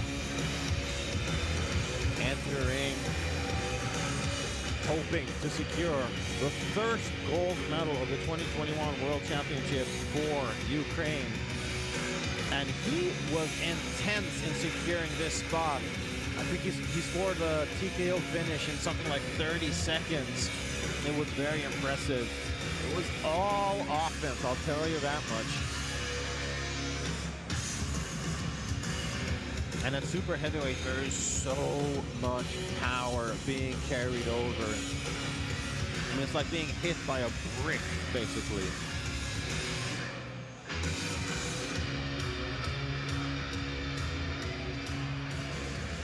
And now please welcome his opponent from Tajikistan, Manakova.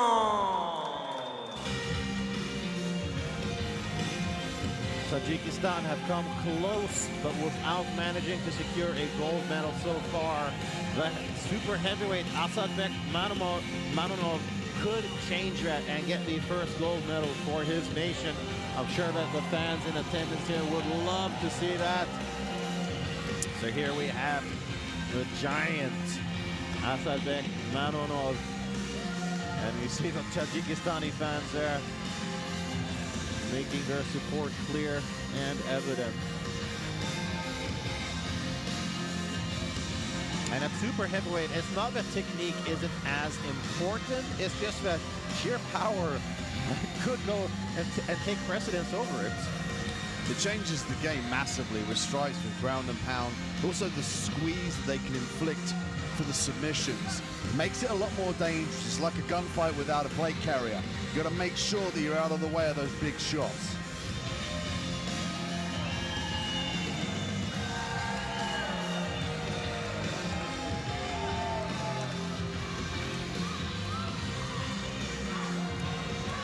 And be wary, watchers, because if you blink, you just might miss it. Both fighters, both super heavyweights have entered the cage with the official introductions. That's handed over to Slick Ricky Wright.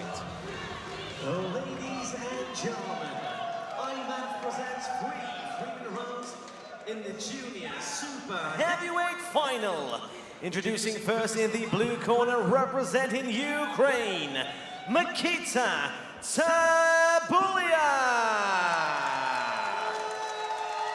And his opponent in the red corner, representing Tajikistan, Asadbek Manonov.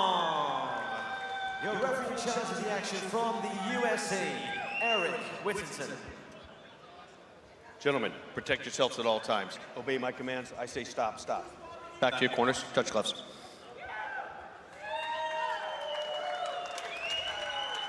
Okay, a touch of gloves between two bears collide here. And this is the closest you'll probably get to the MMA equivalent of an unstoppable force meeting an immovable object. Super heavyweights. There's not a lot of organizations as well that have super heavyweights. That's what makes the IMMAF so exciting. The shut-off power from middleweight to super heavyweight is so exciting. It's crazy. As mentioned in the walk-ins, Ukraine's Mikita Sabulia poured it onto his opponent to secure this spot here in the finals. Just let loose an onslaught of punches, just flurrying his way towards a TKO victory very early on. It was within a minute anyway, I'll tell you that much. Being a little bit more measured here. Doesn't want to get countered. Not when there's so much at stake. And both these nations have yet to secure their first gold medal of the World Championships this year. Oh! There's that overhand left from Sabulia. And if you find yourself holding your breath during these exchanges, you are not alone. So much power on display here. Any punch and it could be a good night. Asadbek did a great job of utilizing the leg kicks, however, taking some of the footwork away. Also, when Sabulia looks for those big, powerful punches, Asadbek will try and kick the leg away to take the power away from that punch.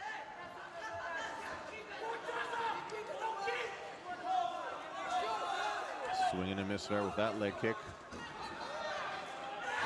Sabulia swings in with his head down. He's got to be careful about doing that. He can't see the target in front of him.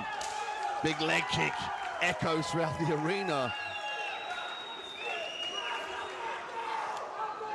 Manonov seems to have taken a little bit of a lead here early on. Just a little bit more successful with his strikes. Let's see if Asadbek goes high. He's been going low with the leg kick. Let's see if he sets that up for the head kick. He seems pulling up on those shorts. Oh yeah.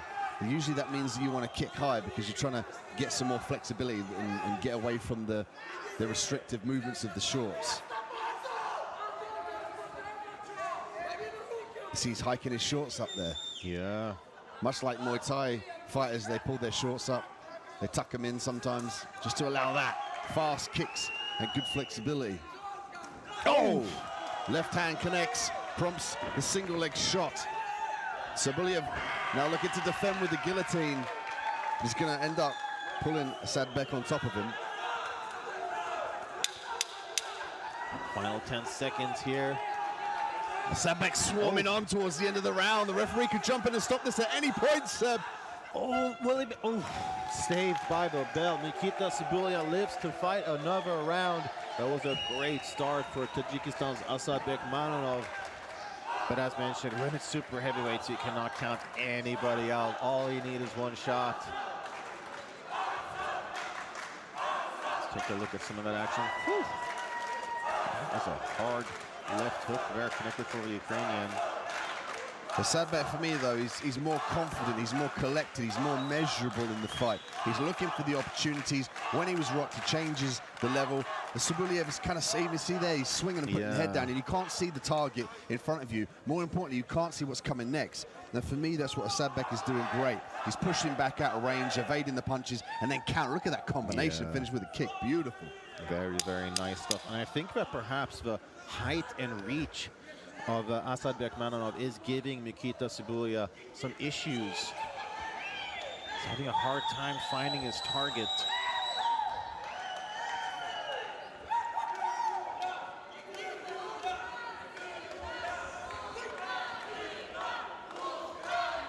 Round two.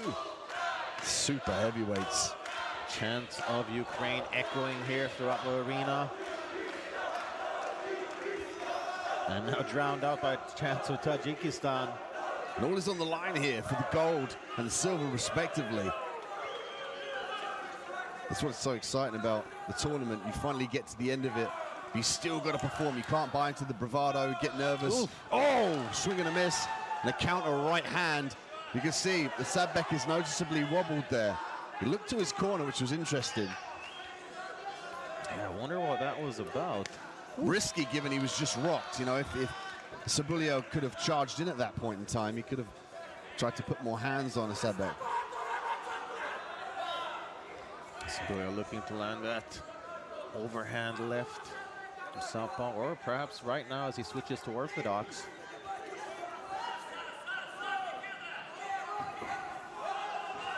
Sadbek looking to counter. He's charging up that right hand. Combinations close range. Single leg, beautiful work. I think he's gonna get it. Yep, he does. And they test the durability of a Leon cage. Belly's got more time now. Minute 45 seconds to look for the ground and pound victory to secure the gold medal in the junior super heavyweight men's. Look at this, pouring the pressure on. The referee's looking on. This is grueling. Nikolai's got to make something happen. This is close to getting stopped. The Sadbek even looking back at the referee.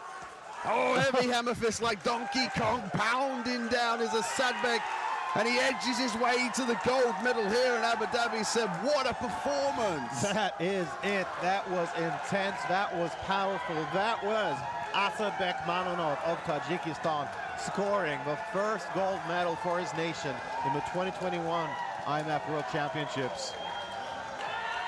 The Sadbek takes the position of cage. And a forward roll for good measure. Nearly taking out one of our officials. But he's earned it. I mean, what a great finish. That was very impressive ground and pound there.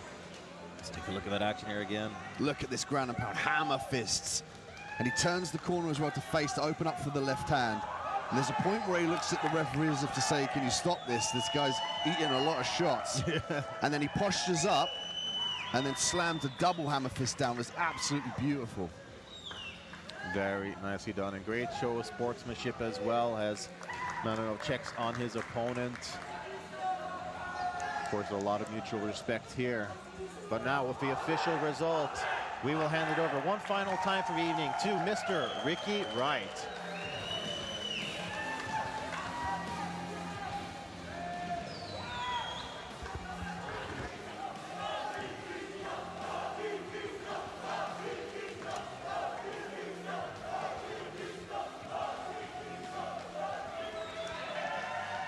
Ladies and gentlemen, referee Eric Whittington calls up the contest at 1 minute and 44 seconds of round number 2.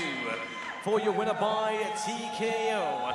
And now your IMMAF Junior Super Heavyweight Champion of the World, from Tajikistan, Hasanbek Manakova. He can punch, he can wrestle, he can apparently shuffle as well, as Tajikistan's Hasanbek Manakova celebrates victory over Ukraine's Nikita Sabulia in a gold medal winning performance at Junior Super Heavyweight. What a night of finals we had, but it's not over. The seniors await us tomorrow. We are going to be giving out the final medals for the evening. First up to present the medals,